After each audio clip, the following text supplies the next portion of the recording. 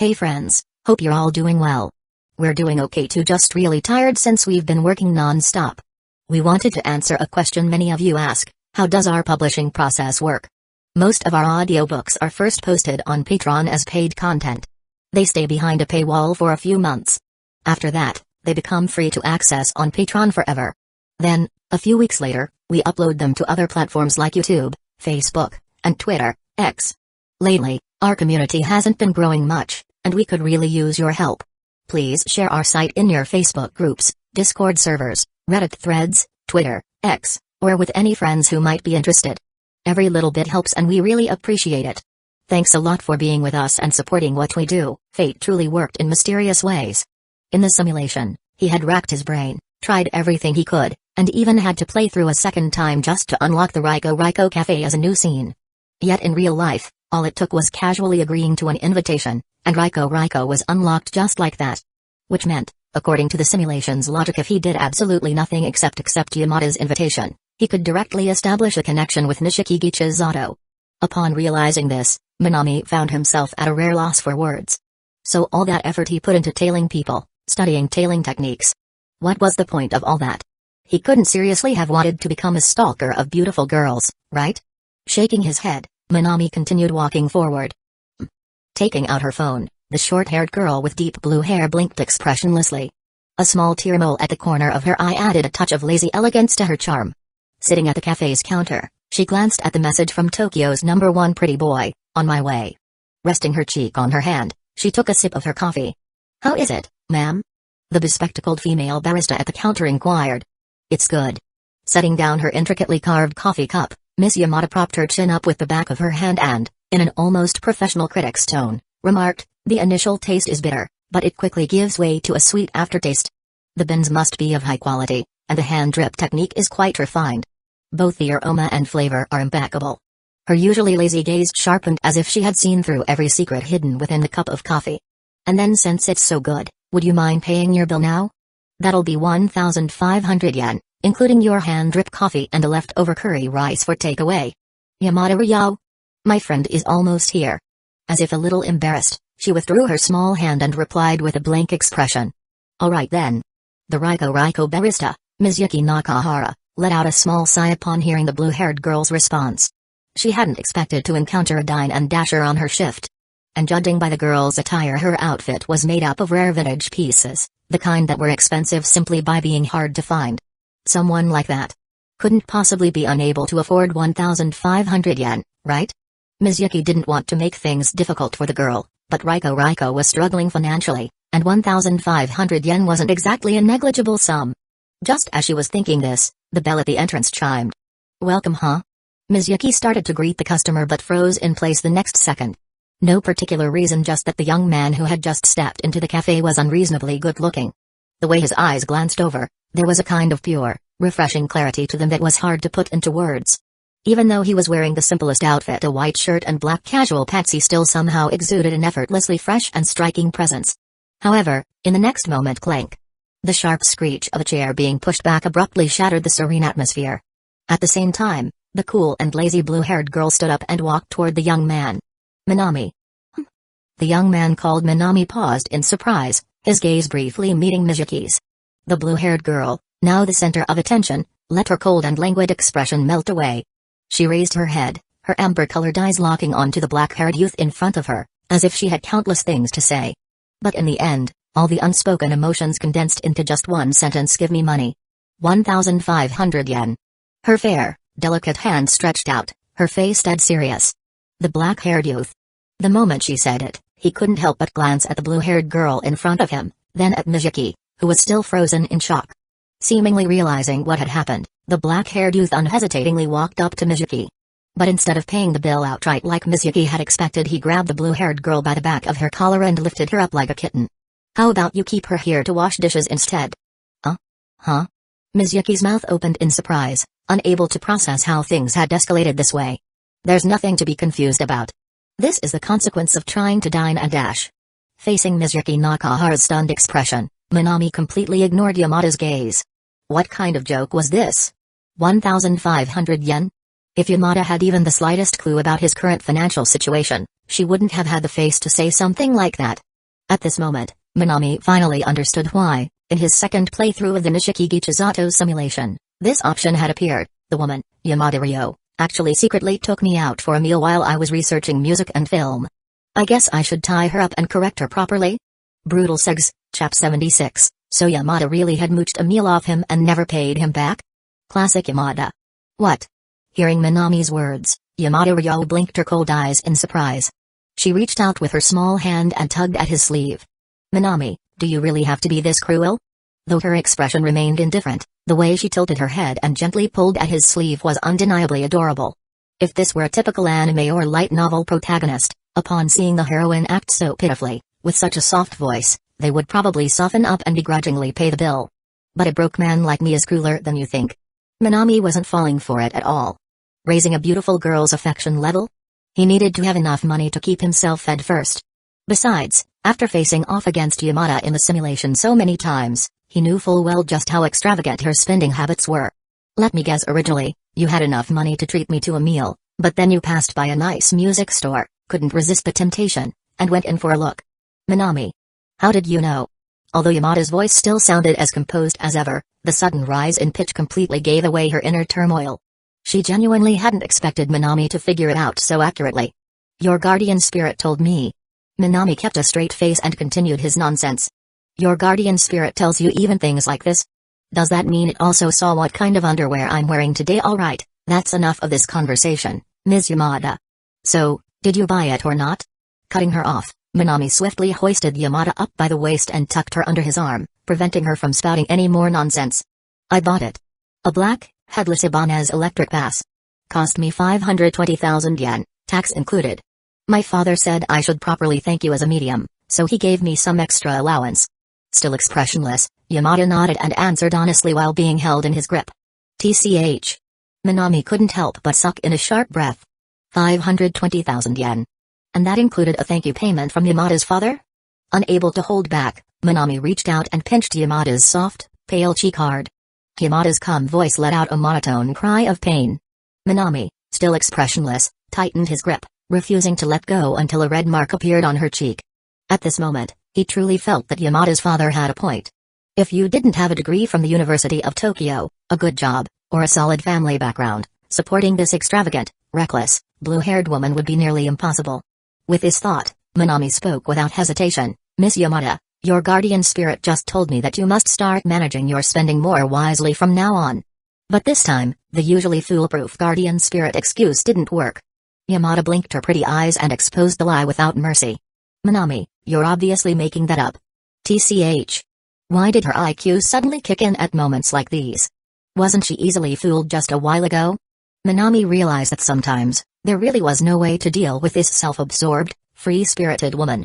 Just as he was about to retort, he heard a confused voice from nearby. It was Mizuki Nakahara, a fellow Riko employee and Nishiki Chizato's colleague. Guardian Spirit. What's that? Chapter 85. Minami, never lie. The concept of a guardian spirit was something Mizuki Nakahara, as an older single woman, had often come across in manga and anime. But hearing someone say it out loud with such absolute seriousness. To be honest, this was her first time. She instinctively asked about it only to realize afterward that eavesdropping on others' conversations was a bit inappropriate. Sorry, I didn't mean to listen in. Mizuki quickly apologized. Fortunately, the young black-haired man before her didn't seem to mind at all. He simply smiled and waved his hand. It's nothing. He paused for a moment before speaking again, his voice gentle. Miss, are you also interested in the Tropic of Guardian Spirits? Ah. Well. I guess so. Mizuki Nakahara couldn't help but glance at Minami. His voice was pleasant to listen to, and when he looked at her, his gaze was clear and sincere. He didn't seem like some scam artist using the guardian spirit excuse to con people out of their money. On the other hand, though, even if this incredibly handsome man was a fraud, Mizuki, who had been single for years and was desperately looking for a boyfriend, probably wouldn't mind. In fact, Mizuki might even consider it a win. If you're interested, and if you don't mind, I could give you a palm reading or a guardian spirit fortune-telling. Huh? The sudden offer caught Mizuki off guard. She had just been jokingly thinking that getting scammed by a handsome man wouldn't be so bad. She hadn't expected him to actually take the initiative like this.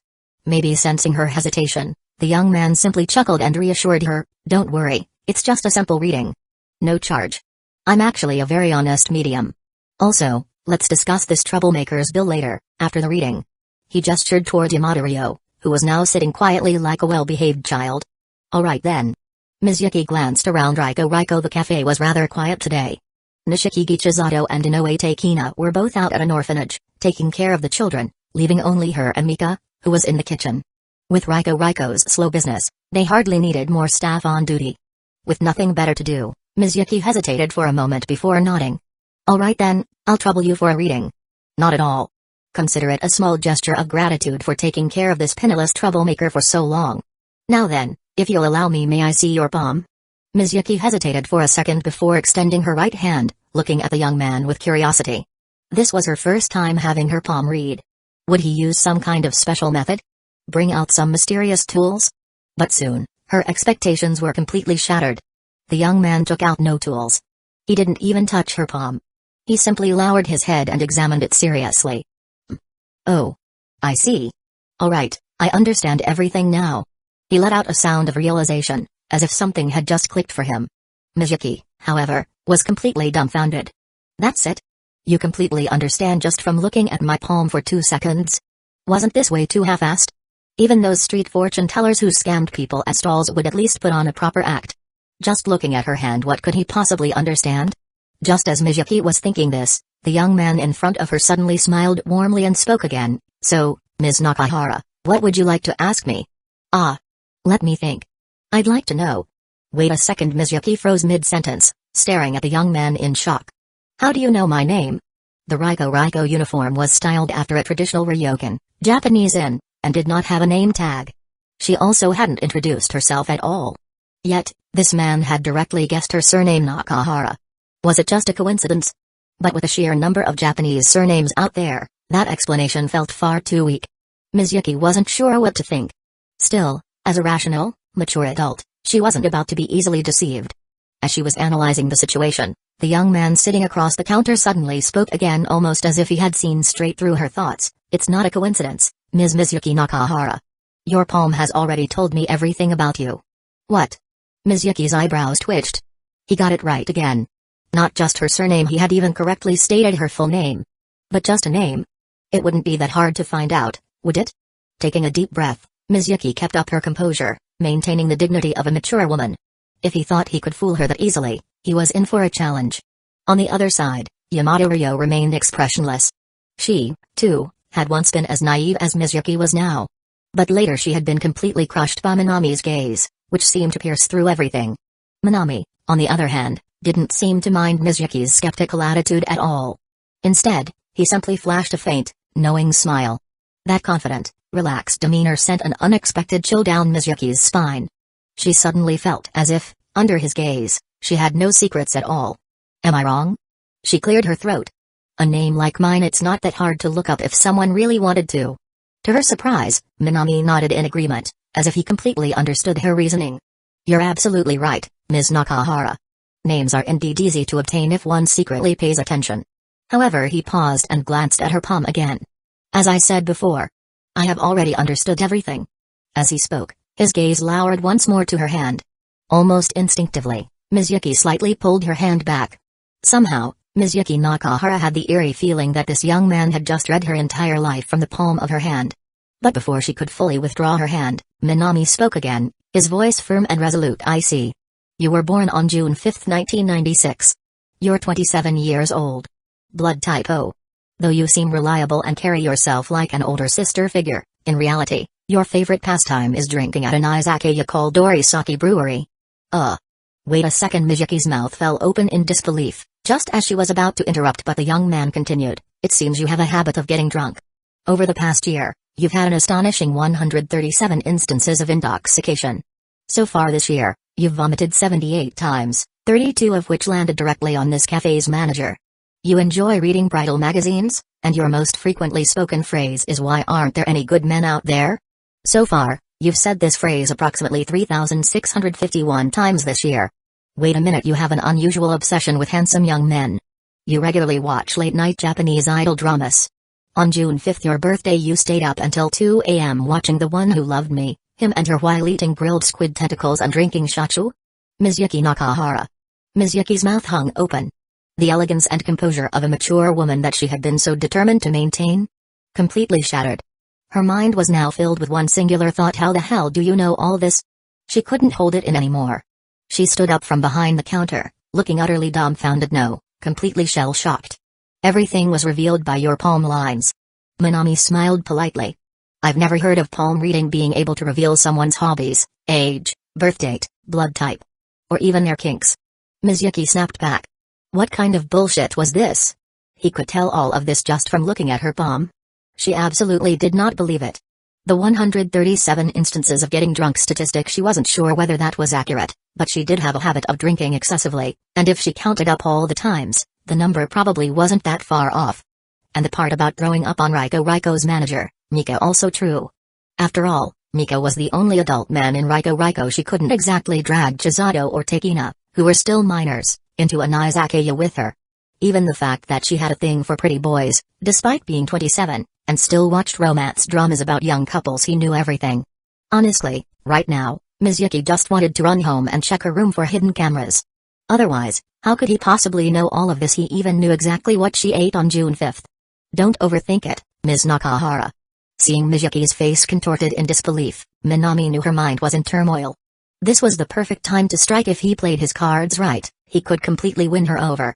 As for how he actually knew so much about her, well, the answer was quite simple. In the simulation, as Riko's head chef and shift manager, he had access to detailed staff records including Ms. Yuki's age, blood type, and background. And as for her hobbies and habits, Ms. Yuki probably didn't even realize how much she blabbered when she was drunk. During his second playthrough of the simulation, as one of the only two men at Riko, it was his job to escort this hopeless drunkard home when she drank too much. Every time she got wasted, she would babble nonsense at him while puking all over him. That's how he learned so many of her embarrassing secrets, not that he ever wanted to know. But now that his psychic medium reputation was becoming more and more solid, Minami couldn't help but feel conflicted. Still, since he was already here at Riko, he might as well use this opportunity to lay the groundwork for meeting Nishikigi Chisato later on. If it wasn't for that, he wouldn't even bother playing the role of a fraudulent fortune teller. After all, everyone already knew the truth. He, Minami, was a righteous, pure, and honest man.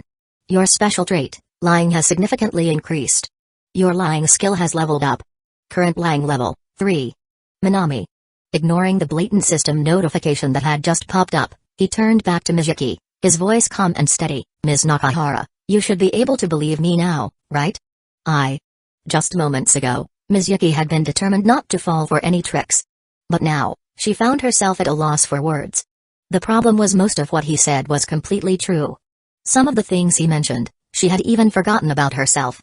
It felt as if he had known her for years. This terrifying level of accuracy made her start to wonder, could he actually be a real psychic medium with supernatural powers? Hearing this, Ms. Yuki Nakahara spoke bluntly. What you just said, while slightly inaccurate in some parts, like me being 27 and still watching late-night romance dramas, or my habit of getting drunk and throwing up everything else, is more or less correct. She cleared her throat. I admit you have some real skills as a psychic, but don't get the wrong idea, this doesn't mean I fully believe in you. Minami shook his head. Why did Ms. Yuki Nakahara have a bit of a tsundere side to her? But that was fine. Since the conversation had progressed this far, then next. Ms. Nakahara, I'm honored that you acknowledge my abilities. However, through my palm reading just now, I discovered something that I must tell you. Something you must tell me. Minami's serious tone made Ms. Yuki inexplicably tense. She couldn't help but look up at him. Is it important? Very important. Minami's voice remained calm. In fact, in a way, it could determine whether this cafe continues to exist. Please, tell me. Ms. Yuki, who had already started believing Minami at least 60%, couldn't contain her emotions any longer and immediately stood up. She had no choice. After all, Riko was their last hope. If Riko collapsed, then the orphanage they supported would also shut down due to financial difficulties. And the children who lived there would. Just imagining the consequences made Ms. Yuki unable to take this lightly anymore. Fortunately, Minami had no intention of dragging things out. Hearing her response, he spoke without hesitation. Soon, perhaps in a month, you will lose someone incredibly important to you. Lose? Someone incredibly important to me? Ms. Yuki froze. Yes. That person will pass away, unable to withstand their worsening illness. At that point, Minami stopped speaking. Because he knew that sometimes, it was more effective to leave things unsaid to let the other person imagine the worst. And just as he had predicted after hearing his words, Miyuki's mind flashed through countless faces. Until finally, it stopped on one. A bright, cheerful girl with an infectious, sunny smile. Chisato. She suddenly felt weak as she murmured the name. Chapter 86, Miss Yamada is truly a strange creature. Nishikigi Chisato was born with a congenital heart condition. This was something that everyone at Riko knew. According to doctors, this type of congenital heart disease was incurable. The only thing they could do was prolong her life with medication. Unlike in TV dramas, these medications, while expensive, weren't unaffordable because no amount of medicine could actually save Chisato's heart. However, as she grew older, more active, and full of energy, her already fragile heart had begun showing signs of strain. The doctors had already warned everyone at Riko, if anything happened to Chisato's body, it would likely be this year. They even spoke to Chisato herself, telling her, if there's anything you want to do it soon. Don't leave behind any regrets. Everyone had mentally prepared for this outcome long ago. Even Chisato herself had accepted it. She continued to live happily, always laughing and joking around with others. But the more at peace and carefree she seemed, the harder it was for those around her to accept. For Inoue Takina, who had grown up alongside Chisato and regarded her as a sister, every single smile Chisato showed was a silent form of agony. Takina had even secretly suggested sending Chisato to a high-end hospital in the US for treatment. At the time, Chisato had simply laughed and replied, "Don't be silly, Takina. Even if we wanted to go, we don't have the money for that."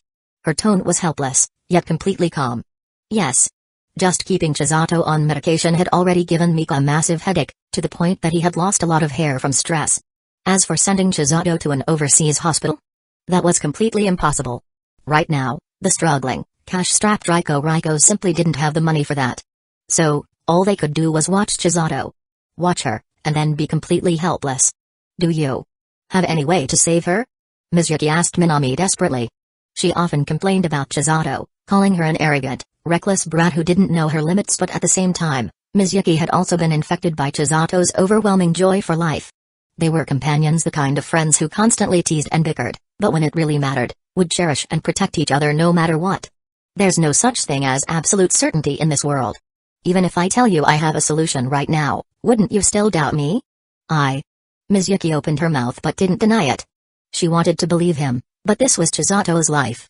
She couldn't afford to blindly trust someone. Minami had expected this. He understood human nature well enough to know with skeptical people like Miyuki, pushing too hard wasn't the right move. While a strong offensive could work, a carefully planted seed of trust would be even more effective in the long run. So he took a gentler approach. However, Ms. Nakahara, if you're willing to believe in possibilities, then please accept this. As he spoke, Minami reached into his pocket and handed Miyuki a business card. Huh?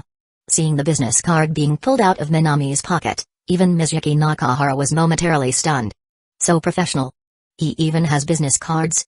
Minami Spiritual Consulting. She glanced down at the card in her hand. It clearly displayed the name of the office, Minami's full name, and his contact number. But the most puzzling thing was, why doesn't Master Minami's business card have an office address? Hearing her question, Minami simply gave a gentle smile. This consulting office is built on fate. If we are destined to meet, we will. Even if I print the address on the card, it won't make a difference without fate. Of course, this was complete nonsense. In reality, Minami lived in a cheap, poorly insulated rental unit with no soundproofing whatsoever. He didn't have a real office at all. Even this business card had been printed at a local shop on the way here, since he had predicted that a situation like this might arise. When it came to scamming people, he really had a talent for it. Thank you, Master Minami. I'll humbly accept this, then. Without thinking, Miyuki unconsciously added honorifics and even bowed in gratitude. No need to be so formal. It was just a casual consultation, but if it helped you in any way, then I'm glad, Ms. Nakahara. Minami responded politely. After a slight pause, he continued, now then, let's discuss a certain someone's issue. As he spoke, Minami turned to look at Yamada Ryo, who was sitting quietly nearby. Still smiling, he leaned in slightly toward her. Isn't that right, Miss Yamada? Yamada Ryo stared at him expressionlessly, then gave a small shiver.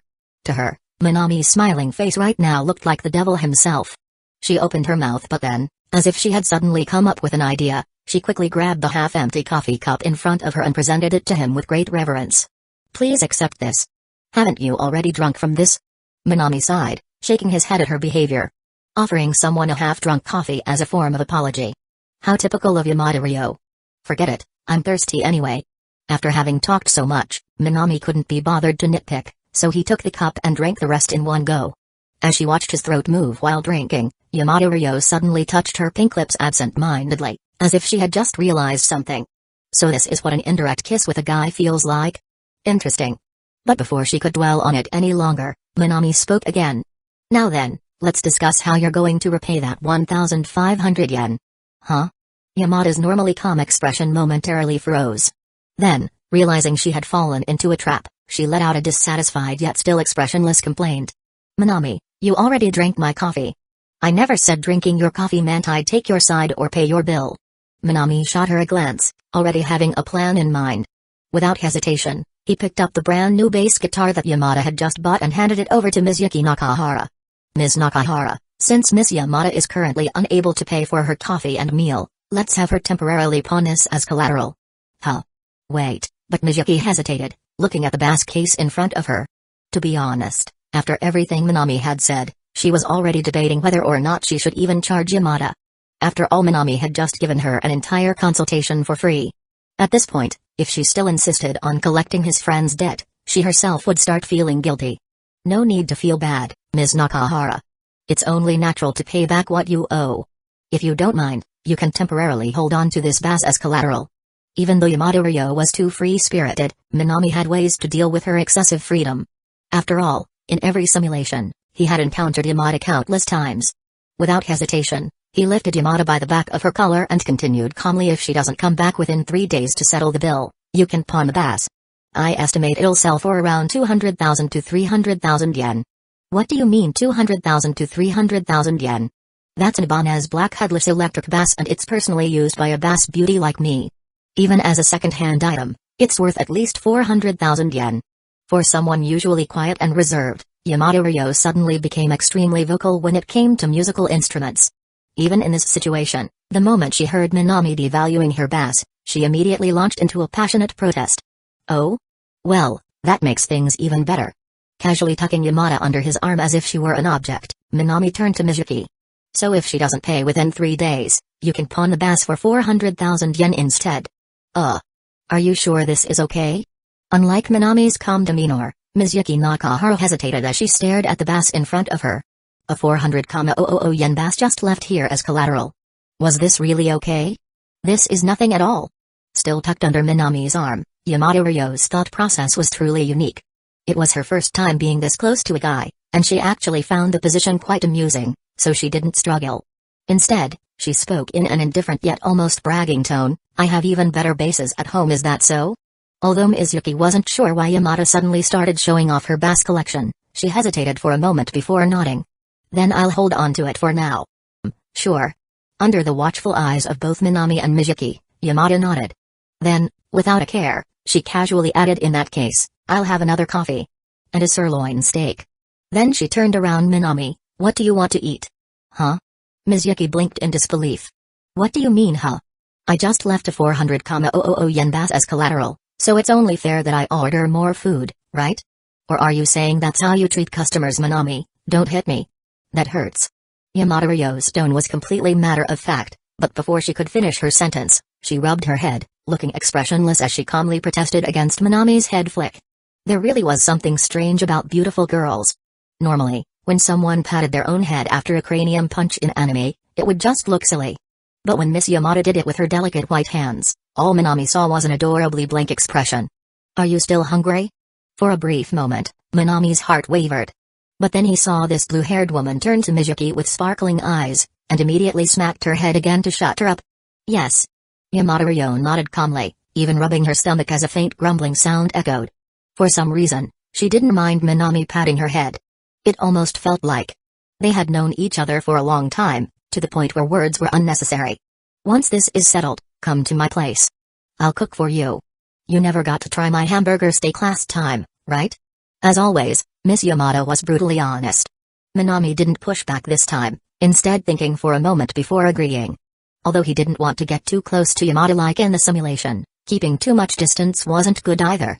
As friends, having her over for a meal wasn't a big deal. Alright then, that's settled, Ms. Nakahara. Ignoring Yamada now, Minami turned back to Mizuki. If she doesn't come back for her bath within 3 days, just pawn it. Alright. Mizuki nodded instinctively and watched as Minami dragged Yamada out of the cafe. As the two left, their voices still carried inside. Let's go, Ms. Yamada. Minami's slightly annoyed voice. Ryo. I told you to call me Ryo. Yamada's calm but insistent correction. Mizuki Nakahara. She rubbed her temples. What the hell was all that? The situation had escalated so quickly that Mizuki still hadn't fully processed it. She turned her gaze toward the bass case now sitting on the counter, and began sorting through everything that had just happened. Minami had accurately guessed her habits, and even knew Chizato's medical condition. If someone investigated her personal habits, it wouldn't be impossible to uncover them. But Chizato's heart condition. That was not something that could be easily found out. Chizato's medical records were highly confidential, and all the doctors treating her had signed NDAs. There was no way outsiders could know. So, that means that guy, Minami, might really have some kind of ability. As Mizuki considered this possibility, she made up her mind. Doing nothing wasn't an option. If Chizato's condition continued to deteriorate, then waiting around wouldn't help at all. If there was even the slightest chance, she might as well go all in and try to believe him. Just as Mizuki was reaching this conclusion, the doorbell of Riko suddenly chimed. And in walked a beaming Nishikigi Chizato, alongside the serious-looking Inoue Takina. Tadie. The cutest server in Riko Chizato-sama has arrived, perfect timing. Mizuki took a deep breath and immediately called out Chizato, Takina, come here. I have something to tell you. Chapter 87, Nishikigi Chizato wants to meet. Seated at the Riko counter, Mizuki explained everything that had just happened. A spiritual medium? There was someone that interesting here? Why didn't you stop him? I wanted to ask him some fun questions. Chizato's bright red eyes sparkled with excitement. Meanwhile, Inoue Takina furrowed her brows. A psychic? Palm reading? Discovering people's interests through palm reading. Aren't those just the usual scams street con artists pull? Takina glanced at Mizuki suspiciously. She seriously doubted that Mizuki had fallen for some scammer, yet here she was, telling them all about it so enthusiastically. With a skeptical look, Takina got up and continued working, while speaking without hesitation. Miss Nakahara, you're an adult. You shouldn't fall for tricks meant for children. Wait, no. That's not it. Feeling underestimated, Mizuki coughed twice. It's really accurate. Just meet him, and you'll see. Oh? Is that so? Tilting her head slightly, Inoue Takina glanced at Mizuki Nakahara, her wisteria-colored eyes sharp. For example, what exactly was so accurate? That guy precisely stated my birth date and blood type. That kind of information can be easily found if you ask around.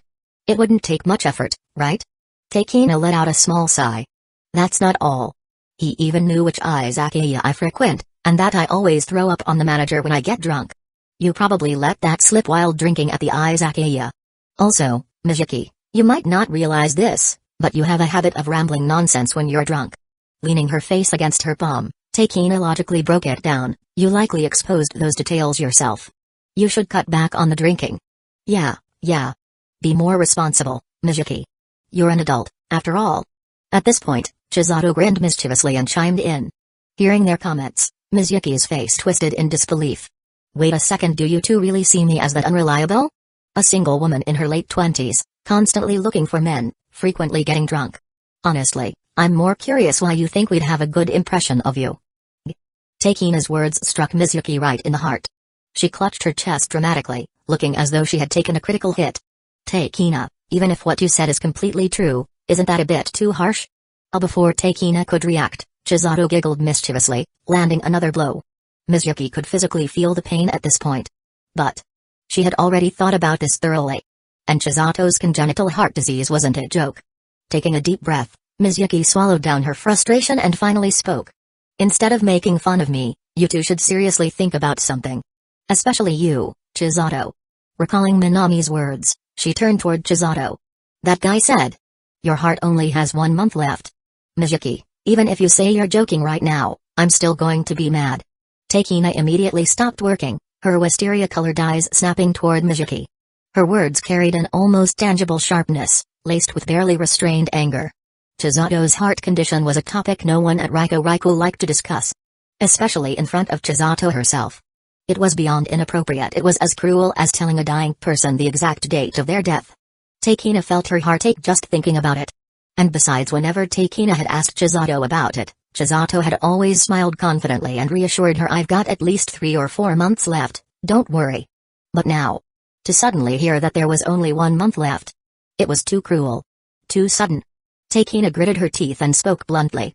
"Chisato, don't listen to this alcohol-damaged woman. There's no way some fraudster's word." She turned her head as she spoke, but before she could even finish her voice stopped abruptly. "Huh?" A stunned noise escaped Takina's lips. Because the bright, cheerful smile that always lit up Chisato's face had suddenly frozen in place. It was as if Mizuki's words had hit a terrifyingly accurate mark. No way. The rag Takina had been using to wipe the counter slipped from her fingers. She stared at Chisato, her mouth slightly open. "Chisato. Don't tell me you actually well, how do I put this?" Chisato finally realized her own reaction had been wrong. She let out an awkward hee-hee, quickly looking away to avoid Takina's gaze. At the same time, for the first time in a long while, the usually carefree Chisato felt a storm brewing inside her heart. Her heart could only hold on for one last month. This was something only her primary doctor had told her in secret.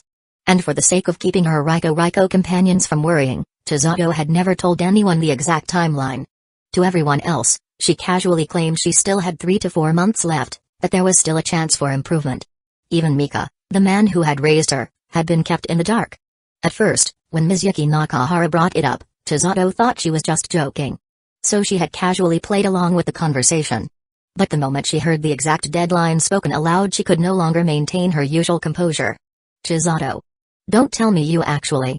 Inoue Takina was no fool. On the contrary, after spending so much time with Chisato, she had come to understand her habits completely.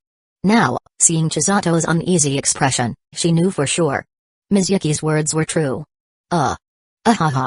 Chisato scratched her head, looking both embarrassed and guilty. Didn't expect to get exposed like this. Then, she let out a small sigh of amazement. "Mizuki, that psychic of yours is pretty incredible. I can't believe he even figured that out. This is not the time for that." Hearing just how dire Chisato's situation actually was, Takina immediately lost all focus on her work and rushed toward Chisato. "How's your body? Are you feeling okay? Can you still eat properly? Wait, didn't you say you were tired from staying up watching movies the other day?" Was that actually because the more Takina thought about it, the worse her expression became? Her usually calm and refined features were now twisted with anxiety. "You're overreacting. I'm totally healthy. I really was just tired from watching movies that night." Feeling Takina's genuine concern, Chisato awkwardly laughed, trying to brush it off like she always did. But this time Takina wasn't letting it go. "We're going to see a doctor." She said it firmly, gripping Chisato's hand and pulling her toward the door. "What? No way. Injections are expensive. And they hurt." Chisato protested immediately. But Takina opened her mouth to argue. And then a voice cut in. "That's enough, Takina." For the first time, Chisato's voice wasn't playful. Her bright red eyes met Takina's gaze, her smile unwavering, but her head gently shaking. "You know as well as I do that it wouldn't change anything." Takina fell silent.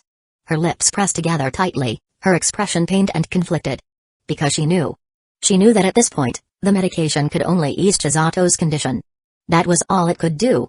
If a simple injection or treatment could solve the problem, then the doctors themselves would have already arranged for it. 1 month. That was the final ultimatum given by the doctors. And the reason Chisato had kept it a secret was because she truly cared about them. She didn't want them to worry. Then another voice spoke up. It was Mizuki Nakahara. "I think we should at least try believing in that psychic." For once, Mizuki wasn't joking around. She looked serious. "Even if the chance is small, what if he really has a way?" "Mizuki, are you seriously still saying that at a time like this?" Takina let out a deep breath and shook her head. She had never believed in things like the supernatural. She only trusted what she could grasp, things that were logical and rational. Didn't he accurately predict the exact timeline? That was just a lucky guess. Takina's voice was firm. She was stubborn like that. "No. I don't think so at all." Mizuki shook her head, dismissing Takina's claim. She recalled Minami's expression, how he had spoken with absolute certainty, without the slightest hesitation. I could tell he was completely confident in what he was saying. There wasn't even a moment of doubt. Mizuki's gaze was clear and steady, her tone convincing. "I can see it. Mizuki." Takina started to speak, but before she could, Chisato, who had been listening silently, finally broke her silence. Mizuki, you haven't forgotten that you have terrible judgment of people, right?" Mizuki clutched her chest. You always get tricked by shady guys. Chizato's tone was adorably light-hearted. Last time, you treated a guy to a meal, and when you tried to ask him out again, he completely ghosted you. So, Mizuki, your ability to judge people is... well. Chisato placed her slender, fair fingers against her lips, letting out a playful giggle. Completely hopeless. You two are seriously the kind of people who can stab someone with words while keeping a kind face. Mizuki Nakahara crawled out from under the table, her chest aching from the verbal blows. She was still recovering. But there's nothing we can do about it, Chisato said cheerfully. Your taste in people is just unbelievably bad, Mizuki. I can actually vouch for that. A new voice suddenly cut in, interrupting Chisato. From beneath the counter, a small, blonde-haired girl in a Raiko uniform peeked out. It was Kurumi, another member of Raiko. Unlike Mizuki, Takina, and Chisato, Kurumi wasn't the type to work diligently. She preferred hiding in corners, slacking off, and thanks to her short stature, she had gotten away with it many times. Which was why she had overheard everything Mizuki and Minami had discussed. Now, as she closed her mobile game, she yawned, rested her chin on her hand, and lazily looked at Chisato and Takina before speaking. Mizuki isn't wrong. That so-called psychic said Chizato's condition without a moment of hesitation. He didn't even stop to analyze Mizuki's reaction. How should I put it? Kurumi held up her index finger. I don't believe in supernatural stuff either, but you guys haven't met him, so you don't know. He spoke with absolute confidence. No hesitation. Like he already knew about Chizato's condition beforehand. I think, honestly, our situation can't get any worse than it already is. So, what's the harm in at least trying to believe him? Kurumi sat up properly and voiced her opinion. Her words brought silence. Even Takina, who had been skeptical just moments ago, couldn't find anything to say. Because Kurumi was right. If they did nothing, then they would just watch as Chizato's condition deteriorated day by day until she was gone. And yet now, there was a possibility of saving her. Even if it was unlikely, even if it felt unbelievable, it was still hope. A faint glimmer of light in the darkness. Like a single straw floating on water, something a drowning person would cling to with all their might. It reminded them of an old Japanese saying, a drowning man will clutch at straws. But the bigger the hope, the greater the disappointment if it fails. Takina hesitated, then murmured quietly. I know you're uncertain, Takina. Mizuki spoke up. But you're too emotionally involved. You care about Chisato so much that you're not thinking clearly. Instead of forcing your opinion, shouldn't we ask Chisato herself? After all, it's her life. Isn't her opinion the most important one? Takina fell into silence. She didn't argue back. Instead, her wisteria-colored eyes remained locked on Chisato. Because Mizuki was right. The person who should make the final decision was Chisato herself. Under everyone's gaze, Chisato thought for a moment. Then she tilted her head playfully, her golden hair bouncing as she flashed a bright, energetic smile. Well, in that case, meeting this psychic sounds kinda fun. He seems interesting. Interesting? Hearing that unexpected response, Mizuki, Kurumi, and Takina exchanged glances. Then they smiled knowingly. Yep. That's so Chisato. If it were anyone else, they wouldn't be able to make such a life-altering decision with such a cheerful, carefree attitude. Chapter 88, Your Lips. Taste like his? If there was one thing Bocce couldn't handle in this world, it was going to work at Starry. The mere thought of interacting with strangers again, of talking to people, made the timid, pink-haired girl's tiny, anxiety-ridden heart race uncontrollably. But not working wasn't an option. Her band, Kesoka Band, needed money for their activities, and her allowance alone wasn't enough to cover the costs. I wonder how Minami-senpai is doing. Bocce walked into Starry, slightly hunched over, carrying her guitar case on her back, lost in thought. Even though her memories were fragmented, she clearly remembered Minami's family situation had always been quite difficult. I wonder how he's doing these days. Hitori let out a small sigh, then sneakily glanced at her Kesoka Band members, who were currently gathered together, discussing their next live performance. Taking advantage of their distraction, she quietly sat down beside Gita Ikuyo. How should I put this? Watching her bandmates discuss their upcoming show, Hitori felt an odd emotion stir within her. She still had memories from before. In those memories, it wasn't just her who had feelings for Minami. Even Nijuka, who was kind and caring toward everyone, also liked him a lot. And not just Nijuka. Hitori sneaked a glance at Gita Ikuyo beside her, smiling brightly, chatting cheerfully, radiating her usual infectious energy. With her carefully styled appearance and outgoing personality, she always stood out in a crowd. But despite all that in Hitori's memories, Gita also liked Minami-senpai. Whether it was Nijika or Kita, Hitori realized she needed to keep an eye on them. And then, she subtly shifted her gaze toward another person. A girl with short blue hair, resting her chin on her hands, lost in thought. A cold, elegant, yet lazy young lady Yamada Ryo. Ryo. In Hitori's memories, Ryo also had strong feelings for Minami. However, unlike the others, she had never directly confessed her love. But beneath her calm, aloof exterior, her passionate emotions were undeniable. I can't let my guard down around Ryo either. After analyzing the situation, Hitori suddenly realized something terrifying: she was completely surrounded by rivals. Every one of her friends could potentially become a competitor. A sudden sense of crisis welled up in her chest. But Hitori simply let out a small breath, clenched her fists, and cheered herself on. And no problem. Hitori, you got this. Under normal circumstances, I wouldn't stand a chance against them. But this time the situation was different. None of them remember anything. I'm the only one who still retains my memories. From a certain perspective, I'm already way ahead of everyone else. Plus 2 days ago, Minami-senpai even walked me to the train station. That progress. Surely, I'm ahead of the others, right? Hitori began to feel more confident. Hee. As long as I keep up this advantage, I'll be able to win over senpai. Bachi-chan? What's up? And nothing. Hearing Nijika's concerned voice, Hitori snapped out of her thoughts, quickly wiping the drool off the corner of her mouth with her sleeve. Really? Actually, we were just talking about Minami-san. Eh? Senpai? Hitori blinked in confusion. Why were they suddenly bringing him up? But then again, it doesn't really matter. Hitori straightened her posture, feeling an odd sense of confidence. When it came to Minami-senpai, she was the most qualified to speak. Out of everyone here, none of them knew him better than she did. This is why information is so important. They were all too behind. Just one misstep, and they'd fall behind even further. After all, senpai even walked me to the station. Just the two of us. Do you all know what that means? As she lowered her head, Hitori actually felt a tiny bit smug. And then, speaking of which, Minami invited me to his place for dinner today. Eh? Hitori's eyes widened in shock, her head snapping up to look at Yamada Ryo. Ryo was resting her chin on her hand, expression calm and indifferent, as she casually dropped that bombshell. What's wrong, Bachi? Ryo's expression remained neutral as she glanced at her. And nothing. Hitori immediately looked away, but inside, her mind was already in complete chaos. Senpai invited her over? Just Ryo-san? Just the two of them. But I've never even been to his place. Her previous smugness vanished instantly. Her thoughts spiraled out of control. Meanwhile, Ryo simply tilted her head slightly at Hitori's reaction, then continued speaking. Honestly, I wasn't expecting it. Turns out, Minami's living conditions aren't great. He's in a really run-down apartment. Eh? Really? Now, Nijika and Kita were interested. Yeah, I went inside. The walls are so thin you can hear people talking outside. It's a tiny one-room apartment, and there's mold in the corners. A one-room apartment. So the kitchen, living room, and bedroom are all in the same space? That's amazing. How can he even study properly in a place like that? Kita Ikuyo's eyes sparkled as she blinked in admiration.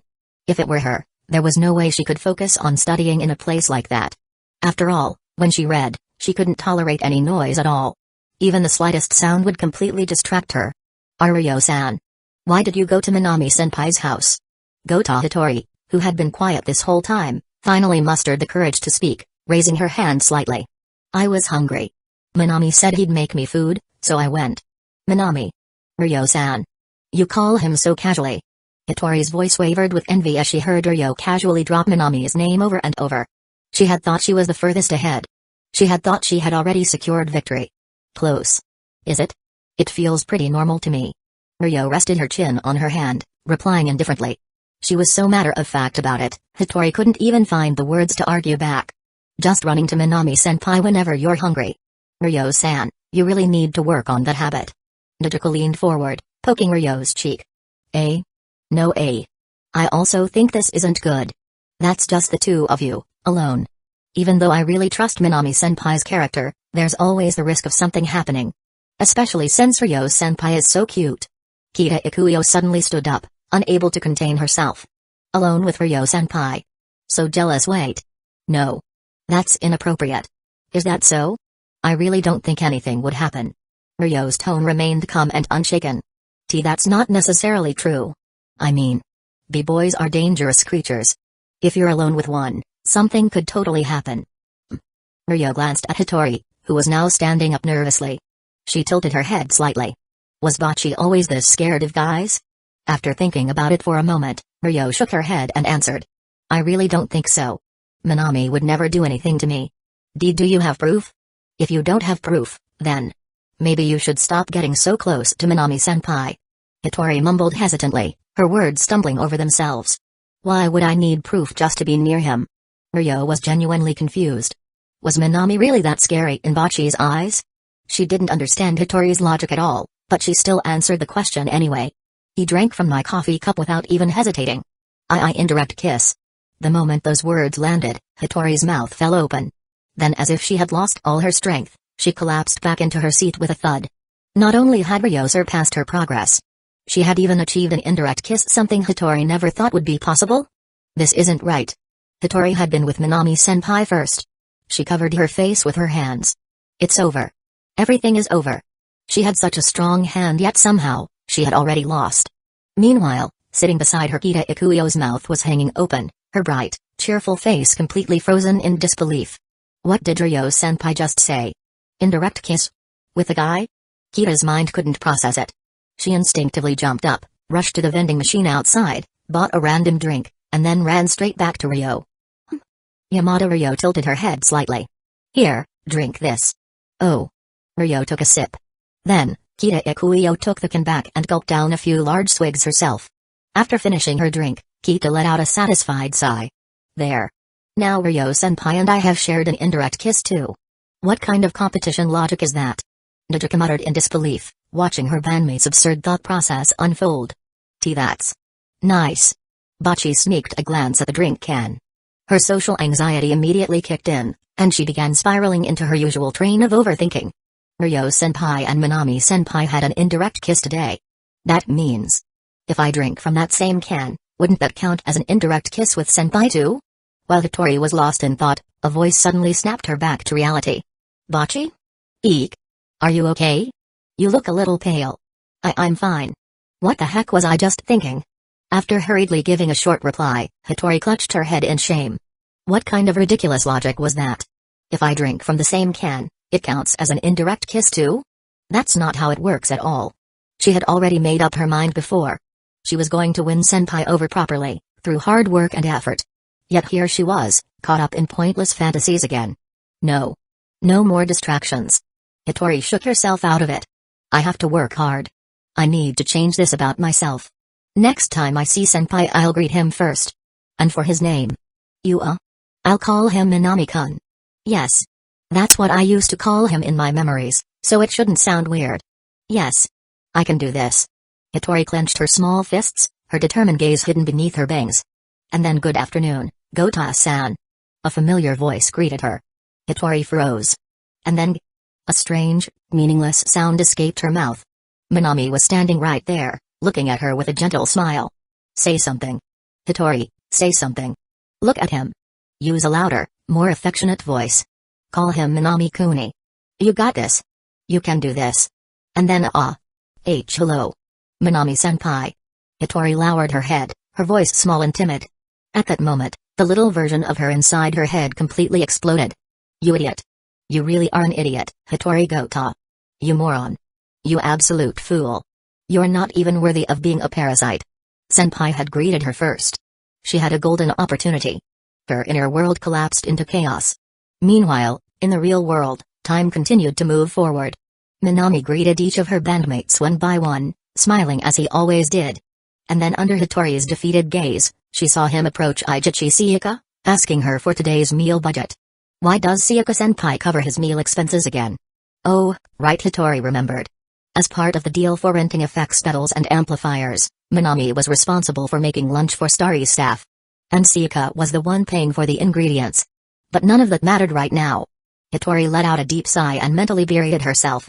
The opportunity was right there. And she completely wasted it. At this rate, can I really compete with Ryo-san? No.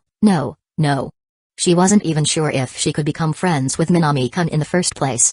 The more she thought about it, the more hopeless everything seemed. Like she was destined to lose. But then, speaking of which, we're out of ingredients in the cafe. I need to go grocery shopping. Minami suddenly spoke up while organizing his things. Out of ingredients? I thought the fridge was still well stocked. Siaka looked up from her phone, looking puzzled. That's only enough for one meal.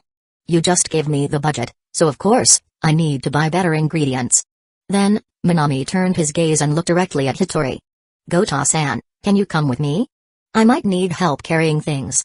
Gota Hitori, who had just been drowning in disappointment, lifted her head in surprise. She never expected that the opportunity she had just missed would suddenly come back to her. Not only that, she had this strange feeling that the reason Minami suddenly asked her to go shopping with him was because he had noticed her feelings and was considering her emotions. Realizing this, Hitori took a deep breath.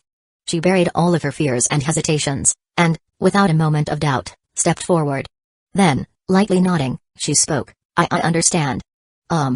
She bit her cherry-colored lips and lifted her face, a face that had always been hidden behind her long bangs, a face that was just as beautiful and delicate as any of her Kasoka bandmates. Then, in a voice so soft that only the two of them could hear, she timidly, yet actively, whispered, "Thank you, Minami." Hearing this, Minami froze for a moment. Then, as he saw her blushing face, he blinked, smiled gently, and waved his hand dismissively. "You're welcome." Then he returned the gesture. Hitori. Chapter 89, Kasoka Band's support member. Preparing meals for Starry's staff wasn't that difficult. After all, including Ijichi Sika, the entire staff was only 6 people. For someone like Minami, whose cooking skill was already at level 4, this wasn't a challenge at all. As he placed the sizzling steak onto an iron plate, he picked up the dish and carried it out to the waiting room. The rich, mouth-watering aroma immediately filled the air, causing a chorus of amazed gasps from the Starry staff. Oh! Minami ignored their reactions. Once he finished what he had agreed on with Sika, he returned to his usual corner, flipping open the book in his hands. Under the warm glow of the lights, he quietly flipped through the pages, deep in thought. A sight reminiscent of an elegant scholar from ancient times, holding a book with wisdom in his eyes. "This is delicious." Ijichi Nijuka, who had already been waiting impatiently, took a bite of the steak and practically melted. After finishing, she pressed her hands together in thanks and murmured, "Gotcha Saozamadi Shida." "Thank you for the feast." Then, she turned curiously toward Minami. "Minami-san, what are you reading?" Ondariku's The Sixth Seiyoko. TL notes, Seiyoko Tsumura, a beautiful and mysterious transfer student at a local high school. For more than 10 years, a strange game has been passed down in the high school. Every 3 years, a student called Seiyoko is chosen by an invisible hand. This year, the 6th Seiyoko was to be born. School life, friendship, and love. This legendary debut work encapsulates the brightness of youth, which will eventually be lost, in a beautiful crystal, and envelops it in a jet black horror. Nijuka racked her brain, but when she couldn't recall the title, she asked, "Is it good?" "It's alright." Minami flipped a page without even looking up. His answer was casual and indifferent. "I see." Nijuka wanted to continue the conversation, but the next moment, "Minami, give me another serving." A hand extended a plate forward, while the other wiped a mouth. The culprit? None other than Yamada Ryo. "You still aren't full? Yamada-san?" Minami finally put down his book, feeling a bit surprised. Considering everyone's appetites, he had purposely given them extra large portions. Each steak was huge. It should have been more than enough for a group of girls barely in their late teens or early 20s. "It's Ryo." Ryo corrected him. Then, resting her chin on her hand, she continued, "I'm already full. My stomach is completely stuffed. But I don't know why. I still want to eat your cooking." "You'll get fat, Yamada-san. You know it's rude to keep calling someone the wrong name, right?" "It's Ryo." "Oh? Is Yamada-san mad?" "Not mad. I forgive you." Ryo lazily propped up her chin, her expression as calm and composed as ever. Then, simply and directly, she stated, "I don't care if I get fat. It doesn't bother me. Now go make me another serving, Minami." "No." Minami responded just as bluntly. "Why?" "Too lazy." Minami yawned. "I'm mad, Minami." "Doesn't matter, Yamada-san." "It's Ryo." "Okay, Yamada-san." Ryo didn't say anything. She simply stared at Minami with her usual blank expression, then slowly stuck out her small tongue and licked the remaining steak sauce from her plate. Sigh. "Aside from Yamada-san, does anyone else want another serving?" "Hitori?" Seeing Ryo's unwavering gaze, Minami finally sighed in defeat, set his book down, and stood up. Then, he saw a chorus of raised hands. Pure white, slender hands, all raised at the exact same time. "So, all of you, huh?" Minami shook his head, then headed back upstairs to the kitchen, leaving behind just one parting remark, "You're all going to get fat." As they watched him leave, Ryo turned to Siaka. "Manager, I have a proposal. What? Sayaka had been waiting in anticipation for her next meal, but hearing Ryo's serious tone, she turned her head curiously. I think we should hire Minami as Starry's chef. The moment Ryo said this, not just Hitori, but Nijuka, Kita, and even Pa-san all perked up. Then no. Eh? It wasn't just Ryo this time. Every girl in the room let out the exact same disappointed groan. You girls. You've completely let that guy take over your stomachs, huh? Sayaka shook her head, looking at the group with exasperation. How long had Minami even been coming to Starry? Not even a few days, and yet, they were already siding with him over their own manager. But even she had to admit there was something about his cooking. Something that lingered. Something that immersed you. A feeling of pure happiness. Ever since eating Minami's food, spending money on restaurant meals had started to feel pointless. Sayaka let out a small sigh, then explained, it's not that I don't want to. I already talked to him about it. But he refused for now. He refused? Everyone looked surprised. They had already heard about Minami's difficult home life from Ryo. If that was the case, why would he turn down a job offer? Yeah. He said he has other things to take care of right now. Once he finishes dealing with those, he'll think about working here. I see. The group nodded in understanding. He must have had some urgent matters to handle. So, they didn't push the topic further. But really? Sayaka leaned on the table, her tone lazy yet thoughtful. Minami-san is just good at everything, huh? She began listing things off: top scorer in the national academic exams. Picked up guitar instantly. And apparently, he can compose music too? That song, I Don't Want to Die in Loneliness, is incredible. It really is. Even Ryo, who was usually so self-assured, paused to reflect. It fits our style perfectly. But compared to my compositions, it's way too mature. Even for someone as arrogantly self-proclaimed a genius as Ryo, she had to admit this song. If it was released as a small indie CD, it would definitely sell. Oh, right. Pa-san mentioned this to me before. Senpai actually asked her to edit our outdoor performance video. He's planning to upload it online. Oh. You mean that? Pa-san nodded, still smiling gently. Yeah, even though it was filmed on a phone, short vertical videos are super popular now. It should do well. Then, she paused for a moment before adding, also, Minami-kun said. If you girls don't mind, he wants you to use I Don't Want to Die in Loneliness as well. He even wrote down the lyrics and asked me to pass them to you. Eh? Everyone immediately erupted. Especially the Kasoka band members, they looked absolutely stunned. He was just giving them the song? Even without being professionals, they could all tell this song's value was insanely high. The way the first half drowned in pain and despair. And the way the second half broke free, exploding into pure catharsis. There was a saying, a song that makes people cry is a song that truly connects. That ability to draw out emotion so powerfully was what every great song needed. And Minami was just handing it to them. But it still doesn't feel right. Nijuka shook her head. We can't just casually accept something that Minami-san put so much effort into. Writing a song this emotionally powerful, a song that could deeply resonate and move people, wasn't something that happened overnight. It required countless revisions, sleepless nights, and immense dedication. Even though she wanted it badly, Nijuka simply couldn't bring herself to accept something that Minami had poured his heart into so easily. The room fell silent. Just as Nijuka had said, this was a song Minami had put his soul into. To simply take it wouldn't just be disrespectful to him, it would be disrespectful to the song itself. But I think we should accept it. In the midst of silence, a small hand suddenly raised. And the one who raised it was the least expected person, the timid, always nervous, soft-spoken Gota Hitori. Everyone stared in shock. I think Minami-kun. Minami-senpai. He must have his own reasons for this. For the first time ever, Bachi was speaking in front of so many people. Her words were hesitant, her voice shaky. But even so, she continued. He's not the type to say something like this impulsively. Hitori understood Minami's thoughts. Because in her memories, I Don't Want to Die in Loneliness was a song that Kasoka band had performed in the future. All Minami was doing was returning this song to them. That guy, even if he never said it outright, had always been watching over them. Realizing this, Hitori's fear slowly faded away. Since he's offering it to us, he must have thought it through. So I think we should accept his help. That's all I wanted to say. She sat back down. I did it. Even though she stumbled, even though she hesitated, she said what she wanted to say. She had overcome her social anxiety, even if just a little bit. Looking down at her hands, Hitori realized the old her could never have done something like this. But after spending time around Minami, Even if it was just a little, she could feel herself changing. After Hattori finished speaking, the room fell into silence again. Not just because Minami was giving them the song, but because of Hattori's change. Just 2 months ago, when she first came to Starry, she couldn't even speak above a whisper. Now, she was expressing her thoughts in front of everyone. And at that moment they couldn't help but think about Minami. That guy. He really had a strange ability to change the people around him. And so, the question returned to its starting point: should they accept it? Or not?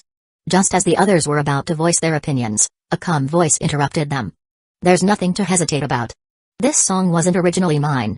Everyone turned their heads to see Minami walking down the stairs, holding a tray of food. After handing out the meals, he finally continued speaking. I already mentioned this before, this song was written by some old friends of mine. But they're no longer in this world. Before they passed away, they asked me to find a band that suited this song. As he spoke, a distant look appeared in his eyes as if he was recalling a long-lost memory. I only became interested in music because of them. To me, this song isn't just a memory of my friends. It's also something I need to entrust to the right people. Then, he smiled slightly. And I think Kesoka Band is a perfect match for it. Don't you all think so too? That's true. Ryo didn't hesitate. She nodded immediately. It really is a perfect fit for us. To be honest, the first time she saw this song, she almost thought another version of herself had written it. Because only another version of her could have composed something that felt this familiar. That suited Kesoka Band's style so perfectly. But Nodoka still hesitated. Just take it. Minami waved his hand dismissively. I Don't Want to Die in Loneliness was already a song belonging to Kesoka Band, whether in the simulations or in the future. That fact remained unchanged. There was no way Minami would steal their song just to make a name for himself. That would be far too despicable. Alright. If Minami-san insists. Nodoka still felt like he was just saying that to make things easier. But in the end she nodded. But since we're accepting a song from Minami-san's friends, to show our respect, I'd like to ask Minami-san for a favor in return. A favor? Nodoka met his gaze and carefully spoke. I want Minami-san to become Kesoka Band's support member. A support member? This unexpected development left Minami momentarily stunned. Chapter 90, Chizato's Heart Treatment and Other Matters. A support member was essentially a non-permanent band member. Someone who helped out when needed, but wasn't officially part of the group. Nodoka had clearly noticed that Minami didn't want to join Kesoka Band, so she had offered this alternative. This way, when they introduced the song, they could still credit him as their support member, allowing Minami to retain his creative rights.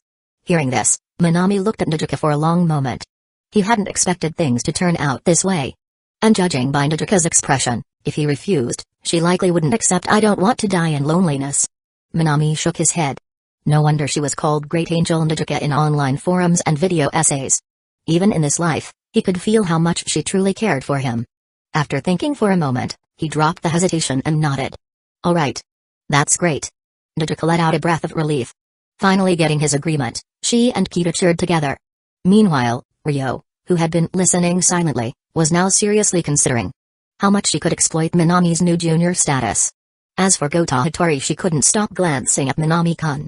Even though he was only a support member, didn't this mean she would get to see him more often? Probably. Right?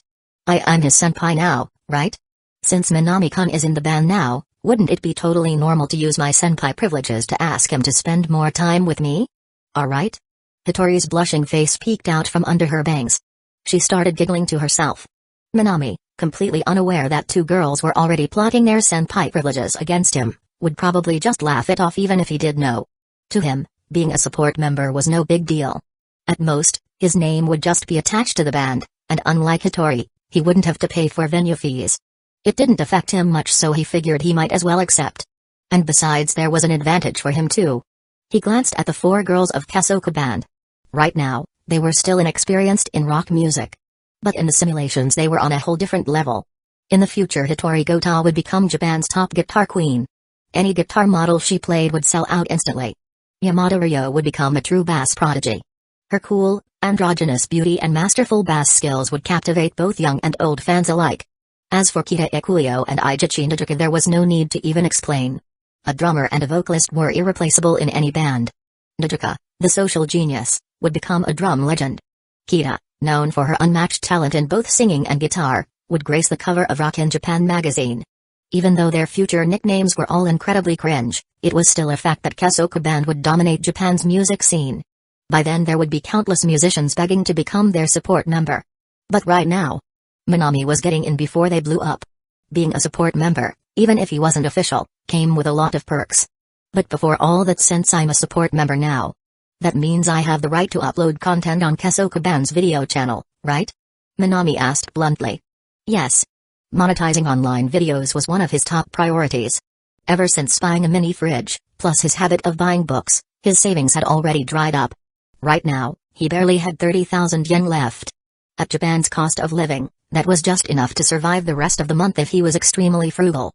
But it was only the beginning of June. If he didn't start making money online soon, he'd probably have to start foraging for wild vegetables like Ryo. Yes, in the original manga, Yamato Ryo actually foraged for wild vegetables. Before that happened, he needed to upload his first video. Kesokuban should have already set up their video account. So as their support member, borrowing their platform was perfectly reasonable. And later, if their popularity skyrocketed, their success might even boost his own earnings. If worst came to worst, he could still take Sayaka's job offer. Minami had already planned it all out. His backups had backups. There was no way he was starving. And to him, his request was completely logical. So as the leader of Kesokuban, Nijika naturally didn't see any issue with it. After all, the current Kesokuban was nothing like the nationwide sensation they would become in the simulation. Right now, their follower count on social media was only in the single digits, and all of them were just people from Starry. To make things worse, because Kita Ikuyo was passionate about skincare and makeup, she often uploaded beauty tutorials and videos to their band account, which made their entire channel look less like a band's page and more like a beauty influencer's account. So having Minami upload some actual music content was definitely a good thing. Seeing no issue with it, Eiichi Nijika nodded immediately. Of course. Minami-san, I'll send you the band's account password through line later. Is that okay? That's fine. Minami nodded before turning to Pasan. Pasan, the video I asked you to edit should be done by now, right? Pasan's elegant black hair framed her face as she smiled playfully, her cat-like eyes narrowing. I followed all of Minami's requests while editing. Give me a second, I'll send the video file now. Minami patiently waited. A few moments later, a new message popped up in his line chat along with a video attachment. The file size wasn't too large, likely because Pasan had cut out the unnecessary parts like their pre-performance setup. Which was perfect. His phone was already packed with study materials, and he rarely cleared out old files. So his storage space was nearly full. Thanks, Pasan. Minami let out a relieved sigh. Now that he had the video, and Nijika would be sending him the account login soon, the Starry Hall matters were temporarily settled. Which meant it was time for the next step. Minami glanced down at his phone screen. He was waiting. Waiting for Nakahara Mizuki's call. Based on what he knew about her, Minami was almost certain she would reach out to him first. And when that happened, he could pass off the universal cure to Chisato. But there was always the possibility, what if Nakahara Mizuki suddenly had doubts? What if she hesitated, thinking it was too risky to rely on some mysterious spirit medium she just met? No one could say for sure. Thinking about this, Minami shook his head. If Riko Gang didn't call him, then he'd have no choice but to visit them in person. But in that case his words would lose credibility. Since the image he left in Nakahara Mizuki's mind was someone mysterious, suddenly showing up uninvited might break that illusion. As he waited, Minami casually uploaded the outdoor performance video to Kesokuban's account, then stopped thinking about it. He simply continued waiting. From the time Gota Hitori started her shift, until she clocked out.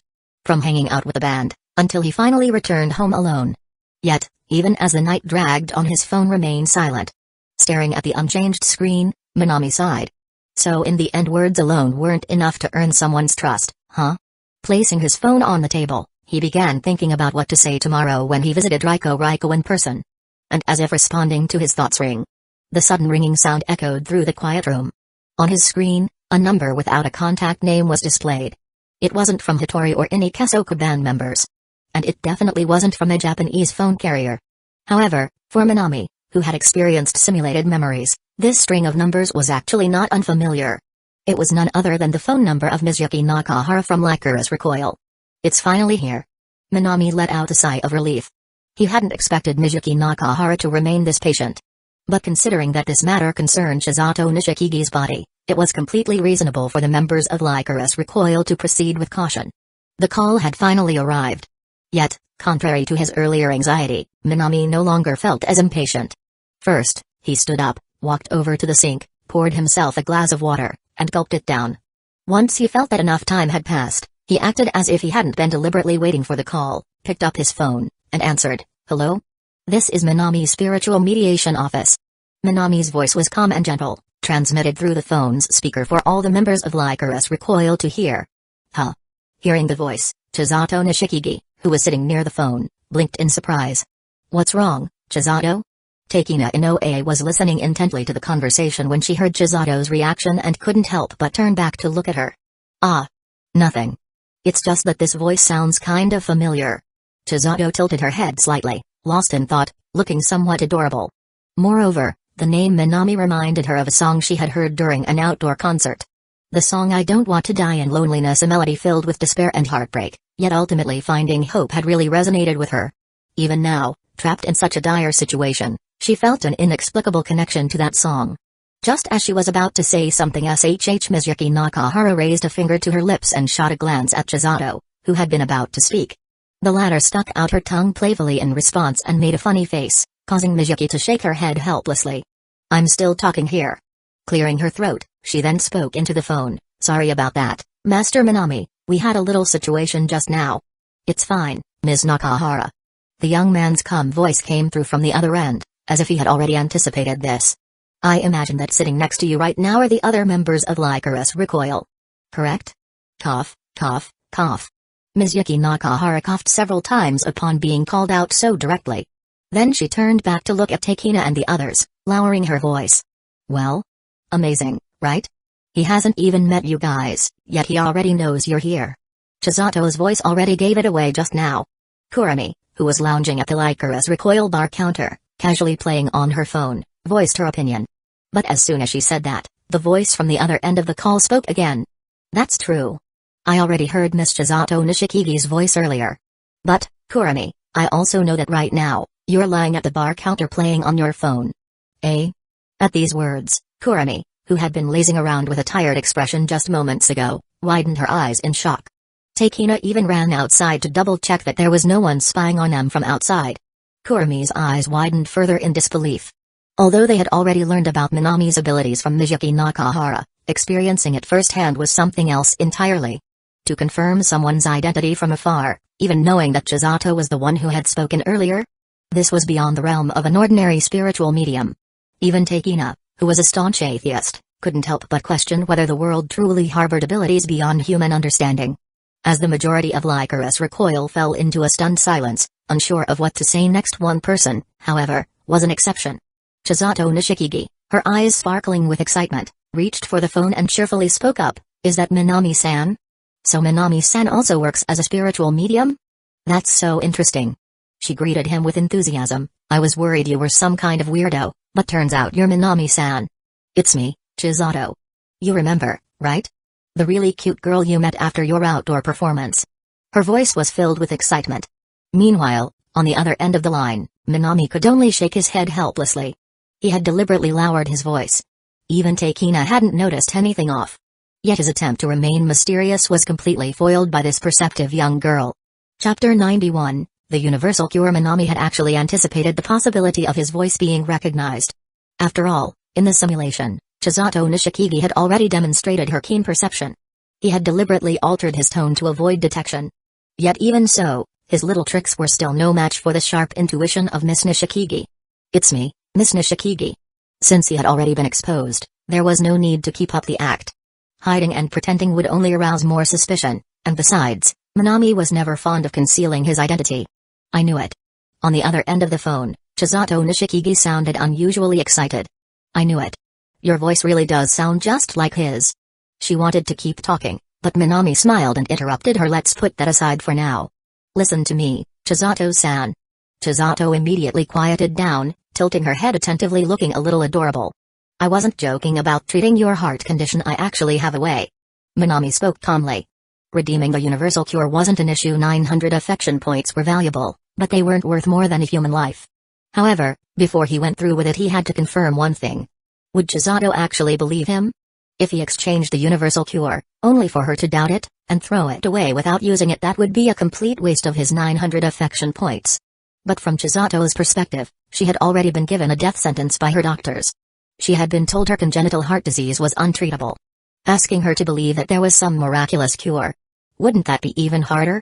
So, before anything else Minami knew he had to ask. After thinking for a moment, he spoke. Do you trust me, Chisato-san? Of course I do. Huh? Hearing her immediate response, without even a second of hesitation, Minami was genuinely taken aback. Her answer was so quick that all the carefully prepared arguments Minami had come up with were completely useless. He had at least 500 to 600 words ready to convince her, but now none of them were needed. Are you serious, Chisato-san? Just to be sure, Minami asked again. Of course I'm serious. I don't get why you'd think I was joking, Minami. Minami fell silent. He shook his head, then spoke again. That's not what I meant. But you do realize you'd have to take some suspicious-looking, unbranded pill right in front of me, right? You'd really be okay with that? Of course. Chisato didn't hesitate at all. Her voice was still cheerful, like she had completely ignored the red flags in his words. Even if it's some shady black market pill, I'd still take it. Is that so? Her decisiveness made Minami pause. You're not even a little suspicious? Any normal person would be extremely wary after hearing what I just said. Why should I doubt you, Minami? Chisato smiled softly, turned off speakerphone, and held the phone directly to her ear. Then, in a voice so soft it felt like a whisper, she gently spoke into Minami's ear. I've never liked doubting people's kindness. I think, instead of assuming the worst, it's better to be grateful first. So rather than doubting, I'd rather thank you, Minami. Chisato. Takina Inoue couldn't help speaking up. But Chisato just smiled and shook her head. I know, Takina. But really things can't get any worse, right? Even if I'm destined to die in a hospital bed, I'd rather struggle while I can still move. She turned to Takina, her bright eyes filled with warmth. I don't know why Minami is willing to help me so much, but I trust him completely. To put it simply, Chisato took a deep breath, looked up at the ceiling, and spoke in a tone that was both a whisper and a declaration. I don't want to die. The room fell silent. Because they all understood. Their words were just opinions. But Chisato's life should be her choice. Would she let herself wither away? Or would she struggle until the very end? That was her decision. And they had to respect it. So I'm counting on you, Minami. Chisato cheerfully stated her resolve. Then, as if realizing something, her voice suddenly became hesitant. Have we met before? Huh? Outside of that open-air performance, I mean. I feel like we must have, but I just forgot. Chisato Nishikigi, always the type to blurt out whatever was on her mind, asked without a hint of hesitation. I don't know how you learned about my condition, Minami-kun, or why you chose to help me. But I get the feeling that it must have been really hard for you. That's right. She had no idea what methods Minami had used. But to remember the habits and preferences of everyone at Riko, that wasn't something a person could just pick up overnight. And for some reason, whenever she spoke to Minami, she had this strange but undeniable feeling like she had known him for a very, very long time. They had met, spent time together. But at some point, she had left him behind, to suffer alone. It was probably just an illusion. But Chisato, always confident in her intuition, decided to trust it anyway. On the other end of the line, Minami's grip on his phone tightened slightly. He thought of the 2 times he had failed to save her. That golden-haired girl who had crashed into his life during an open-air performance only to vanish from it just as suddenly. That same golden-haired girl, who worked tirelessly at Riko for the orphanage, fell sick and fought desperately to stay alive. The girl who had loved him the most. Twice. He had 2 chances. And twice, he had failed. All he could do was watch helplessly as the light of her life faded away. Even if it was only a simulation, the regret and anguish he had felt were real. And now, hearing this version of Chisato still alive, still vibrant, ask him such a casual yet hauntingly familiar question. Minami felt something stir inside him. But he shook it off and smiled.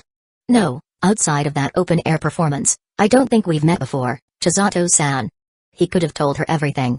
He could have spun a tale, one that would instantly deepen her trust in him. But that would have been a lie. You have acquired the sincerity trait. Your current sincerity level 1, huh? Minami froze. For the first time, he seriously wondered if this dating sim system was broken. How exactly was sincerity supposed to coexist with his deception trait? He had no words for this absurdity. I see. On the other end, Chisato listened to his answer without pressing further, but that doubt never left her mind. She felt he was hiding something. But she didn't push. Then let's meet tomorrow, around 9 a.m., at Riko. Sound good? Sounds great. I'm free 24 out of 7, you know. Glad to hear you're still full of energy. See you tomorrow, then, Chisato-san. Minami chuckled at her ever-cheerful response. Yeah. That's disappointing. You can just call me Chisato, you know. I was hoping we could get a little closer. How about I call you Minami-kun instead? I'm hanging up now. We'll talk tomorrow. Ah, got it, got it. Bye-bye, see you tomorrow, Minami-kun. I'm counting on you. Chisato dragged out her farewell in an adorable sing-song tone, but Minami had already ended the call. He glanced at the time. 10 p.m. A bit too late to study now. As for simulating, until he secured a solution for Chisato's heart, every future simulation would only end in regret. In other words, might as well just sleep. He had an early morning jog to get to. Might as well rest up now. With that, Minami switched off the lights, plugged in his phone, and curled up under his blanket. His sleep quality was excellent. He had no trouble falling asleep. Before long, his soft, even breathing filled the quiet room. Compared to Minami's peaceful night, the atmosphere at Riko Cafe was anything but. Everyone had agreed to respect Chisato's choice. But that didn't mean they weren't worried. Minami's appearance brought a sliver of hope, one so faint, it was almost invisible. But if it all ended in failure, that crushing disappointment that hope turned despair would be something only Chisato herself could bear. That fear kept everyone awake. That night, no one at Riko slept. The next morning as usual, Minami woke up early for his morning jog. Your physical ability has slightly increased. Your exercise value has risen. Current exercise value, 7. There was no change in his exercise value. But this daily improvement, this steady progress was still a great feeling. After returning home, he washed up, threw on a random outfit, and headed straight out toward Riko. The cafe was exactly as he had left it yesterday. Few customers. The place was empty. And yet this is. Minami glanced inside the cafe. Apart from Mika, the manager, who seemed busy with something, everyone from Riko was already there. Chisato Nishikigi, as carefree as ever, was the only one without a trace of anxiety on her face. The others, however, looked incredibly tense. Ah! Minami-kun. You're here. As soon as Chisato spotted Minami, she skipped over to him, humming a little tune. Hee, welcome to Riko. Yeah. I'm here, Chisato-san. Geez. I told you just to call me Chisato. Let's put that aside for now. We have more important things to discuss. Minami ignored her obvious attempt at getting closer to him. Minami-kun, you're so cold. Chisato pouted adorably, full of energy as usual, but Minami had already moved on. With a calm, decisive motion, he reached into his pocket. At the same time, he opened the shop interface. Would you like to exchange for universal healing pill? Yes, remaining affection points, 330. As soon as he felt the small, solid object in his hand, Minami pulled it out. Under the cafe's warm lighting, everyone finally saw it clearly. In Minami's palm lay a single capsule, sealed inside a blister pack, filled with tiny blue granules. That's it. Everyone except for Chisato felt an overwhelming wave of disappointment. They had expected something more. Maybe a specialized liquid formula. Maybe some kind of certification from a prestigious medical school. But this. He just took out a sketchy-looking pill like it was the miracle cure from some video game or fantasy novel. A single pill? To cure a congenital heart condition Chisato had been suffering from for 17 years? Even fiction wasn't this ridiculous. Excuse me. How many doses does she need to take? Mizuki Nakahara, the first one Minami had convinced to trust him, raised her hand hesitantly. She still wanted to believe. She wanted to hope. Maybe it was a multi-dose treatment? Maybe several courses would gradually improve Chisato's condition? But Minami's next words shattered what little hope she had left. Minami shook his head. With a calm, steady voice, he answered. There is no multi-dose treatment. Just this one pill. You've got to be kidding me this time. No one could hold back their reactions. Everyone froze, staring at Minami in disbelief. Even those who wanted to trust him, felt their hearts sink. Every capsule-based treatment required at least a few doses. But one single pill? Was he seriously treating this like a video game health potion? Or some magical elixir that fully restores HP in one go? Minami-san. A voice, quiet but trembling, finally broke the silence. Inoue Takina. Of all the people in the room, she was the closest to Chisato. She took a deep breath, then spoke. I respect you. I admire your music. But she wasn't accusing him. She wasn't angry. But her voice shook with emotion barely held together. Do you understand how much courage it took for Chisato to stand here today? She placed absolute trust in you.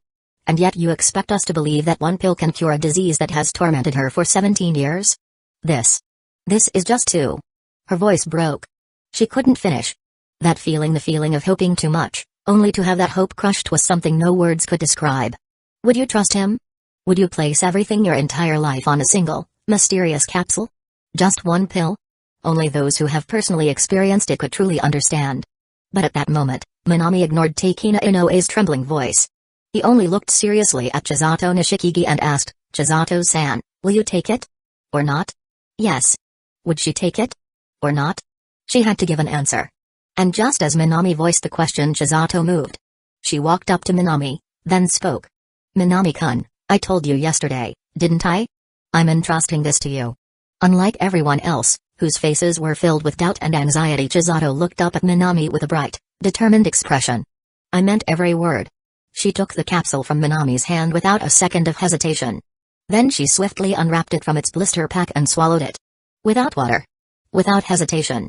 As if she had never doubted Minami for even a second. Just as Minami had walked into this cafe, facing skeptical stares from everyone, Chisato believed in the feeling inside her heart.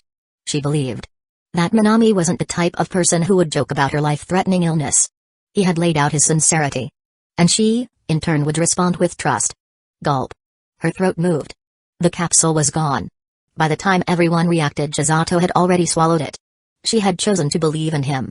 Chapter 92, What Teenage Boys Love to Do. No one had expected Chisato to act so quickly. One moment, she was just talking. The next, she had already taken the pill. Her movements were too fast. Too decisive.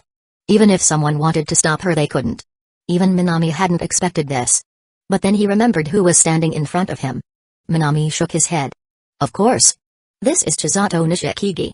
She always does things that catch me off guard. Her personality was simply too unpredictable.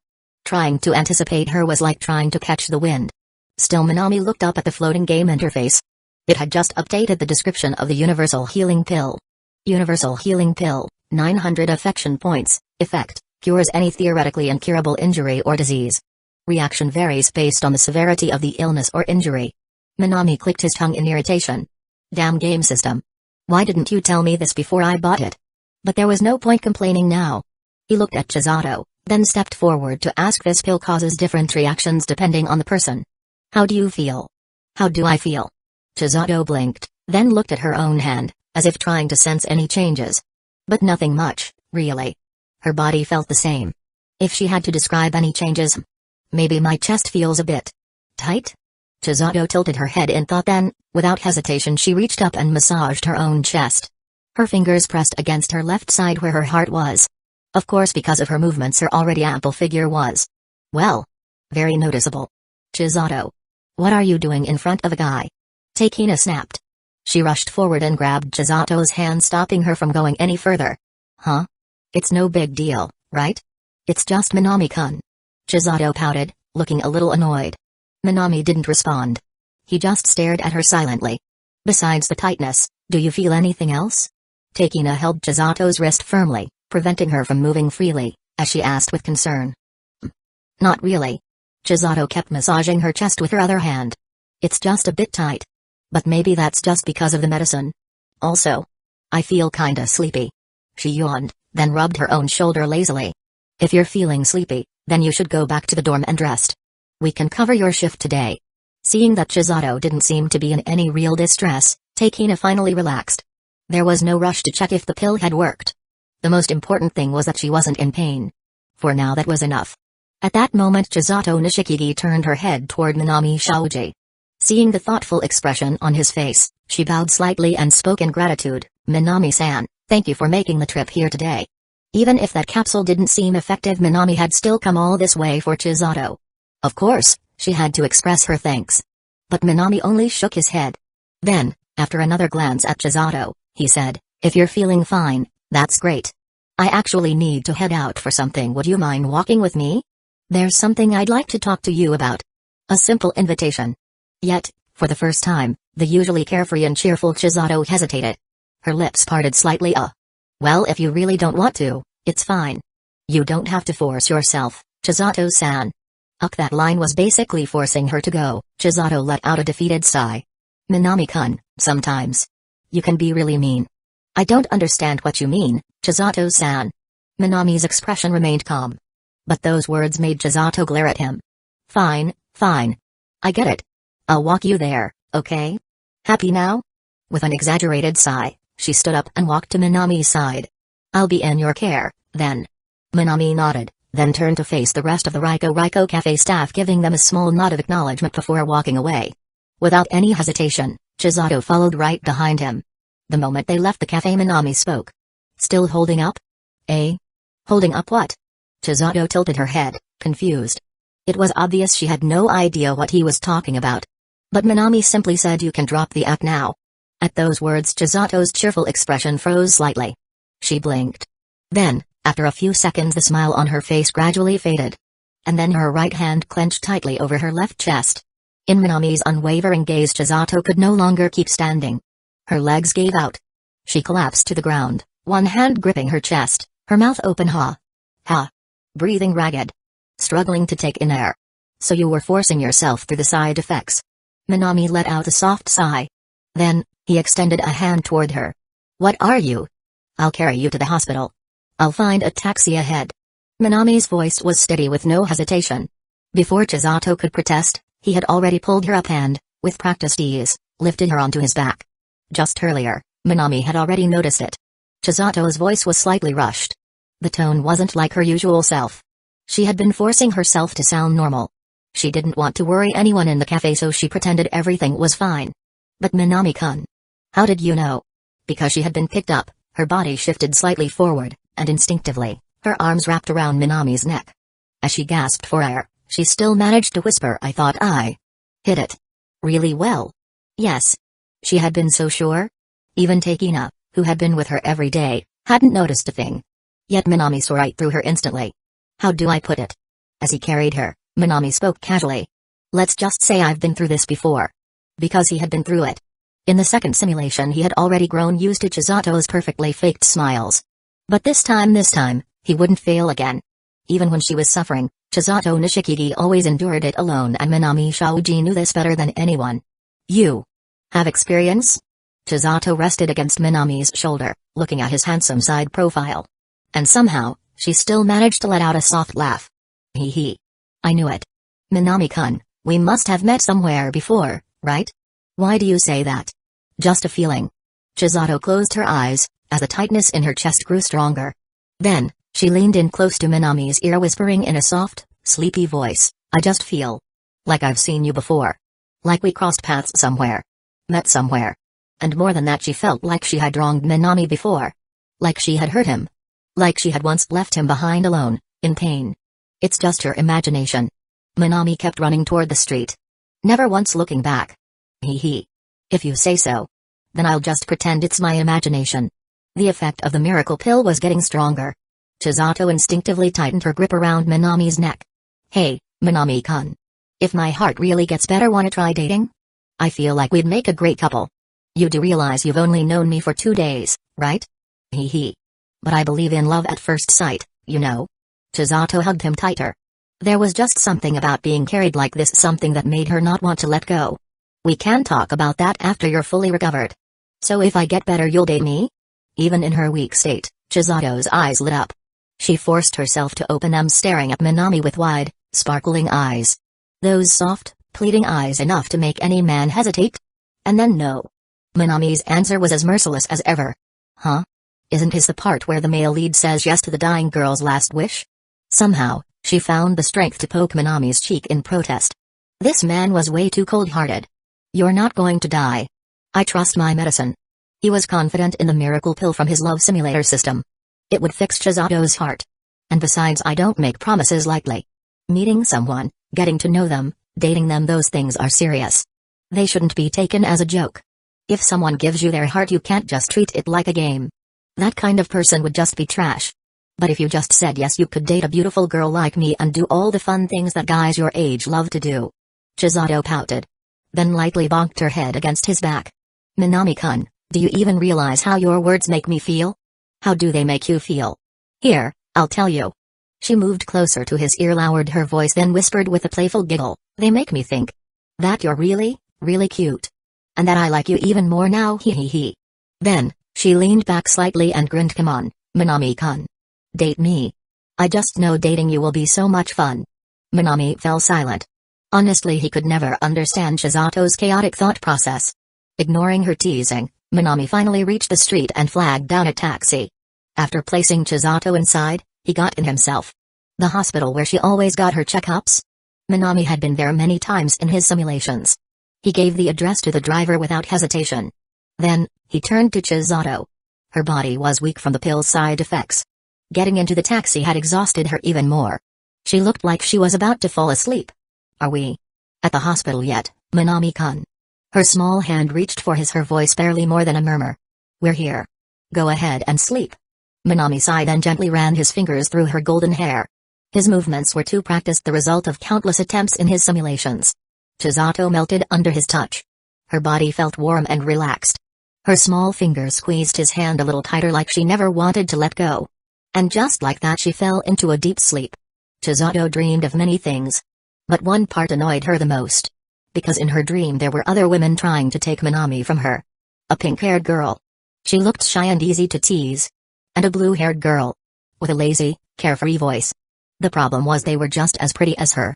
Even in her dream, Chisato felt an unexplainable sense of danger. If she didn't act fast, some random girl would steal Minami away. That kind of thing would never happen. Minami-kun. Chisato snapped awake, her body jolting up from the bed like a spring. And Nishikigi-san? Are you okay? The doctor and nurses nearby nearly jumped out of their skin. Dr. Yamagishi. What's going on?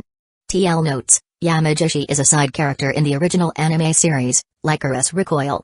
She is Chisato's primary care doctor, her blurry vision focused, and there stood Dr. Yamagishi, the doctor in charge of her heart condition. Chisato froze. She had no idea what was happening. About an hour ago a young man who called himself your friend brought you here. A friend?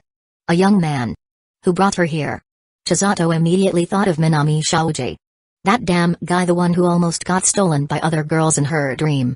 At his request, we ran a full-body examination on you. Dr. Yamagishi flipped open the medical report. Her voice trembled with excitement. Nishikigi-san. We found that your congenital heart disease has completely healed. This is a medical miracle. Something unheard of in history. Please tell me, how did you do it? She stared at the report, shaking her head in astonishment. Meanwhile, Chisato sat motionless on the bed, her golden eyes blinking in surprise. Because she suddenly remembered. You won't die. I trust my medicine. Minami really meant it. A wave of emotion swelled inside her. She turned toward Dr. Yamagishi, cutting off her endless muttering of unbelievable miracle and scientific anomaly. Dr. Yamagishi. Yes. Chisato clasped her hands together, her voice serious and urgent. Where's my boyfriend? Her bold words filled the entire room. And in that moment Chisato Nishikigi declared her claim. Without Minami's knowledge. Chapter 93, she decided to stalk Minami, the incubus. Your boyfriend? Dr. Yamagishi's expression twitched. Is something wrong? Chisato puffed out her chest. Minami wasn't here, so she had every right to be bold. No, it's just. Dr. Yamagishi gave her a strange look. Then, after a moment's hesitation, she sighed. If you're referring to Mr. Minami. Before you woke up, he specifically told me he's not your boyfriend. Just a friend. What? Chisato's jaw dropped. She couldn't believe it. Minami had somehow predicted this exact situation and went out of his way to reject her before she even said anything. She gritted her teeth. That man. That damn man. That absolutely maddening, impossible, unbelievable. He knows me too well. Her frustration vanished, her eyes lighting up with pure excitement. Chisato's long, toned legs swung up and in a fluid, cat-like motion, she leaped off the bed. Her gaze darted around the room, looking left and right, searching for any sign of Minami. Because now she was sure she absolutely needed to date this guy. She trusted her instincts. And her instincts screamed dating Minami Shaoji would be the most fun she'd ever have. Then she suddenly noticed something strange. Her body, her movements, her breathing, it all felt different. Her chronic exhaustion? Gone. Her constant heaviness? Gone. For the first time in her life, Chisato felt completely new. She was reborn. For the first time in her life, Chisato Nishikigi felt truly free. Her body, which once felt so heavy and burdensome, was now light as air. Her shortness of breath completely gone. A limitless energy surged from the depths of her being. Nishikigi-san, we've triple-checked everything. Your body is now completely normal, no different from any healthy person. Dr. Yamagishi stated matter-of-factly, her voice barely containing her excitement. Then, after a deep breath, she continued, a case of congenital heart disease healing after 17 years. This might be the first recorded case in the entire world. Did you take any special medication? How was your diet and sleep recently? Do you have any recollection of how this miraculous recovery happened? One question after another poured out and Chizato's mind instantly flashed back to that single capsule. The one Minami gave her. She almost blurted it out but quickly regained her composure. She shook her head. No, I don't remember anything. After all, Minami didn't tell the doctor about the blue capsule himself. Which meant he didn't want anyone to know. Chisato Nishikigi wasn't an idiot. She understood immediately. And so she chose to protect his secret. I see. Dr. Yamagishi sighed in disappointment. If she could figure out how Chizato's body recovered, if she could document it, publish a paper, present findings, it would shake the entire medical world. After all, congenital heart disease was one of the world's greatest unsolved medical challenges. So naturally Dr. Yamagishi wasn't ready to give up. If you're willing, you could stay under hospital observation for a while. Of course, we wouldn't charge you anything, but we'd like to conduct further studies on your body's recovery process. No thanks. Chisato politely declined. She knew no matter how much testing they did, the real reason for her recovery was Minami's capsule. It really won't take up much of your time, Nishikigi-san. Dr. Yamagishi tried to persuade her again. But honestly, Chisato didn't care about all that. She was thinking about something else entirely. When can I see Minami again? At this point, Minami Shaoji had become a complete mystery to her. He played guitar. He had strange psychic abilities. And now he pulled out a miracle drug that saved her life. Who was he? What else was he hiding? As she absent-mindedly responded to Dr. Yamagishi's questions, she was already crafting a plan. And finally, when she stepped out of the hospital, she came up with a perfect strategy. I should just stalk him. Yes. The fastest and most efficient way to learn about someone was tailing them. Minami won't tell me where he lives? Fine. I'll just find out myself. She clenched her fist. Step 1: get him to meet me using Mizuki-ne's phone. Step 2: follow him home and find his address. Step 3: cling onto him so tightly that he can't shake me off. And if that doesn't work, there are other ways. No matter what, I'll make sure he can never escape from me. She nodded to herself. Her plan was flawless. Minami would never expect it. He would never see it coming. Feeling confident, she pushed open the wooden doors of Riko Cafe. Muttering to herself as she walked in, first, I need to lure Minami out. That's the only way I can set this all up. This plan is perfect. I just have to make sure he never finds out. Her grin widened. She could already see the light of victory. And then find out what? Huh? Chisato froze. Her golden eyes snapped toward Minami Shaoji, sitting at the bar counter, looking directly at her. Her mind went completely blank. Why are you here? And why did you have to hear that part? Her mouth fell open. Her pretty lips twitched. Her face twisted into an expression of pure, unfiltered disbelief. Why was Minami here of all places? Why at this exact moment? This was supposed to be her secret mission. And now he caught her before it even started? Her brain crashed. Her words failed her. But despite her shock, Chisato still looked adorable. Her slightly parted lips. Her dazed expression. Her tiny muscle twitches as she processed what just happened. She looked like a cute, confused puppy. Minami watched her in silence. Then he lifted his hand. And gently closed her open mouth. After that he calmly asked Nishikigi-san, what were you just saying? For a split second Chizato's brain shut down. And then she snapped back to life. Her eyes sparkled. Yes. Perfect? She found her chance. For a brief moment Chisato Nishikigi thought she was safe. Her internal monologue had been so quiet that there was no way Minami had heard it. Which meant her carefully planned stalking mission was still intact. That means I still have a chance. The golden-haired girl immediately snapped back into her usual, flawless, cheerful mode. She shook her head confidently and flashed her signature bright smile. I didn't say anything. Geez, Minami-kun, you just scared me, that's all. Her expression? Perfectly natural. Her tone? Completely smooth. Her eye contact? Not a single flaw. She could swear on her life that Minami would never see through her act. There was no way he could suspect her. As she watched him closely, Minami slowly lifted his gaze and spoke. Oh? Is that so? Why yeah. Chisato nodded enthusiastically, even adding a little playful pout. Seriously, Minami-kun, you must have misheard. I was just thinking about what to drink tonight. She kept up the act until then explained this. Minami calmly recited word for word. Step 1, lure Minami out. Only then can I make my move. This plan is crucial. He absolutely must not find out. For a brief second her brain just shut down. Like a cat caught by the scruff of its neck. Like a scion getting their tail grabbed. Like a deer caught in headlights. Chisato Nishikigi, who just moments ago stood with her hands confidently on her hips, now froze. Her forehead started sweating. Ecchi heard that? He heard everything? But she refused to surrender. You. She averted her gaze. Casually, nonchalantly, as if nothing had happened. Ahaha. I don't know who said that, but it definitely wasn't me. To sell the lie further, she whistled. Or at least she tried to. But all that came out was a pathetic whoosh whoosh whoosh sound. Minami stared at her. Expressionless. Silent. If Gota Hitori's problem was having skin too thin, then Chisato Nishikigi's problem was having skin too thick. I literally just quoted you word for word, and you're still denying it? At this point, any other girl would have at least been a little embarrassed. But Chisato Nishikigi was built different. Instead of panicking further, she secretly observed Minami's reaction. And when she saw that he wasn't pressing the issue, her confidence returned. So what if he overheard a little? At least he doesn't know the most important part, the stalking. She made a quick decision. No need to delay, I'll tail him today. Today, I'll find out where he lives. Once I have his address, everything else will fall into place. Out of Minami's view, her lips curled into a mischievous grin. Her action plan was set. She would strike while the iron was hot. Victory was within reach. And then, Nishikigi-san, you're not thinking about tailing me, are you? Cough cough cough.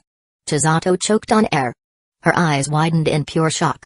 She snapped her head toward him and stared. How did he figure it out? She hadn't even done anything yet. Wait. Did he read my mind? Did he somehow see the plan I made in my head? What kind of cheat ability was this? As she struggled to comprehend, Minami shook his head. Did I guess correctly, Nishikigi-san? Chisato couldn't even argue. Because there was nothing more painful than getting caught before the mission even started. But she wasn't about to give up that easily. Think, Chisato, think. Chisato Nishikigi's big, round eyes shifted slightly. And just like that, she felt way better. After all, Minami Shaoji was going to be her boyfriend in the future. If he was this smart, then wasn't that just great for her? So, without hesitation, she planted her hands on her hips and confidently declared, that's right. Minami-kun, you got it exactly right. I'm totally going to stalk you. And let me tell you, there's nothing you can do to stop me.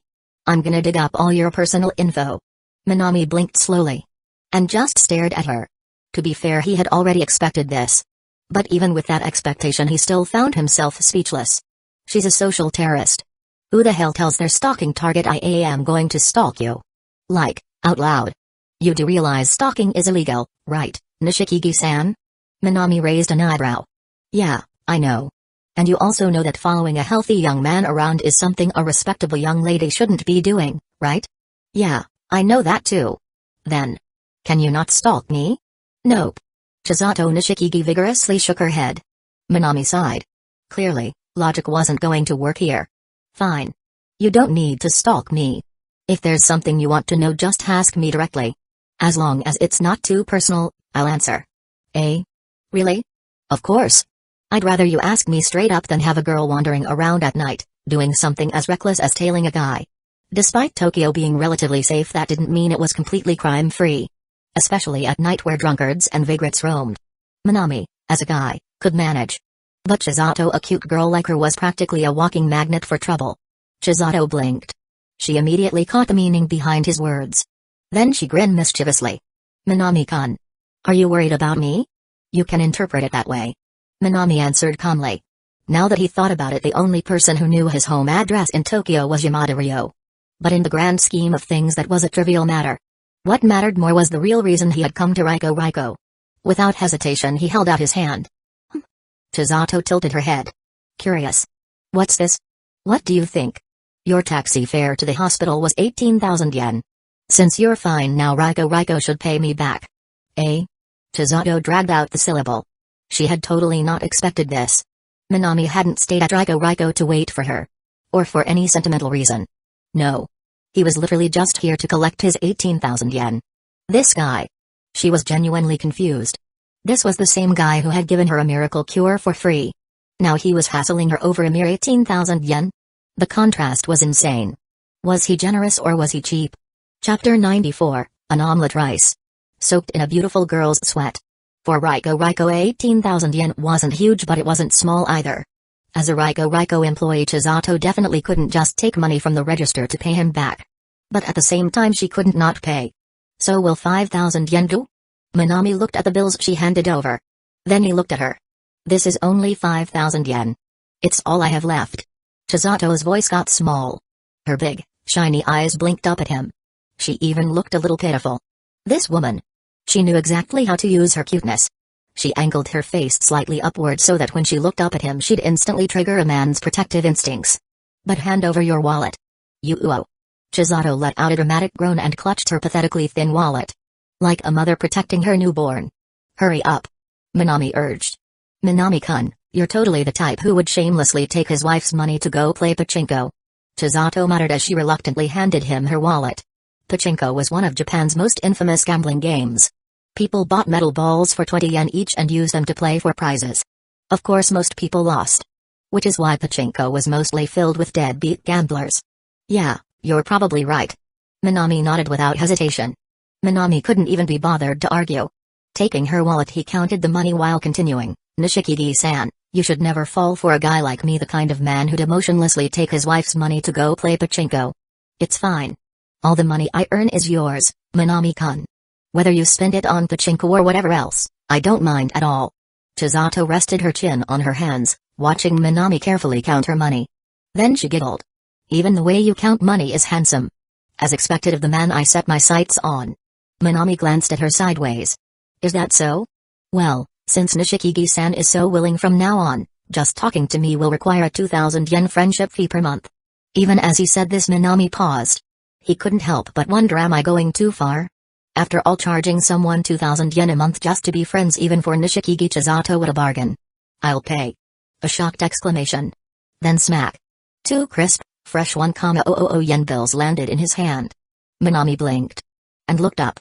Chisato, satisfied, had already retracted her hand. She propped her chin up again, smiling cheerfully. I never expected Minami-kun to be this cheap.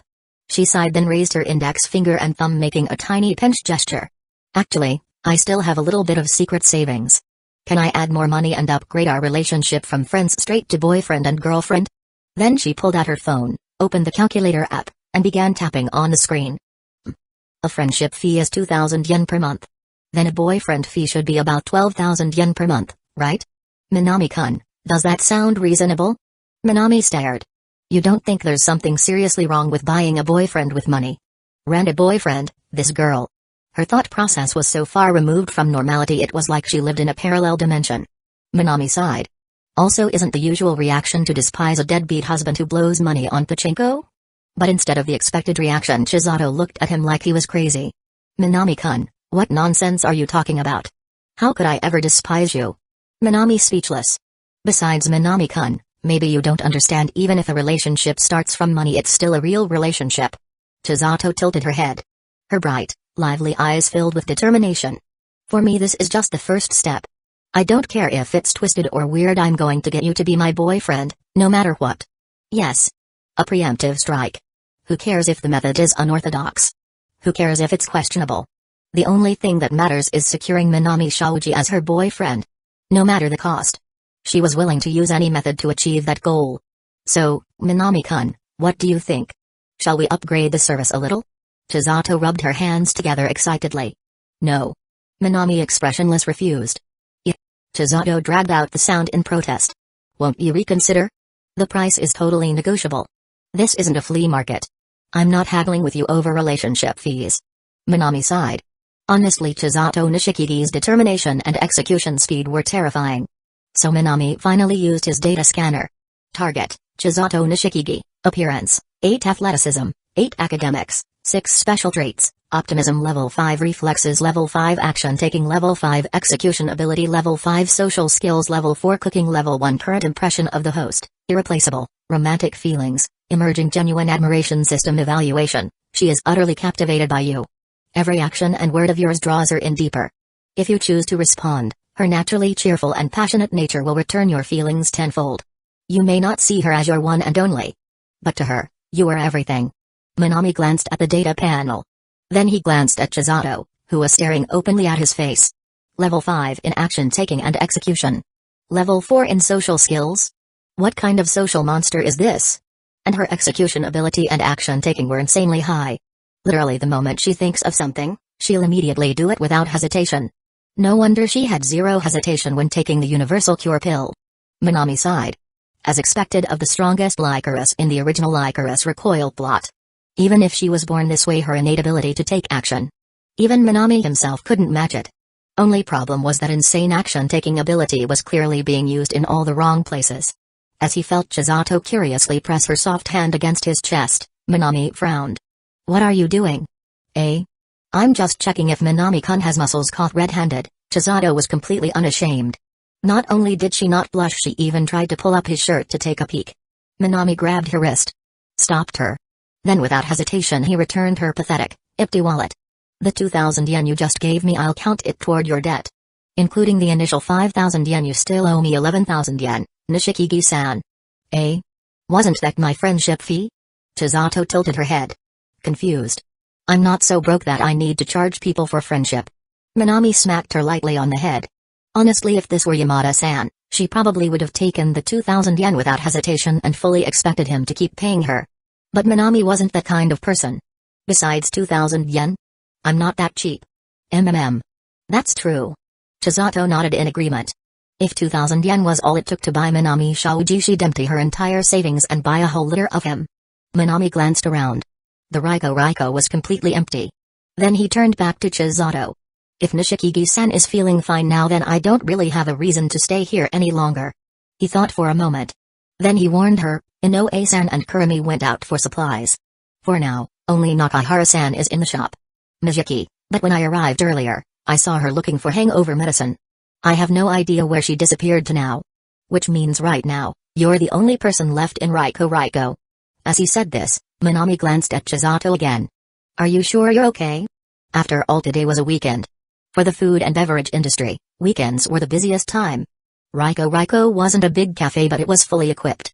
With only Chisato to run the entire place, was that really okay? It's fine. I'm used to it. Chisato laughed cheerfully. She seemed completely unfazed. As she walked behind the counter, she tied on her white apron. Minami-kun, you saw it yourself, right? Even on weekends, Raiko barely has any customers. I can handle it alone. That's true. Minami glanced around. Even on a weekend the cafe was completely deserted. The few customers who did come in ordered a single coffee and nothing else. This business situation, even though he'd already seen it in the simulation, seeing it in real life still made Minami frown. Since Minami-kun is an all-knowing psychic, you should already know why this cafe exists, right? Chisato wiped a plate as she spoke. More or less. Minami nodded. The Raiko existed because Mika, the director of the orphanage, wanted to use the cafe to financially support the orphanage. Mika-sensei may be a 48-year-old old man, but he's still very kind. As she spoke, Chisato tried to keep her tone light. But there was still a trace of heaviness in her voice. And his coffee is really good. Definitely good enough to run a cafe. She sighed. The problem is none of us can match Mika-sensei's cooking skills. Chisato placed the clean plate on the drying rack. She let out another sigh. Minami didn't comment. Because Chisato was absolutely right. In the simulation, Minami had already witnessed Mika's coffee-making skills. As a barista, Mika's technique was undoubtedly professional. Most of Raiko's few loyal customers only kept coming back because of his coffee. In contrast, Chisato Nishikigi seemed to have allocated all her skill points into reflexes, execution, and action-taking. Her cooking skill? Level 1. Which meant she could at best make simple home-cooked meals or arrange parfaits nicely. It feels like we're just holding Mika-sensei back. What do you think, Minami-kun? Chisato rested her head on the counter, looking a little dejected. Anyone who saw this usually cheerful angel looking so downhearted would probably offer some comforting words. Then I think you're right. Your cooking skills are terrible. Gah. Cough. Cough. Chisato choked. She thought she was going to get some encouragement. Instead, she got roasted. Her mouth opened and closed like a goldfish. Then her cheeks puffed up in frustration. Normally, this is the part where you comfort me, right? Right, Minami-kun? She tried to argue. But comforting you won't improve your cooking skills. So it's pointless. You. Fine. If that's how it is, then Minami-kun, you're going to taste my cooking yourself. Just wait there. Minami was about to refuse. But when he saw the golden-haired girl bouncing away toward the kitchen, the words stuck in his throat. Honestly, with level 1 cooking skill, he had zero expectations. And the result was exactly what he expected. Chisato came back, dripping with sweat, carrying a plate and spoon. Minami-kun, enjoy. Chisato Nishikigi's special cute girl Amorous. She stood confidently, hands on her hips. As for Minami, he lowered his gaze. Looked at the plate. Fell silent. He hadn't tasted it yet, so he couldn't judge if it was good or bad. But as for the cute girl part, the dish absolutely lived up to its name. In his vision, a notification from the love simulation system popped up. 1.1 out of 10 rating, a plate of amorous soaked in a beautiful girl's sweat. While it may not be particularly delicious, certain individuals with unique tastes might find this feature appealing. Minami felt his appetite vanish. To eat. Or not to eat? That is the question. Chapter 95, a meal that cleanses both body and soul. To eat? Or not to eat? Ever since Minami gained level 4 cooking skill and could see food ratings, he often faced this dilemma. And now sitting before him was yet another test. 1.1 out of 10 rating, a plate of amorous soaked in a beautiful girl's sweat. Never mind the low score. Just the phrase cute girl's sweat was enough to completely kill his appetite. Because sweat is sweat. Whether it comes from a cute girl or a normal person, it's still sweat. Total nonsense. Minami wasn't into that kind of thing. 1.1 out of 10 wasn't the worst score he had seen. After all, a home-cooked meal by a regular person usually ranged from 1.0 to 2.0. At most the food might be too salty or have mixed flavors. But it wouldn't kill him. However, anything below 1.0. That was a serious red flag. Even a dog wouldn't eat this. Minami stared silently at the amorous before him. Meanwhile, Chisato tilted her head, puzzled. What's wrong? Eat up. Why aren't you eating? She rested her face on her hands and continued. Minami-kun, I'm pretty sure you haven't eaten anything since this morning, right? Aren't you hungry by now? Minami. He glanced at Chisato. Then back at the plate of food. And then with complete naturalness he pushed the plate aside. Can I use your kitchen? Eh? Chisato made a noise of dissatisfaction before answering normally. Other people wouldn't be allowed in, but since it's Minami-kun. She hesitated for a while. Then, she finally nodded and placed a finger to her lips. I'll let you in, but Minami-kun, you have to promise me not to tell anyone, okay? After all, letting non-staff into the kitchen is. She mimed an I'll get scolded gesture. Then she lifted the counter panel to let Minami step inside. At the same time she asked, curious but. Speaking of which, Minami-kun, why do you suddenly want to go into Riko's kitchen? No particular reason. I was just curious. And, well, I am a little hungry. I wanted to make something to eat. Is that okay? Minami was at least kind enough to leave Chisato some dignity. His wording was polite. Minami-kun is going to cook? Chisato's bright eyes blinked in confusion. But didn't I already make you a plate of amorous? Then she proudly puffed out her chest, not to brag, but while my cooking skills might not be on Mika-sensei's level, that's only by a small margin. She tilted her head, her tone full of confidence. Even in Riko, my cooking skills are definitely top tier. Minami. He recalled the 1.1 rating. And Chisato's level 1 cooking skill. And he seriously couldn't comprehend where this girl's confidence came from. If even 1% of this confidence was given to go to Hitori, she wouldn't be socially anxious anymore. And 1.1 rated cooking is top tier? This tier seems a little too low. Wait, does no one in Riko actually know how to cook? At this moment, Minami finally understood why Riko was always so empty, even on weekends. Aside from Mika, who's actually trying, the other 4 are all the culprits. No, maybe Inoue Takina was an exception. After all, in the simulation, she managed the cafe's accounts perfectly with 0 errors. But this wasn't the time for these thoughts. Minami shook his head. And cleared his mind. With practiced ease, he stepped into the kitchen. The layout and tools were exactly as he remembered from the simulation. Minami only needed one glance to memorize everything. Meanwhile, Chisato watched him closely. She noticed how familiar he seemed with everything inside Riko. She tilted her head, deep in thought. See? My intuition wasn't wrong. Maybe I really have met Minami-kun before. As she pondered, Minami was already speaking. Can I use these ingredients? Ah. Sure. Chisato agreed immediately. That easy? Minami glanced at her. He had expected a whole process to go through. After all, he was technically an outsider using the cafe's ingredients. Ahem. Well, it's kind of embarrassing, but most customers only come here for coffee. When the topic came up, Chisato looked a little awkward. Since barely anyone orders food, the ingredients we buy end up piling up. If they don't sell, we just use them ourselves before they expire. I see. Hearing this, Minami was speechless. So basically, if the food doesn't sell, it just sits in the fridge, waiting to expire, and then they have to eat it themselves. No wonder Chisato let me into the kitchen so easily. Geez. Minami-kun, I let you into the kitchen, you know. Chisato pouted. She could sense Minami's doubtful expression. I'm a cafe waitress. You're really underestimating my cooking skills. She muttered to herself. Besides, are you really that confident your cooking will taste better than my omeras? I mean, I even followed online videos for over a month. Minami ignored her. He casually selected the ingredients he needed from the fridge. Then he began preparing. Seriously, my omeras is definitely better, Minami-kun. You should at least try it. Even as she kept talking, Chisato's eyes were glued to Minami's hands. And as she watched, she realized she couldn't take her eyes off him. Ikasaka Kazuya considered himself a failure of a salaryman. Not just at work, but in life. Getting bossed around by his superiors. Overtime, every day. Colleagues gossiping behind his back. All of it was just a part of his daily life. At home his wife always complained about him working late. Said he never had time for their son. He felt helpless. He felt guilty. And above all he felt exhausted by this mess of a life that seemed to have no end in sight. Sorry, terribly sorry. Then let's consider our deal settled. Plastering on a smile, Akasaka stepped out of the client's general store. His body ached even on his day off, he was still stuck working overtime. He stood motionless on the bustling Tokyo street. He watched the cheerful students walking past. He thought back to when he was their age. When he, too, always had a smile on his face. Back then, he thought I have endless possibilities. And yet now he dragged his tired feet through the streets of Tokyo, utterly lost. How did my life end up like this? Akasaka wondered aimlessly. If he went home he'd just argue with his wife again. But walking around he had nowhere to go. Tokyo was huge. Yet, somehow so suffocatingly small.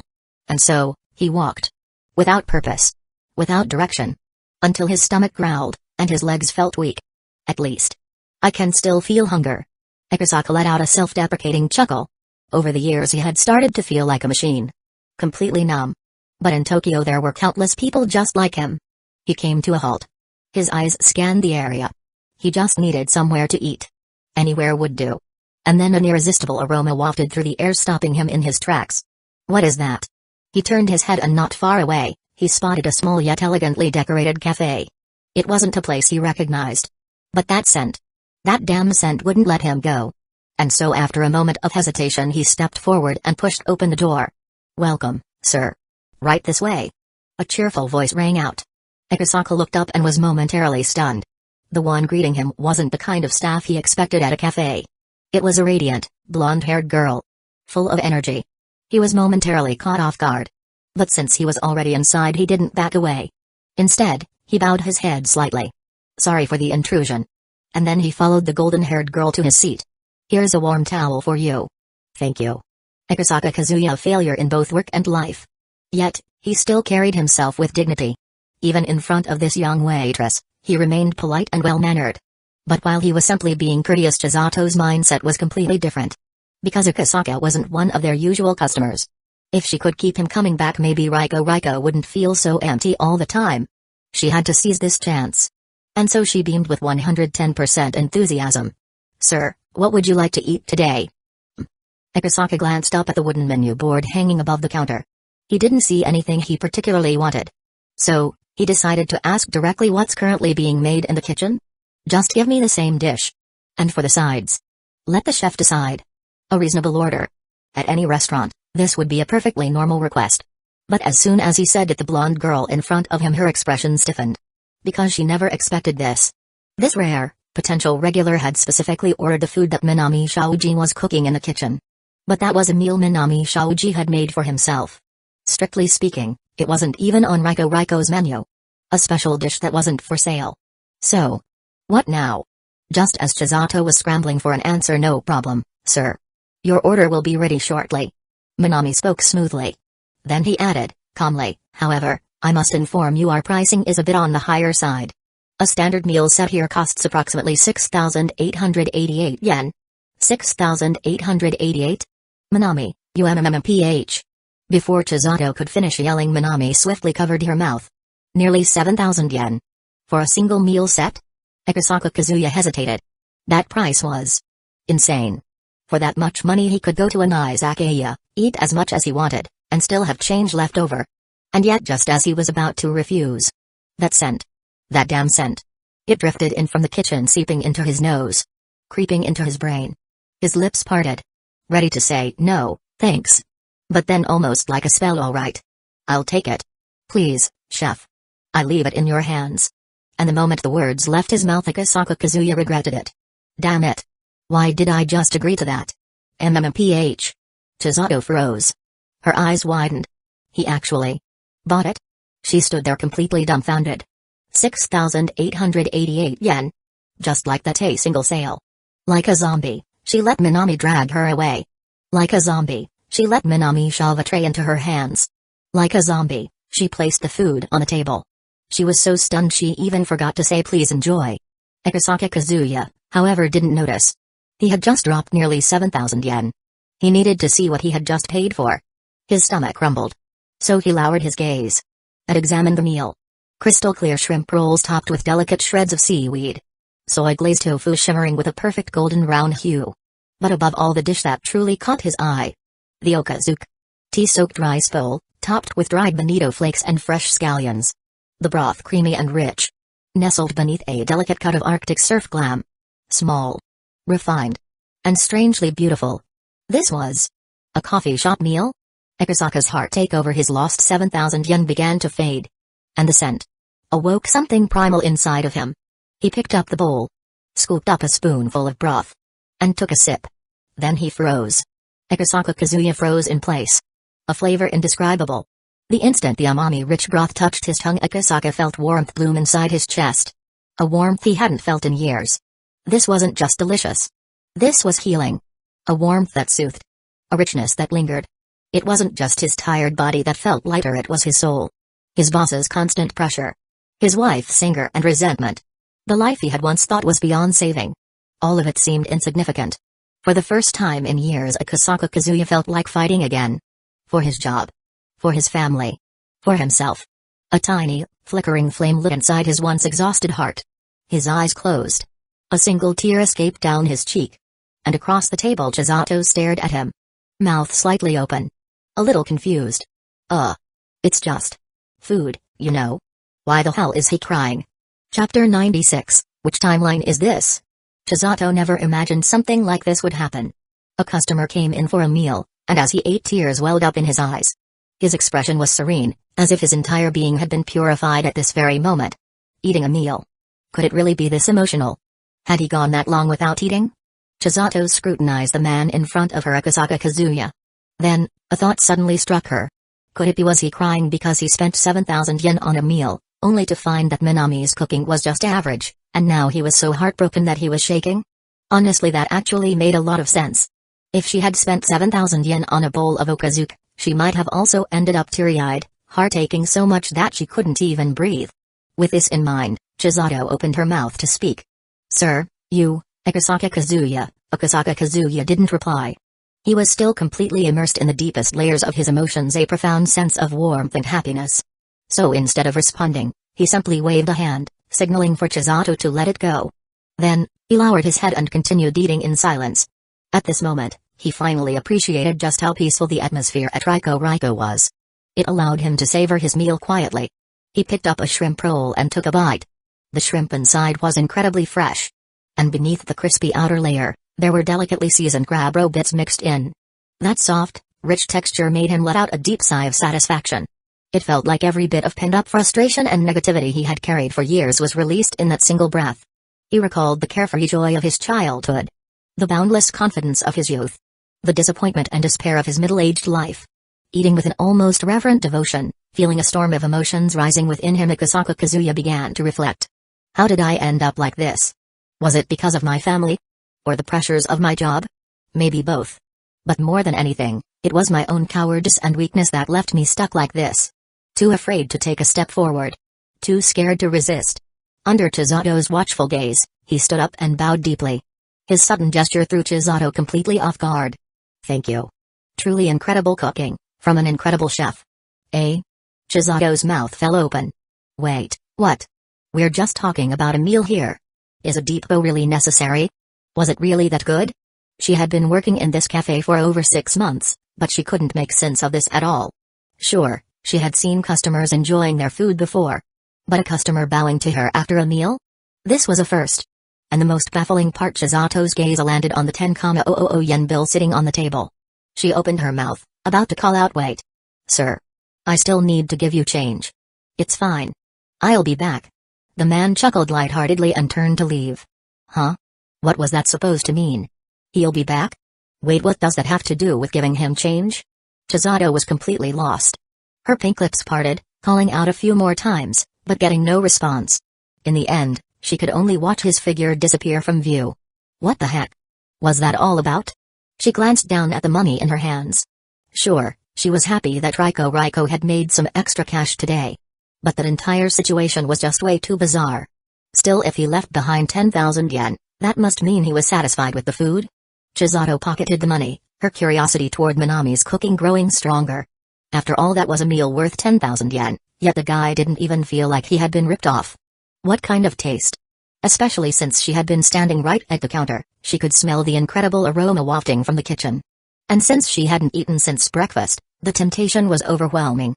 She took a step forward, intending to sneak into the kitchen to grab a bite, and then something utterly unexpected happened. Finally done. Wiping the light sweat off her forehead with her fair-skinned hand, Inoue Takina let out a slow exhale. The supply process for Riko wasn't exactly complicated. But because the cafe was located in a quiet residential area, it was a bit out of the way. That meant Takina and Kurumi usually handled inventory and orders themselves, and then had the goods delivered back with them. Normally, this whole process wouldn't take that long. But today Kurumi had disappeared somewhere to slack off. So, Takina had to do everything alone. Naturally, this made things much slower than usual. Did we just jump to another timeline? Luckily, Inoue Takina was a patient person. Since she had finished her inventory checks early, she worked diligently until now. Finally, it was done. After getting the delivery workers to load the goods onto the truck, Takina climbed into the vehicle, no longer bothering to look for Kurumi, who had gone off to slack. Since Kurumi loved slacking off so much, she could figure out how to get back to Riko on her own. Before long, the truck arrived at a small warehouse. Another round of unloading followed, stacking everything neatly inside. Takina stretched her tired body and let out a relieved sigh. Finally done. Inventory days were always a pain for her. But they had to be done. After all, Chisato was completely unreliable, always goofing off. And Mizuki? She drank so much alcohol that her brain was practically fried. If she relied on those two to manage the books, she might as well burn the entire ledger and be done with it. So in the end, it all came down to her. However, even if I handle these tasks well, Riko's business is still. Takina's expression darkened slightly. Since only the coffee was decent, Riko had always barely managed to stay afloat, relying mainly on regulars. But how much could regular customers really contribute? Because of this, Riko's finances were always unstable, and sometimes even ran a deficit. At this rate, forget about supporting the orphanage. Even keeping Riko open was becoming a problem. And on top of all that, there was also Chizato's heart condition. These issues piled up in her chest, becoming both a financial and emotional burden. What should I do? Sighing, Takina shut the warehouse doors, then turned around, lost in thought, while walking back toward Riko. Then she spotted someone standing by the street, looking completely stunned. Mizuki. Takina's already bad mood got even worse. She had explicitly told Mizuki to watch the shop before heading out, yet here she was, loitering outside. Riko is already struggling, yet everyone keeps slacking off. How are we supposed to survive like this? Mizuki-san, what are you doing? Didn't I tell you to watch Riko while I was out? Mizuki barely reacted, still wearing that same dumbfounded expression, mouth slightly agape. Huh? Even after being scolded, Mizuki still looked completely bewildered. Her mouth opened and closed, as if struggling to process something. Takina frowned. What's wrong with you? Mizuki swallowed hard, then shakily raised her finger, pointing forward. Even her voice trembled. Takina. Did we go to the wrong cafe? Huh? Takina snorted, crossing her arms. Mizuki-san, I told you to cut back on drinking. What do you mean wrong cafe? This is obviously Riko. Annoyed, she swatted Mizuki's hand away and turned toward her own cafe. And then she froze. Because what she saw was something completely unimaginable. The Riko she remembered was usually dead quiet. But now, it was completely packed.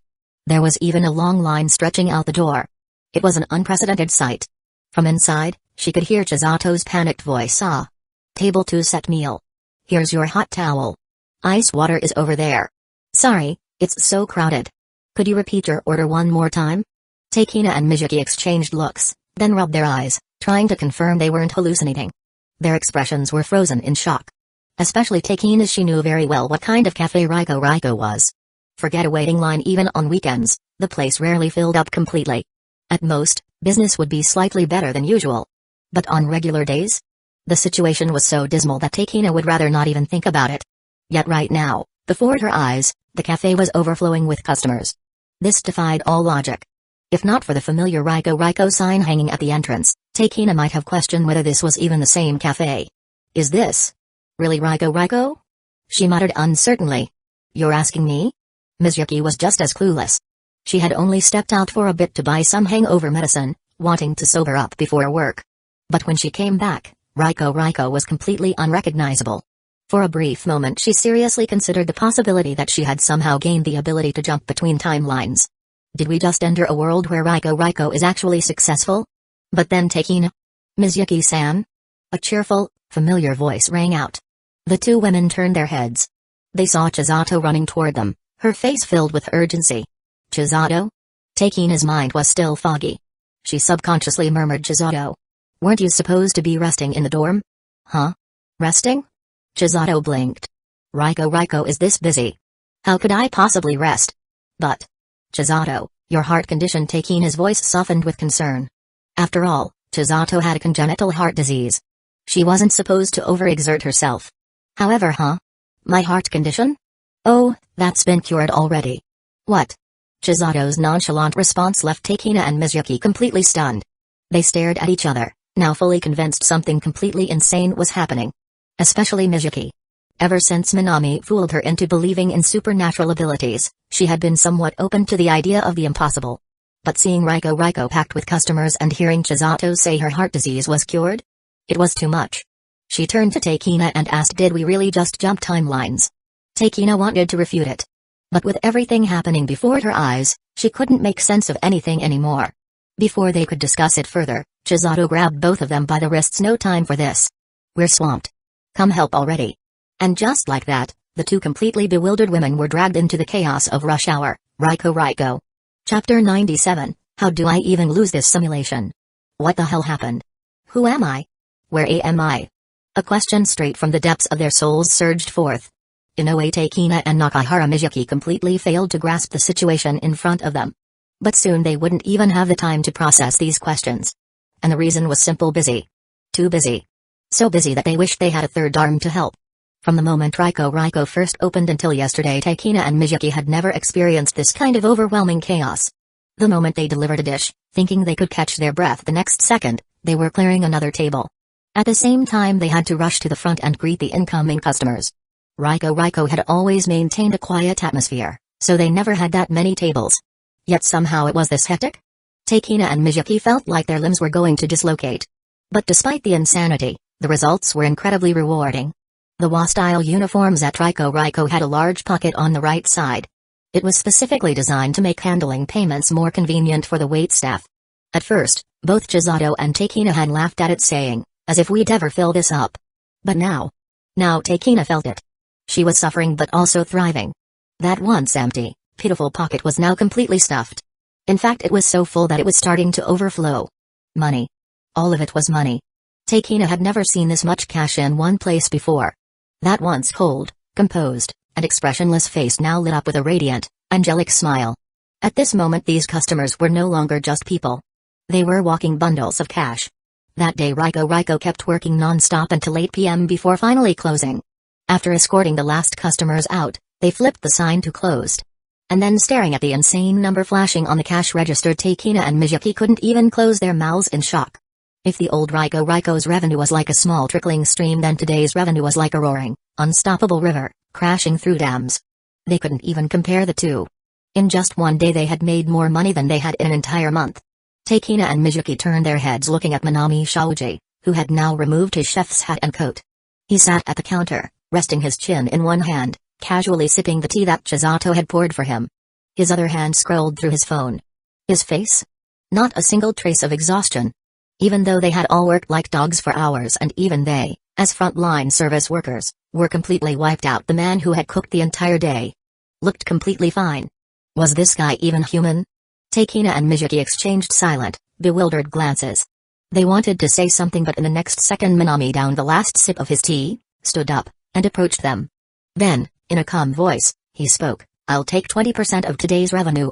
"That shouldn't be a problem, right, Inoue-san? Nakahara-san? 20%? Takina blinked her wisteria-colored eyes, momentarily startled. Not because he was asking for too much, but because he was asking for too little.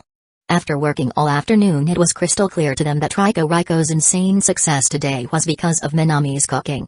Even from the back kitchen, the aroma alone had been irresistible. And today's massive crowds were proof.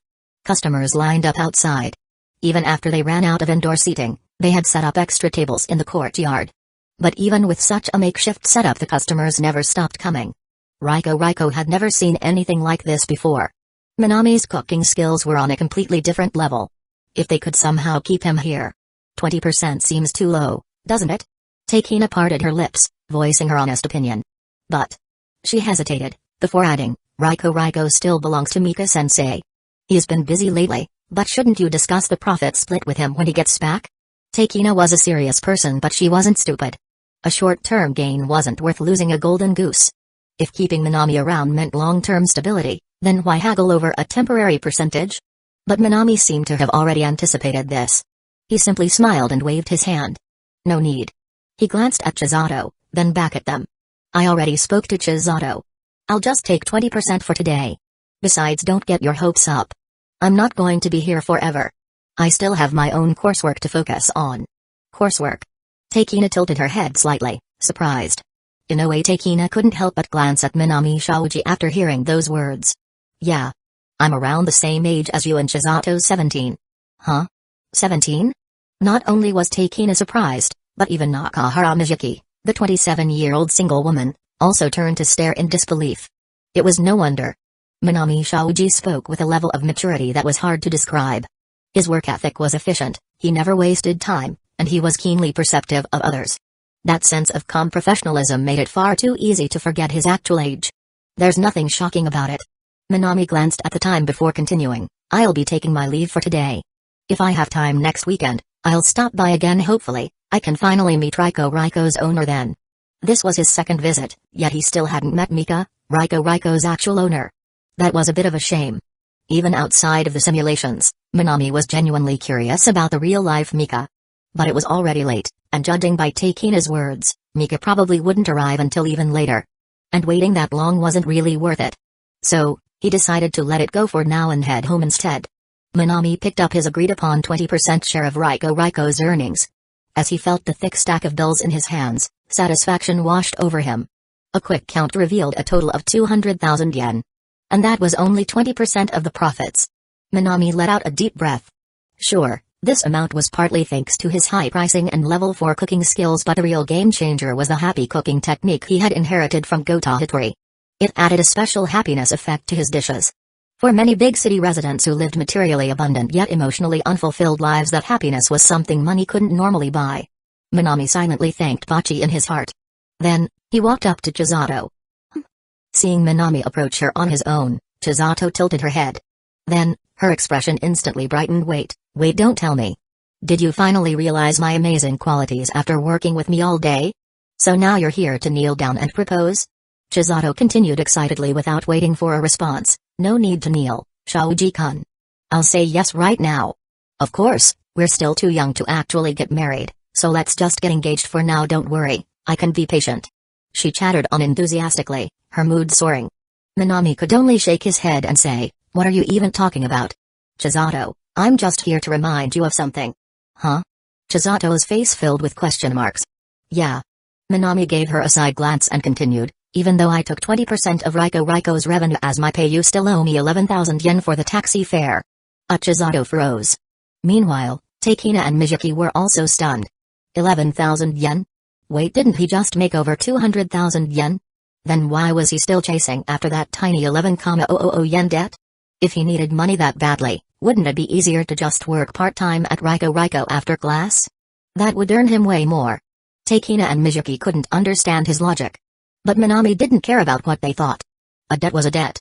Payment is payment. The two should never be mixed together. Besides, Minami Shaoji still hadn't officially decided to work at Raiko. This time, he only helped out because the cafe was too empty, and he happened to be free today. I got it. Shaoji-kun. But I don't have money right now. Later. I'll definitely pay you back later. It was 11,000 yen, right? I'll work hard and pay you back. Chisato clenched her small fists and looked up at him seriously. But before Minami could respond, Inoue Takina frowned slightly. Something wasn't right. Today's profits couldn't be touched, but Takina knew that Chisato had her own personal savings. A small stash of money that she had barely ever used. And 11,000 yen wasn't that much for Chisato. She could pay it back right now if she wanted to. So why was she stalling? Takina didn't get it. She was about to ask, but Minami simply nodded and said, "Alright, if that's what you say, Chisato, I'll be back next time." With that, he turned to Takina and Mizuki, gave them a slight nod, and walked out the door. Watching his figure disappear into the night, Takina finally turned to Chisato and asked, "Chisato, why are you purposely delaying the payment?" She finally voiced the question that had been bothering her for a while. But Chisato simply wagged her finger, clicked her tongue, and said smugly, "Too naive, Takina. You really don't know anything, huh? Huh? If I paid him back now, wouldn't that mean my connection with Shaoji-kun ends here?" Chisato grinned, letting out a small chuckle. "As long as I still owe him money, Shaoji-kun will keep coming back to Raiko. Now do you get it? Takina?" Her logic made sense. But for some reason, something about it just felt wrong. She didn't know how to respond and simply fell silent. But the silence didn't last long. Mizuki suddenly spoke up, "Chisato, earlier you said your heart problem is solved?" She had been too shocked to ask before, but now that she had calmed down, she needed to confirm it. Mizuki paused, locked eyes with Chisato, and asked in a serious tone, "Is that true?" "Yes." Chisato's heart condition had always been the biggest issue for everyone at Raiko. Something they had no choice but to face. But earlier Chisato claimed her condition had been cured. It's true. This time, Chisato didn't joke around. Her expression turned serious as she pressed a hand over her left chest. "Today, Shaoji-kun took me to the hospital for a checkup. The doctor confirmed my congenital heart disease is gone. But just to be sure, I still have to do a few more follow-ups." "It's really cured?" Even though Chisato had already said it earlier, hearing it again, in such a serious tone, still left Takina and Mizuki completely stunned. They couldn't help but ask, what was the cause? How did it heal? "You both already know, don't you?" Chisato smiled gently. Seeing that smile, Takina and Mizuki fell silent. Yes. They already knew the answer. It must have been that blue capsule Minami had given her this morning. But if that pill really was the reason, wouldn't that be too unrealistic? And yet the facts speak for themselves. Chisato leaned against the counter, staring at the teacup Minami had used earlier. She closed her eyes as if she could still feel his presence. "It's unbelievable. Even I was shocked. But you know." For some reason. Her voice was soft yet filled with an unshakable certainty. "No matter what Shaoji-kun does, I feel like I can accept it." Her words carried a light, carefree tone, but there was an undeniable firmness behind them. "Chisato, don't tell me." Hearing the emotion in her friend's voice, Takina couldn't help but ask. But Chisato cut her off with a grin. "What's wrong with liking someone?" She winked playfully at Takina and beamed, "I'm totally into him now." Under the warm lights of Raiko, the golden-haired girl declared without hesitation, hopelessly. Completely, utterly smitten. Meanwhile, back at his own home, Minami Shaoji stared at the floating screen of his romance simulator. "Let's run another simulation." Having already experienced 2 regretful endings in previous loops, Minami Shaoji was brimming with confidence this time. He refused to believe that this round of the romance simulator could still somehow throw him into another tragic ending. Chapter 98, Takina-san, Chisato-san, you too. If his previous run unlocking the starry, Kasokaban scene and easing relations with Hitori Gota was considered a god-tier ending, then this time, with Chisato, it was an overwhelming, breezy start. It wasn't just about unlocking the Raiko storyline ahead of schedule. Even Chisato's description in the simulator had changed from admiration to "you are the only one." Her heart condition? Fixed. Her feelings? A massive leap forward. Losing this time. Wouldn't that be practically impossible? Minami took a shower, keeping his mind sharp, then sat down on his bed and opened the simulator page. His remaining affection points were, current affection points, 810, after exchanging for the universal healing pill, his points had plummeted to 330. But Chisato was incredibly generous. In just one day, she had showered him with a whopping 480 affection points. Minami looked at the long list of, "You have gained 60 affection points from Chisato Nishikigi." He shook his head, amused. Yes, Gota Hattori had given him 600 points before, which was more than Chisato. But that was because Minami had actively reached out to her. Meanwhile, today with Chisato, Minami hadn't even tried to get close to her. He barely said anything nice. He had even been a little cold to her. Yet she kept giving him affection points. And not just a few 60 per interaction. If this wasn't generosity, he didn't know what was. Minami sighed. And then thought of someone else. Yamada Ryo. That woman had never given him even a single affection point. Just like her personality, she had invited him to a meal, only to ask him for 1,500 yen to pay her back. Well, whatever. Yamada wasn't one of his simulation targets anyway. If she didn't give points, she didn't give points. Minami dismissed the thought and activated the simulator. Current affection points remaining, 510, still decent. If the simulator somehow messed up again and threw him into another regret ending, he still had enough points for one more retry. Start simulation? Yes, remaining simulation attempts, 0, new relationship progress detected. Now auto-loading, a window popped up in his vision. Minami closed his eyes and immersed himself into the simulation. Returning home from Riko, you still carry that unwavering confidence. You recall the details of how you cured Chisato Nishikigi's congenital heart disease, and then, you think about the overwhelming affection she now holds for you like a river surging toward the sea. You believe that this woman who already admired you now belongs to you completely. Yes. You were born perfect, and with your 9 out of 10 beauty score, once someone falls for you, they will never escape. This time, you will have no regrets as you walk towards happiness with her. This time, you are absolutely confident. However, aside from romance, you also understand that there are other matters to handle, like the financial situation of Riko, and the operation of the orphanage. For that reason, you decide, 1. Devote yourself entirely. With your help, Riko's income will skyrocket. 2. One person's strength is limited. Instead of doing it alone, train either Inoue Takina or Chisato Nishikigi to become a new head chef. Teaching them will be more sustainable. 3. Spending your whole life at Riko sounds exhausting.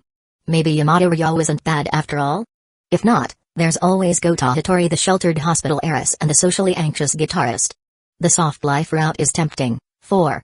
Personally simulate, ignoring the high-level choice of 4. Personally simulate. Minami looked at the other 3 options, and started to think. First off, I can immediately eliminate the third option. There's no other reason, the content is just too ridiculous. Living off Yamada Ryo is one thing after all. She comes from a wealthy family, is an only child, and her father's private hospital is practically a massive inheritance waiting for her. Even if she spent her entire life doing nothing but enjoying herself, she'd still be set for life in Tokyo. But Gota Hattori. This simulator really loves bullying introverts, huh? Yes, Gota Hattori comes from a well-off family, but that's all it is, well-off. She even has a younger sister, Gota Futari.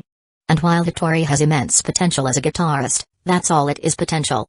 There's no way Minami could actually rely on Gota Hattori to earn money while he just wasted time gambling. So, the third option was out. That left him with option 1 and option 2. To be honest, if this were the second loop, when he knew that Chisato Nishikigi only had 1 month left to live, Minami would have definitely chosen 1. Pour all your effort into Riko. If you help out, its revenue will skyrocket. He would have devoted every moment to being with her in her final days, and transformed Riko into one of Tokyo's top gourmet cafes. But now, it's different. Chisato had a future to look forward to. Choosing option 1 now would be short-sighted, and too self-centered. Even though he had a deep bond with Chisato, Minami was still an outsider. The problems of Riko needed to be solved by its own members. It was the same mistake he made in Gota Hattori's third loop. Back then, he interfered too much in the band's development, and as a result, after just one setback, the band fell apart. A person shouldn't make the same mistake twice. Minami's gaze moved to the second option. Teaching someone to fish is better than giving them fish. If he had to choose, he'd rather teach Chisato Nishikigi and Inoue Takina. He selected option 2. From past experience, you understand that excessive interference only makes strong people weak and dependent. Rather than struggling alone in Riko, it's better to let its members grow and face challenges themselves. You decide to help Riko while also teaching Inoue Takina and Chisato Nishikigi how to cook. Your willingness to help has increased the goodwill of all Riko members toward you. You have caught the attention of Mizuyuki Nakahara, Kurami, and Inoue Takina. Good, good. In reality, Minami wasn't too concerned about these small goodwill increases. After all, it was just catching their attention. As long as he didn't suddenly turn into a playboy who attracted every woman he met, this opening was stable, so stable that he didn't even see a way to lose. He continued reading.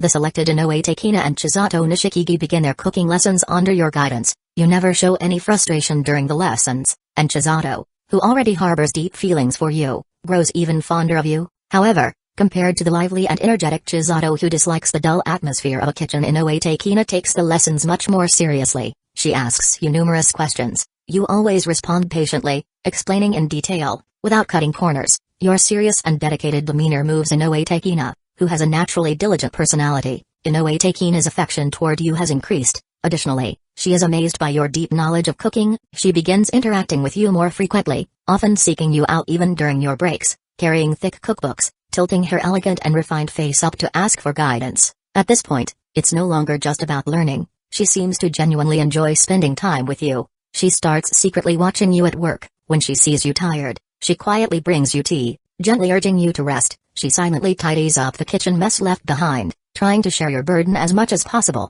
She isn't good with words, but this is her way of staying by your side. Your relationship with Inoue Takina has deepened. This is getting weird. Back in reality, Minami felt the memories of the simulation, and the image of Inoue Takina hardworking, considerate, acting like the perfect wife made him open his mouth in shock. Something's off. Something's really off. All he wanted was to increase Chisato Nishikigi's affection points. Why the hell was Inoue Takina suddenly making such a strong entrance? And why was her affection increasing so fast? This was seriously. Minami shook his head. Yes, he had expected that Inoue Takina's affection might rise. After all, in the last loop, she ended up marrying him. But this fast? That was unexpected. Still, this also proved how important Riko was to Inoue Takina. It seemed like, in her heart, Riko was only second to Chisato Nishikigi. Minami sighed. Since it already happened, he might as well see how things played out.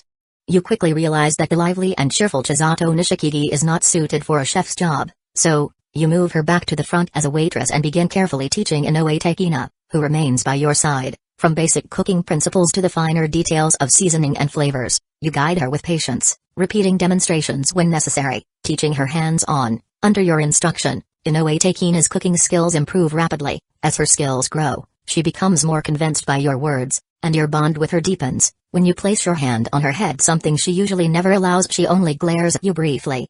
Though she mutters her discontent, her face still turns red as she shyly looks away. When you interact with the other Riko members, she secretly watches you. That usually stoic and emotionless face of hers softens ever so slightly. When customers praise your cooking, she stops for a moment to acknowledge it. As Riko gains popularity, online reviews begin comparing your culinary skills to those of other renowned chefs. While you simply laugh it off, she, on the other hand, takes it seriously and follows these reviews with great concern. With your help, Riko's revenue surpasses its previous records, and the orphanage's financial deficit is finally resolved. Seeing this, Inoue Takina, who already admired you, starts paying even closer attention to you. Your status in her heart rises. Huh? At first, Minami had tolerated the steady increase in affection points. But this last sentence, that, he couldn't ignore. Inoue-san. Are you serious? He immediately opened the love simulator. After confirming that this was still Chisato Nishikigi's romance simulation, not Inoue Takina's, Minami sat up on his bed, feeling extremely conflicted. This was supposed to be Chisato's moment, so why was Inoue-san stealing the entire show like she was the main heroine? He couldn't comprehend it. It wasn't like Chisato Nishikigi was shy like Gota Hitori. That girl was a full-fledged extrovert, social hurricane with level 4 social skills to prove it. As Minami pondered, the simulation text continued. All this time, Chisato Nishikigi had been silently watching you teach Inoue Takina how to cook. As someone who's practically sisters with Takina, she clearly notices the changes in her friend. Takina frequently murmurs your name when talking to Chisato. And whenever she hears it, she fidgets under Chisato's gaze, unable to sit still. Chisato finds this transformation in her best friend amusing and interesting. She does not interfere with Takina's feelings. After all, Chisato knows that no one has the right to stop someone from falling in love. She respects Takina's emotions, but in the end, you will still be hers. On this, she is utterly confident. In fact, she even thinks if she and Takina were to marry the same man and become one family, it might actually be fun. Huh? Seeing this new development, Minami could no longer stay calm. Wait. Chisato. Are you seriously considering this? Chapter 99, Yamada-san, save me. In fact, She even thinks if she and Takina were to marry the same man and become one family it might actually be fun. Minami stared at this sentence. Yes, he had already came to expect Chizato's wild imagination and eccentric personality. But this was on another level. What the hell kind of chaotic mindset does this girl have? Minami considered himself a bit of a troublemaker too. He enjoyed observing the drama from the safety of the simulation. But Chisato? She wasn't just watching. She was fully immersed in the chaos. And she was enjoying it. And this girl was seriously confident. Even though Takina's bond with Minami was getting stronger, Chisato still firmly believed she'd win in the end. She even planned out Takina's backup option: we'll just get married together. What kind of absurd thought process is that? Minami rubbed his temples, at a complete loss for words. If Mika, the cafe owner who had raised Chisato Nishikigi all these years, had been present, maybe he could have reined in this reckless and unpredictable girl. But whether in the simulation or reality, Mika, both the cafe manager and orphanage director, seemed to be constantly busy with something unrelated to Raiko. With a sigh, Minami shook his head in disbelief. There was no denying it, Chisato Nishikigi was a girl who constantly surprised him. Though, in this case, the surprise felt a lot more like a shock. Might as well keep reading. Honestly, even with things turning out this way, Minami still didn't regret choosing option 2. He vaguely remembered hearing about a radio drama related to Lycurus recoil in his previous life. In it, there was a scene where Chisato Nishikigi and Inoue Takina worked as models, wearing wedding dresses. At the time, Chisato hadn't resisted at all. In fact, she seemed intrigued and excited about it. Applying that to this world, it wasn't all that surprising that Chisato could be this open-minded. With that in mind, Minami kept reading. The lively, golden-haired girl and the stoic, black-haired girl, one was your original target, while the other unexpectedly grew closer, becoming a companion and student. You are neither dense nor oblivious, much less one of those unbearable, clueless light novel protagonists. Naturally, you are fully aware of Inoue Takina's growing feelings toward you. At the same time, you understand no matter how much distance you put between yourself and Takina, this girl, who is outwardly cold yet fiercely persistent, will never waver in her affections, and truthfully, you don't have the heart to coldly reject someone who is putting so much sincere effort into Raiko. Time continues to pass, you continue helping at Raiko in moderation while mentoring Inoue Takina. Whenever you teach Takina, Chisato watches from the sidelines, grinning without a care in the world. However, this time, whenever you feel tired, it is the ever-smiling Chisato who brings you coffee, and the normally reserved Takina who massages your shoulders. Minami blinked. Wait. Even Takina is doing this now? Chisato was one thing, but even the usually distant Takina was taking care of him? That was a bit too much attention. Even Kurumi and Mizuki were starting to take notice. But this peaceful routine didn't last long. Huh? Minami raised an eyebrow. So this peaceful period had a deadline. He had a feeling he knew why. At the moment, the person requiring the most attention at Raiko wasn't Mizuki Nakahara, Kurumi, Chisato Nishikigi, Inoue Takina. It was Mika. Minami took a sip of water and muttered, could it be Mika? Whether in reality or in the simulation, Mika had been conspicuously absent. Now, it was time to find out why. This peaceful period does not last long. Mika, who had been absent from Raiko for extended periods, suddenly collapses from exhaustion. After some frantic effort, you rush him to the hospital. The doctor informs a worried Chisato and Takina that Mika's collapse is simply due to overwork, and that he will recover soon with proper rest. While this news brings relief to everyone, it also raises questions in your mind. What had Mika been so busy with that he worked himself to the point of collapse? At your prompting, Mika, still lying in his hospital bed, finally reveals the truth. It turns out that the orphanage's ongoing financial struggles had become a serious burden. Mika had been traveling back and forth to Tokyo's Red Cross Society, desperately seeking financial aid. However, the officials kept rejecting him with excuses citing incomplete paperwork or insufficient facilities. Even after Mika painstakingly gathered all the necessary documents and met their every demand, they continued to push him away with further bureaucratic red tape. No matter what he did, they refused to fund a struggling orphanage on the brink of closure. The repeated denials, coupled with his already grueling workload, took a heavy toll on Mika both physically and mentally. Even someone as composed and patient as him eventually reached his limit. The endless stress, physical exhaustion, and emotional strain finally overwhelmed him, causing him to collapse. Minami exhaled softly. So that's what happened. Reading this explanation finally helped him understand why Mika had been absent. It wasn't because he didn't care about Raiko. He had been constantly occupied with trying to secure funding for the orphanage.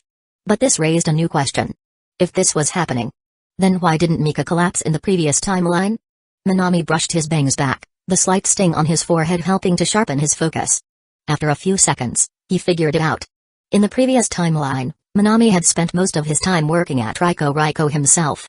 Because of this, the cafe's revenue had increased significantly. Miko had probably considered seeking help from the Tokyo Red Cross back then, too.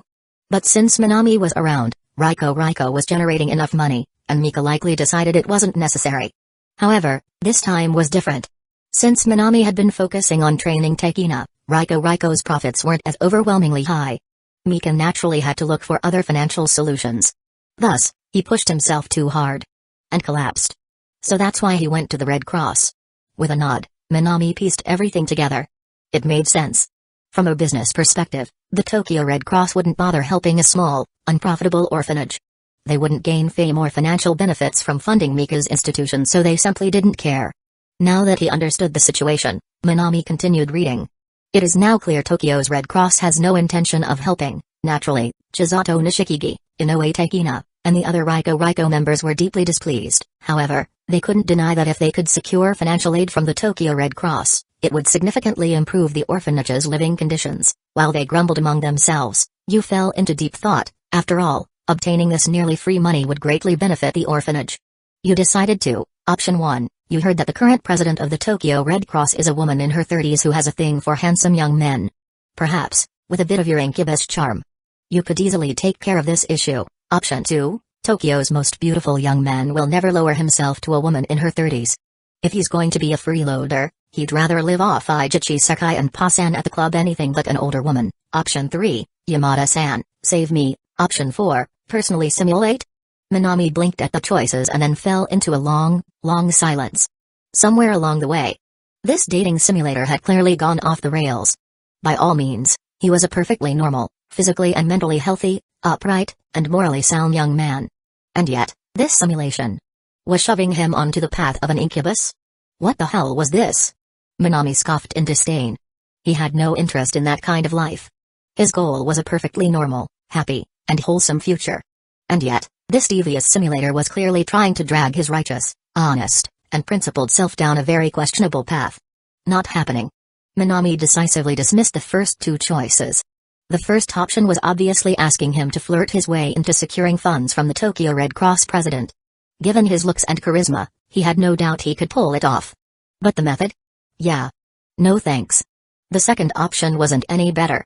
It was essentially saying, if you're going to be a freeloader, at least choose the rich, attractive club ladies instead.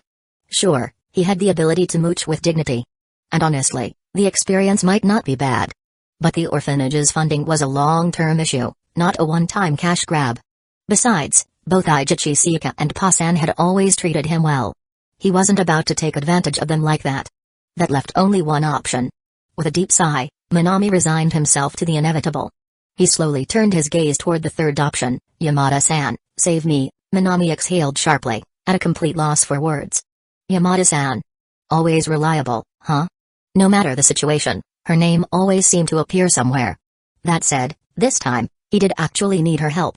For a simple reason, running a private hospital in Tokyo meant that Yamada's father naturally had incredible connections.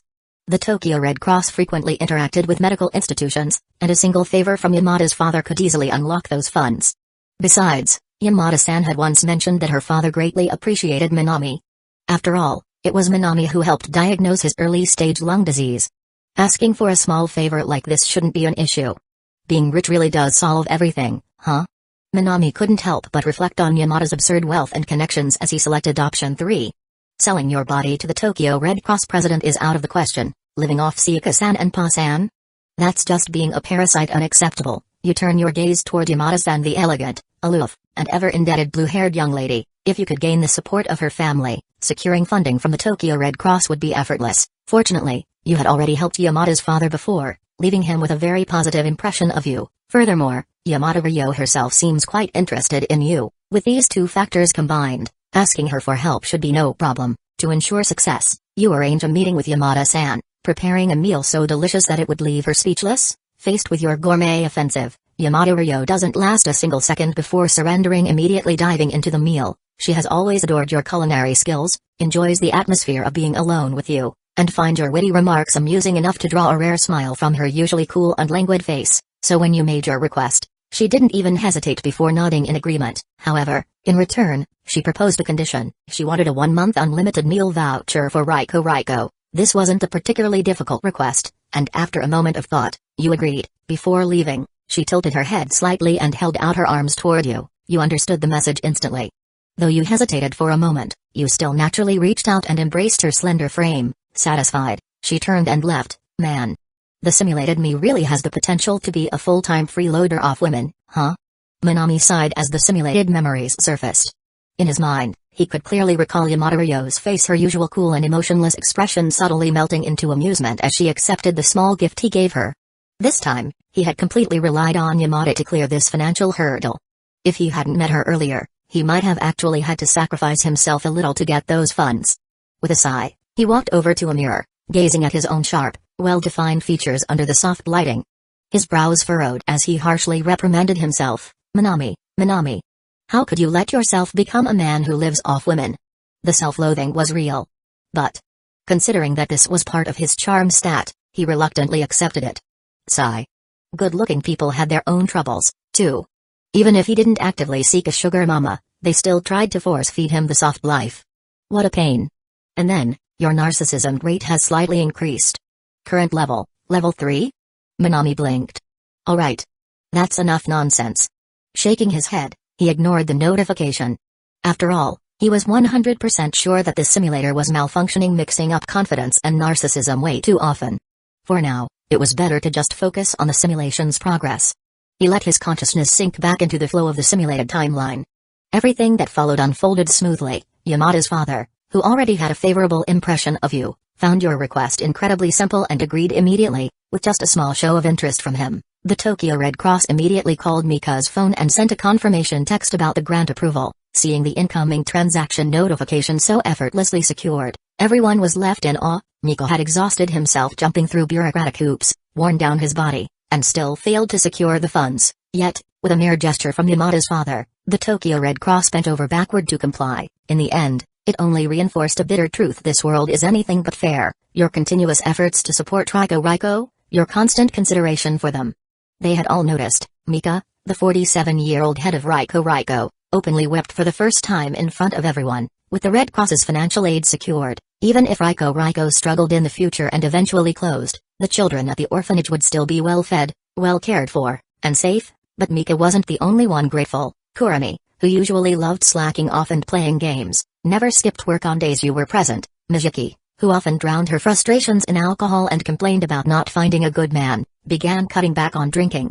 Though she still enjoyed the occasional drink with friends, the destructive habits had faded. As for Chisato, in her world, your place had already become irreplaceable.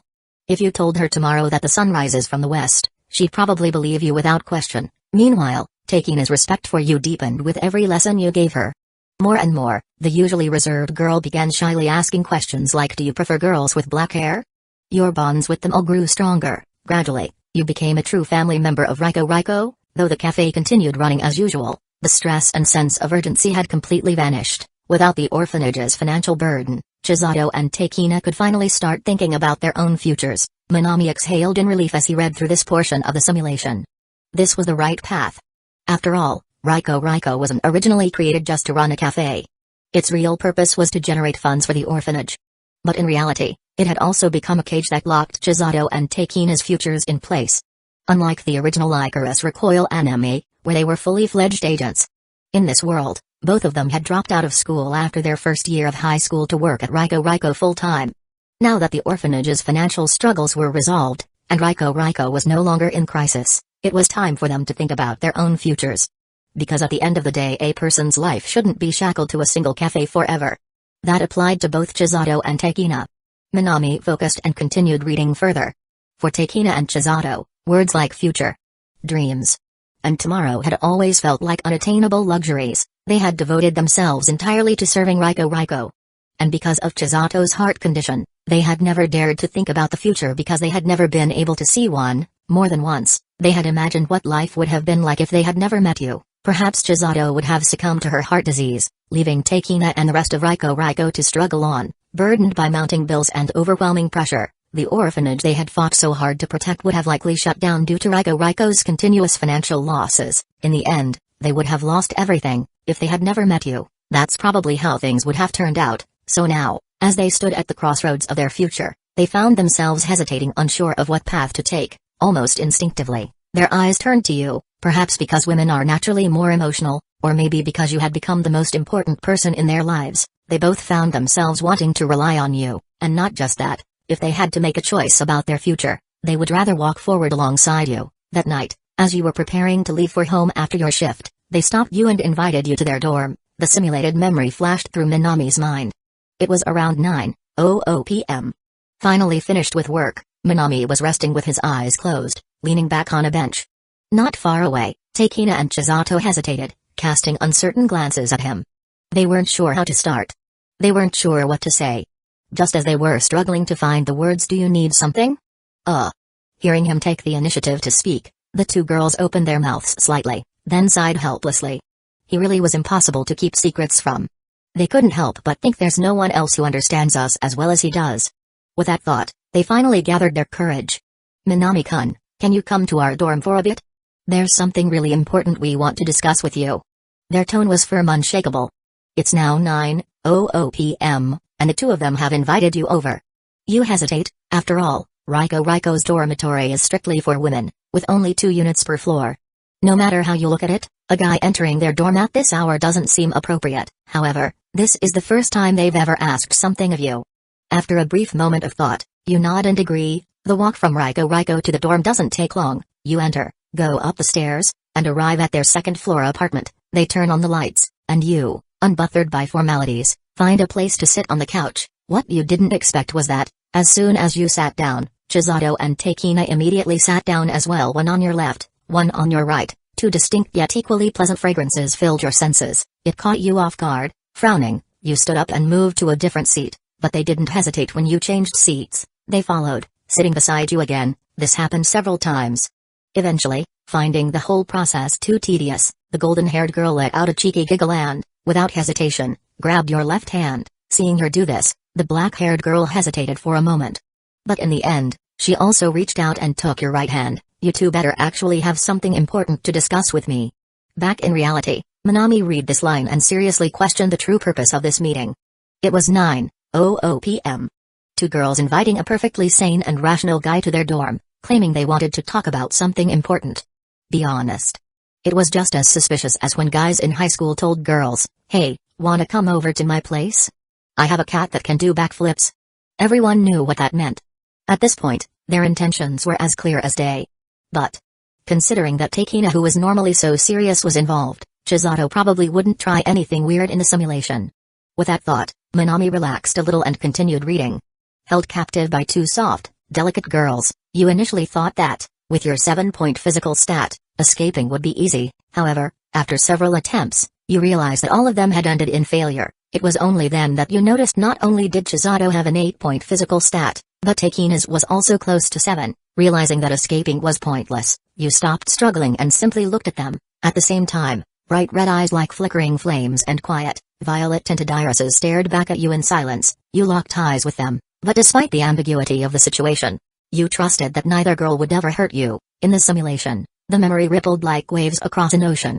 Inside the Riko dorm, Minami sat calmly, his hands tightly held by the 2 girls. On his left, Chisato's playful smile remained as mischievous as ever. She even seemed to be testing her limits, subtly inching closer. Meanwhile, on his right, Takina hesitated. After a brief moment of indecision, her fingers lightly relaxed. And she let go. Unlike Chisato, who was still grinning and clinging to him, Takina eventually backed down. Seeing her behavior, Minami let out a small sigh of relief. At least one of them was acting normal. He simply looked at them with concern and softly asked the reason they had called him over. He could sense that, over the past few days, both Takina Inoue and Chisato Nishikigi had been feeling uneasy. Takina, usually sharp and efficient at work, had been making small mistakes.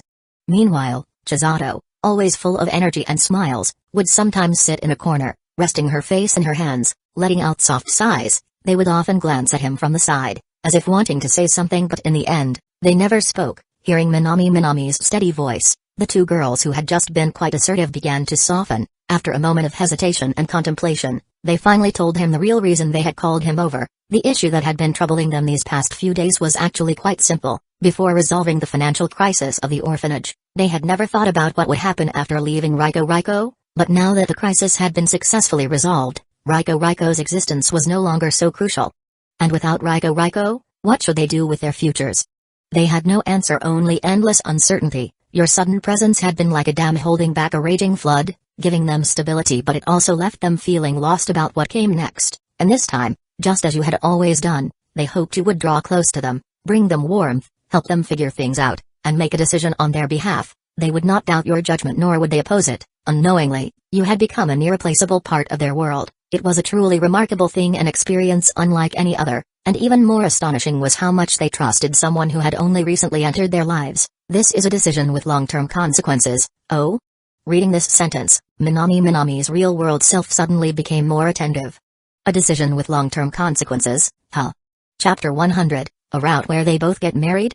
This is a decision with long-term consequences. Unknowingly, you had become an irreplaceable part of their world. It was a truly remarkable thing, an experience unlike any other, and even more astonishing was how much they trusted someone who had only recently entered their lives. Trust breeds reliance, and reliance nurtures affection. As they gazed at you, everything was already clear in their eyes. If trust had a numerical score, your trust in them would be 100, but their trust in you would probably be double that. Faced with their unwavering belief in you, you must decide. 1. Despite your own limitations, you choose to fully respond to their expectations and trust, actively planning their futures for them. 2. Your abilities are limited, so you can only take responsibility for one of their futures. Choosing this option will lead to a branch where you must select either Chisato or Tekina. 3. Bearing responsibility for another person's future is an immense burden. As a mere mortal, you cannot shoulder the weight of their lives, nor can you respond to their expectations and trust. 4. Personally simulate. Apart from 4. Personally simulate, the three options were laid out neatly before him.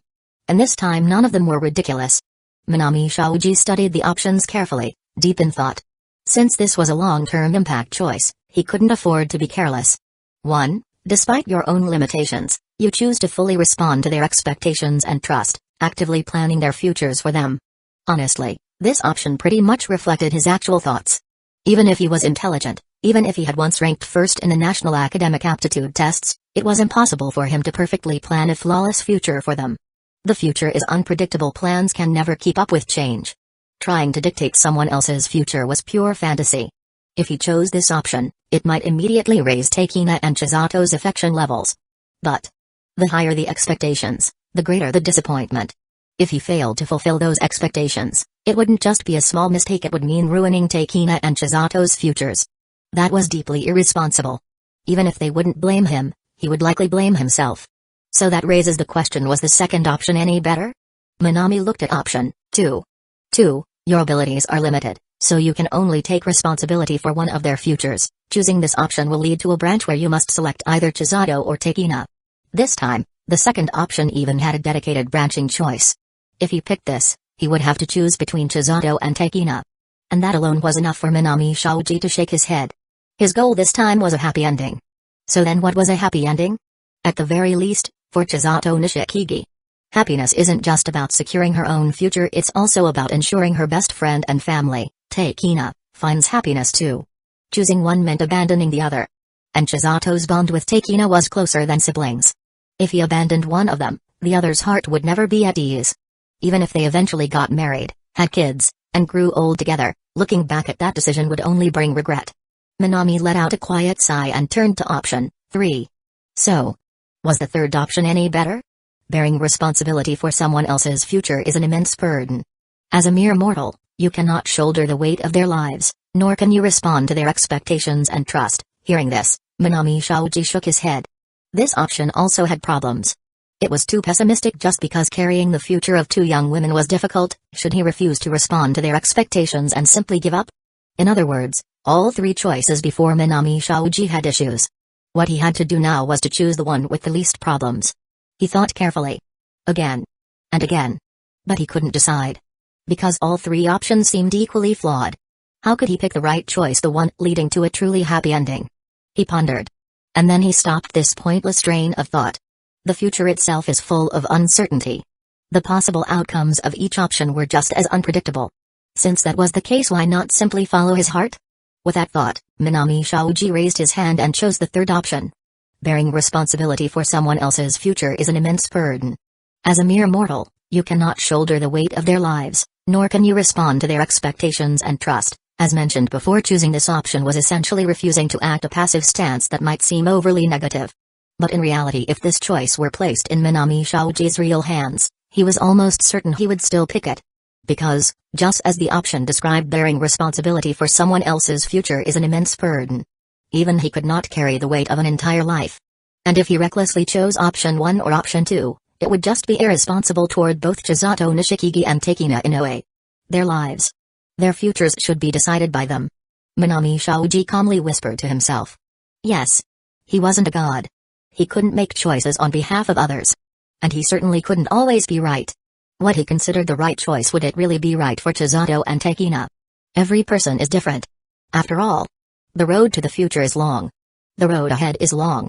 It is a path they must walk on their own. They may feel lost at times, they may struggle, they may fall and get hurt, but that, too, is part of their lives. Keeping this in mind, for the first time, your usually confident self refrains from giving them a clear answer or making a choice on their behalf. Because their lives belong to them alone, you have neither the right nor the desire to interfere. Hearing your words, they feel a tinge of disappointment. However, you also reassure them, telling them that if they ever feel lost or sad, they can always rely on you. You may not be able to choose for them, but you will always stand by their side. Hearing this, they are still uncertain about the future, but they no longer feel as anxious as before. Since it was already late, the two of them invited you to stay the night. At first, you hesitated.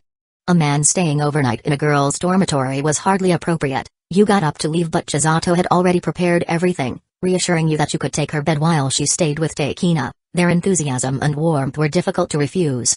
And perhaps, after declining to help them make a decision earlier, you felt a slight sense of guilt. Your heart softened. So, after a bit of half-hearted resistance, you agreed. After a quick shower, you lay down in Chisato Nishikigi's bed. Before sleeping, Chisato earnestly promised you that she would absolutely not sneak into your bed while Takina was asleep. Her tone was serious. Her words sounded sincere, and with the ever-serious Takina keeping watch beside her, you chose to believe her. You closed your eyes and fell into a deep sleep. Perhaps it was the pleasant fragrance in the room, or perhaps you had been working too hard lately, but that night, you slept soundly. The next morning, you woke up feeling completely refreshed, but as soon as you sat up, you noticed something was off. The bed, which should have had plenty of space for one person, suddenly felt quite cramped. You lifted the blanket only to find two figures in pink and blue pajamas, breathing softly in their sleep. There was no denying it. Chisato Nishikigi had kept her promise. She did not sneak into your bed while Takina was asleep. Instead, she simply brought Takina with her and slept beside you. The memories of the simulation flooded Minami Shaoji's mind, bringing the scene vividly before his eyes. Just after opening his eyes but before getting up, Minami silently observed the two girls lying on either side of him. He turned his head and looked at the blonde girl beside him. At this moment, she was resting her head on his chest, golden hair cascading down, all while letting out small, silly hee-hee chuckles. But beyond this, what made Minami feel truly uncomfortable was Chisato Nishikigi was nothing like the delicate, quiet, sleeping beauties often depicted in anime. She not only snored loudly but also slept with her mouth wide open, breathing heavily, and worst of all, she had drooled a huge wet patch onto his chest. No wonder. No wonder he had dreamed about a flood engulfing the rice fields back home in Akita Prefecture. So this was the reason. In contrast, Takina Inoue on his other side. She slept soundly, eyes shut, completely still except for the fact that her hands were tightly wrapped around his arm, hugging it against her chest. Aside from that, she was as peaceful as a sleeping kitten. Thinking this, Minami felt utterly disgusted. As someone from China, he had none of the excessive politeness or soft-spoken, stammering kindness, yasashi, of Japanese light novel protagonist. He was straightforward, so, without hesitation, he lifted his foot and kicked Chisato Nishikigi off the bed. Thud. A loud crash. What happened? What's going on? The blonde girl, who had just been kicked off the bed, was clearly still half asleep. She drowsily pushed herself up from the floor, struggling to open her eyes, but in the end, she was too groggy to manage more than a half-lidded squint. Even Minami had to admire her astonishing ability to sleep through anything. If it were a normal person getting kicked off the bed, they'd be instantly wide awake. But Chisato Nishikigi was completely different. She looked barely aware of what had just happened. Nothing. Just an earthquake. Minami, face calm and expressionless, casually lied. Chisato didn't respond immediately. She just sat there, her head bobbing up and down like a nodding off student in class. After about a full minute, she finally reacted as if she had just reconnected to reality. Oh, an earthquake. That's all. No big deal. I'm going back to sleep. Then, without hesitation, she climbed back onto the bed, wrapped herself back up in the blanket and flopped right back onto Minami's chest. Even the spot where she had been drooling remained exactly the same. Minami. Minami fell into silence. At the same time, looking at Takina Inoue, who had slept through everything, Minami tried to pull his right arm free. But the next moment the still sleeping Takina made a soft sound, smacked her lips and like a kitten protecting its food she tightly wrapped her arms around his hand again. Minami. Forget it. Not worth the effort. With his only free left hand, Minami grabbed a tissue from the bedside table and wiped off Chizato's drool. Then, without hesitation, he closed his eyes. He couldn't do anything about either of them. Neither of them could be woken up. Might as well just go back to sleep. In the gentle glow of morning the three of them held each other tightly. You slept comfortably. The temperature was perfect between spring and summer, and none of you woke up until noon. Upon waking up, Takina Inoue, realizing her indecent sleeping position, immediately apologized to you, bowing over 10 times. You simply waved a hand and smiled, not minding at all, because compared to Takina, who knew her mistake and took responsibility, you were more concerned about how to deal with Chisato Nishikigi, who not only knew her mistake but deliberately repeated it, even dragging others into it. Faced with your questioning, Chisato immediately admitted she was wrong but confidently assured you that, since she succeeded this time, she would absolutely do it again next time. Her carefree, audacious attitude made you frown, and without thinking, you reached out, pinching her soft, cute cheeks and stretching them apart. Beside you, Takina Inoue watched as Chisato giggled playfully under your scolding. Her usually cold, indifferent expression softened. She leaned against the doorway, resting her cheek in her hand. She wanted to stay in this simple, happy daily life with you and Chisato. Everything was moving in a beautiful direction. Meanwhile, in reality, Minami fell into deep thought. There was something strange about this. Logically speaking, when two girls like the same guy, there should be an intense romantic rivalry, a heated battle for love. But between Chisato Nishikigi and Takina Inoue, Minami felt none of that. Instead, there was only harmony. Extreme harmony. It felt as if both of them were mutually accommodating each other, mutually yielding, neither willing to hurt the other through their own feelings. But if that were the case, what would happen going forward? Could this really be the harem route? Minami checked again. Yes. This was Chisato Nishikigi's romantic simulation. Not Takina's. Deep breath. Minami focused back on the simulation. Chapter 101, Then Let's Become a Literary Master. Time continued to flow forward. Under your guidance, Takina Inoue's culinary skills improved by leaps and bounds. Though she could not surpass you, she became fully capable of managing Raiko on her own. Even though Raiko no longer required your constant attention, you still frequently visited. To you, Raiko had undoubtedly become a second home. Takina Inoue, Chisato Nishikigi, and the others welcomed your presence warmly. They remained uncertain about their future, but through constant exploration, they slowly began to find their direction. Your encouragement and support filled them with warmth and reassurance. During your breaks, they often invited you to their dormitory to spend time together. They would rack their brains trying to pick the perfect movie for you, and they put great effort into preparing homemade desserts. Seeing you enjoy their cooking, even just a small smile of satisfaction brought them immense joy. Your visits to their dorm became more and more frequent. Mika, the cafe manager, never once voiced any objections about the closeness between the three of you. To him, as long as they could find happiness in the future, that was all that mattered. But beautiful moments are never meant to last forever. As time continued to pass, you began dedicating yourself to university entrance exam preparations.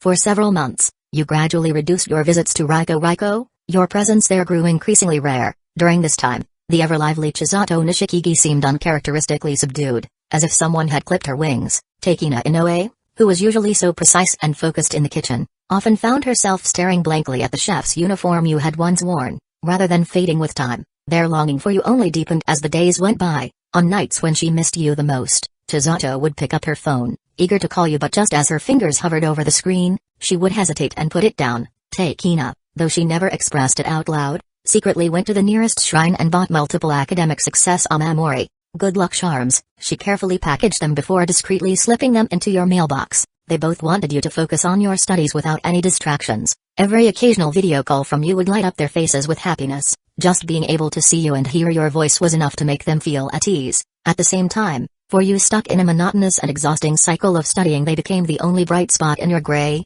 tedious days. Within the simulation, memory fragments surface. Minami-kun. Seriously. Do you even remember the last time you sent us a message? On the screen, Chisato Nishikigi's bright, energetic voice echoed through the video call. As she saw you looking well, she subconsciously relaxed, yet her lively personality took over in the next moment. She tilted her head and called out loudly, "Takina. Come over here. Stop washing dishes. That heartless guy who ghosted us for 8 days, 6 hours, and 5 seconds finally decided to send us a video message." "Huh? Is it Minami?" From the other end of the call, the sound of running water being turned off was heard. You watched as Chisato mischievously moved aside, revealing Takina Inoue, who was being forcibly pulled into the frame. "Wait. I'm not ready yet." Takina, slightly flustered, hastily wiped her damp hands on her apron. Then, out of your line of sight, she subtly adjusted her sleek, silk-like black hair before cautiously peeking half of her face into the camera. "Takina, what are you doing?"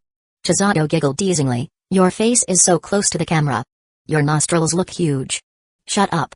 It's your fault for pulling me in so suddenly." Hearing this, Takina instinctively pulled back, her face slightly red. "Hee, no worries. Even if your face is too close, our heartless fiancé here wouldn't mind, right?" Chisato playfully dragged out the last word, looking at you through the screen with a mischievous smile. "Fiancé?" You raised an eyebrow. Humphrey. Without missing a beat, Chisato suddenly wrapped her arms around Takina, resting her chin on Takina's forehead as she looked into the camera. She blinked dramatically and said, "Leaving 2 adorable fiancés all alone in the cafe, abandoned and suffering in solitude for over a week without a single message. If that's not heartless, what is, Minami-kun? I don't recall ever getting engaged to either of you. And if I did, shouldn't it be to just one person?" You countered calmly, refusing to fall for her teasing. "That won't do." Chisato Nishikigi pulled the hesitant Takina Inoue closer and hummed playfully, "If Minami-kun wants to marry the great Chisato-sama in the future, he has to take Takina along too." Chisato. Hearing Chisato say such an embarrassing thing, the naturally serious and easily flustered Takina tugged at her sleeve and spoke up. But clearly, Chisato just smiled mischievously and ignored her. Meanwhile, on the other end of the video call, Minami showed a thoughtful expression upon hearing those words. After a brief pause, he casually responded, "If you put it that way, I'm actually more interested in marrying Takina." Humphrey too naive, Minami-kun. Chisato's face lit up with her usual mischievous grin. "If you choose to marry Takina, then Chisato-sama will come along as part of the dowry." Oh my, what a lucky guy you are. You must have saved the world in a past life to deserve this kind of treatment. Chisato reached out and playfully tapped the camera lens. To Minami, it felt as if she was poking the tip of his nose through the screen. "Ah, sure. Minami gave her a sidelong glance, his tone flat and monotone like he was reading from a script. "I truly am the luckiest man in the world."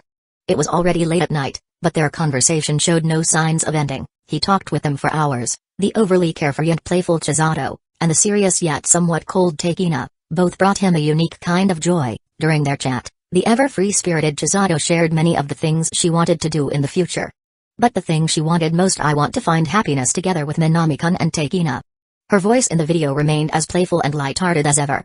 But, you could tell that there wasn't a single trace of falsehood in her words. They spoke their true feelings in a joking manner, hoping you would give them an answer, but you did not respond at that moment, not just because you were busy preparing for your exams, but because you needed more time to think. At the same time, you silently made up your mind. In reality, with the way this route is developing, could it really end up that way? Feeling the simulation memories surfacing in his mind, Minami found himself uncertain. A double marriage. Would that really count as a happy ending? He rubbed his temples. But since things had already progressed this far, all he could do was keep watching. Time continued to pass. To everyone's shock, despite having spent nearly an entire year working at the Raiko Cafe, you achieved the highest score in the University of Tokyo entrance exams. However, to everyone's surprise, you did not choose the medical department at Todai. Instead, you selected the university's literature program as your new path. Literature, huh? Seeing his simulated self's decision, the real Minami understood immediately. As someone who shared the same name, he knew exactly why he had made that choice. In Japan, literary figures have always enjoyed high social status. Even someone like Osamu Dazai, who attempted double suicide with his student, is still respected as Dazai-sensei in Japan. If he pursued this path, then maybe, just maybe, society would be more accepting of his relationship with Takina and Chisato. No. If he really wanted to walk this road, the struggles he would have to endure. At that thought, Minami shook his head and stopped overthinking it. That evening, to celebrate your acceptance into Todai, Raiko closed early to throw a party in your honor. Takina Inoue, using the cooking skills you had taught her, prepared a delicious feast. During the celebration, fueled by the mood and drinks, Mika the cafe owner made a suggestion to you. He hoped you would move into the Raiko dormitory and live together with Chisato Nishikigi and Takina Inoue. Given your daily commute to Todai and the poor conditions of your current rental apartment, the Raiko dormitory was undoubtedly a better choice. Faced with Mika's invitation, you were tempted, but at the same time, you had to consider aside from you, the Raiko dormitory was an all-female residence. Especially on the second floor, where Chisato and Takina lived, there were vacant rooms. Upon hearing your concerns, the members of Raiko simply exchanged knowing glances and smiled. They had already accepted you as family, so how could they possibly reject your stay over something so trivial? You officially moved in with Chisato and Takina. Living with Chisato and Takina was filled with both joyful moments and awkward ones. For example, when you were about to use the bathroom, only to find Takina already sitting inside, her face flushed red in shock as she stared at you, or waking up in the morning to find Chisato sprawled on top of you sometimes, Takina too, or when you went to do laundry, only to find the washing machine stuffed with an overwhelming amount of women's undergarments, or leaving your room half asleep, only to bump into Chisato, who was dressed far too casually for comfort. At times like these, you often felt that Chisato was doing it on purpose. But against her reaction speed, level 5, and natural evasiveness, you could never catch her in the act, leaving you with no choice but to let it go for now. Meanwhile, Chisato and Takina also noticed a change in you. You seem to be taking your studies even more seriously than before your entrance exams, while restocking supplies for Raiko. They would hear you mumbling about the novel structures. When preparing ingredients, they would see you flipping through complex foreign literature. Sometimes, the light in your room would stay on until late at night. Your sudden change puzzled them. After all, your academic performance was already top tier among your peers. Since you had already reached the pinnacle of your age group, why couldn't you slow down and take a break? But they never voiced these thoughts.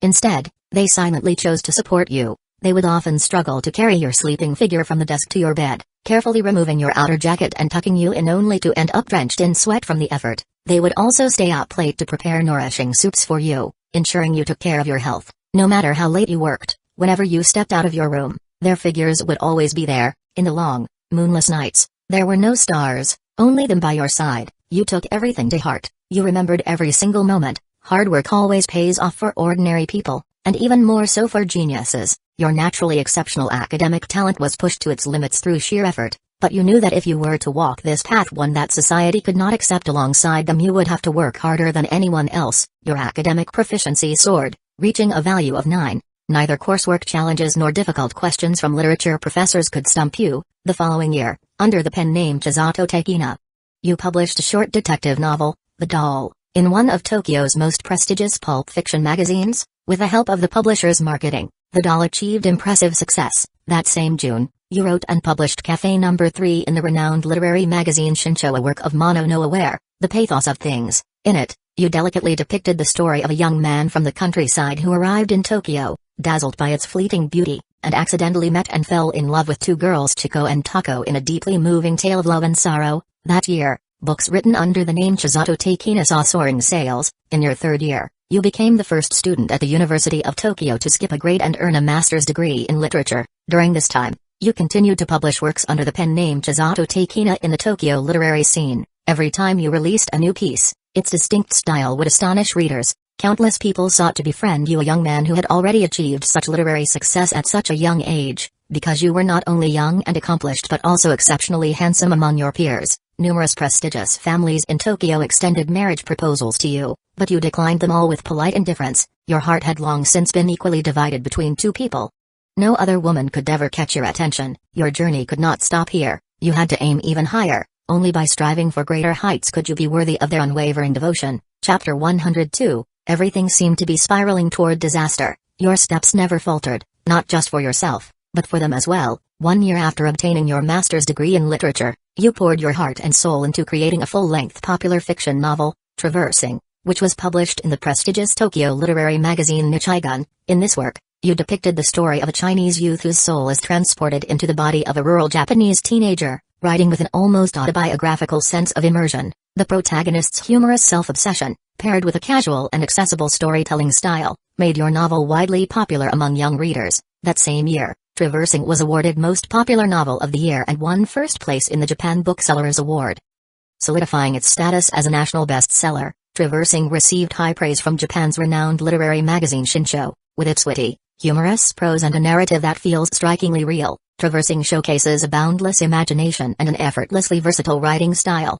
No matter the genre, this author seems to master it with ease. This is the work of a new generation literary powerhouse, Chisato Takina, the so-called demon king of modern literature. Your fan base exploded across Japan. Within the same year, your collected works were translated and published internationally, earning you a global readership. In just 3 years, you rose with unparalleled momentum, becoming a dazzling new star in the Japanese literary world. And at the same time, as these 3 years quietly passed, the two 17-year-old girls of the past had now blossomed into young women of 20. Chisato Nishikigi grew out her golden short hair, tying it at the side with a ribbon. A mischievous smile always played at her lips, making her look even more lively and adorable. She would constantly ask you, "So? When are you finally going to marry me?" There was no blame in her voice, only her usual playful teasing. She loved to rest her head against your chest and listen to your heartbeat. Only at times like these, when she, a never-cheerful girl who could never sit still, would finally become quiet. Takina Inoue, on the other hand, remained largely unchanged in appearance, except that her once shoulder-length black hair had now grown to her waist. Her violet wisteria-colored eyes had deepened, carrying a calm, quiet beauty, yet whenever she gazed at you, that serenity would shatter, melting into pure warmth. After 3 years of living together, they had came to understand your habits inside and out. Likewise, they knew exactly why you worked so tirelessly. In Japan, literary figures hold an exceptionally high social status. The public's acceptance of a national writer is almost absurdly generous. If you could establish yourself as a literary giant, perhaps society would come to accept the relationship between you and them. You wanted them to be happy. That was why you abandoned a smooth, stable life you had once envisioned for yourself, diving headfirst into the waves of literature. Instead, you fought for their sake. But at the same time, Chisato Nishikigi and Takina Inoue never once cared about how the world perceived them. To them, the opinions of others were irrelevant. They simply followed their hearts, without regret. That alone was enough. However, they never dismissed the significance of your efforts either. During a rare moment of rest, you once asked them, "Why do you like me?" Pressed close against you, they whispered in your ear, "No special reason, really. Just thinking about you makes us happy." Yes. Perhaps love never needed a reason. You held them tightly, as if drowning in this ocean of happiness. The following month, you penned a novel titled Distant Lands and Snow, a deeply modern, romantic tale, told from a first-person perspective. It detailed a protagonist's chance encounter with two enchanting young women during a journey. With prose that was delicate yet pure, gentle to the point of being utterly transparent, you painted the beauty of these two girls. Your writing, clear and elegant, blended effortlessly with the melancholic, wistful hearts of your characters, making this short story a literary masterpiece. Distant Lands and Snow was published under your pen name, Chisato Takina, and immediately sent shockwaves through Japan's literary world. Among the novel's breathtakingly beautiful lines, readers found the sorrow of unattainable love. Snow blankets the distant lands, and there she stands bathed in its gentle glow as twilight descends. The scene of her figure against a snowy dusk carries a transcendental beauty beyond this world. And when the snowflakes settle onto her hair, an indescribable, breathtaking loveliness sends shivers through my heart. Excerpt from Distant Lands and Snow. Faced with such hauntingly beautiful words, readers could hardly believe that this masterpiece was the work of a mere 20-year-old author. Some scholars even question whether you had truly written it, but in the end, they abandoned their skepticism, instead urging you to submit Distant Lands and Snow for consideration in the prestigious Akutagawa Prize. Of course, you had already anticipated this. Submitting it for the Akutagawa Prize was a foregone conclusion, and as expected, Distant Lands and Snow won the Akutagawa Prize without a hint of controversy. In truth, with your intelligence level at 9, you had already accumulated more than enough literary expertise. Your only missing piece had been emotional depth, and their presence had provided you with the most genuine emotional experiences to draw from. At last, your signature writing style was fully established. Within the Japanese literary community, you became known as a leading figure of modern romantic literature, revered as Master Minami, and in that moment, the name Chisato Takina truly resounded across all of Japan. You were only 21, with fame came wealth.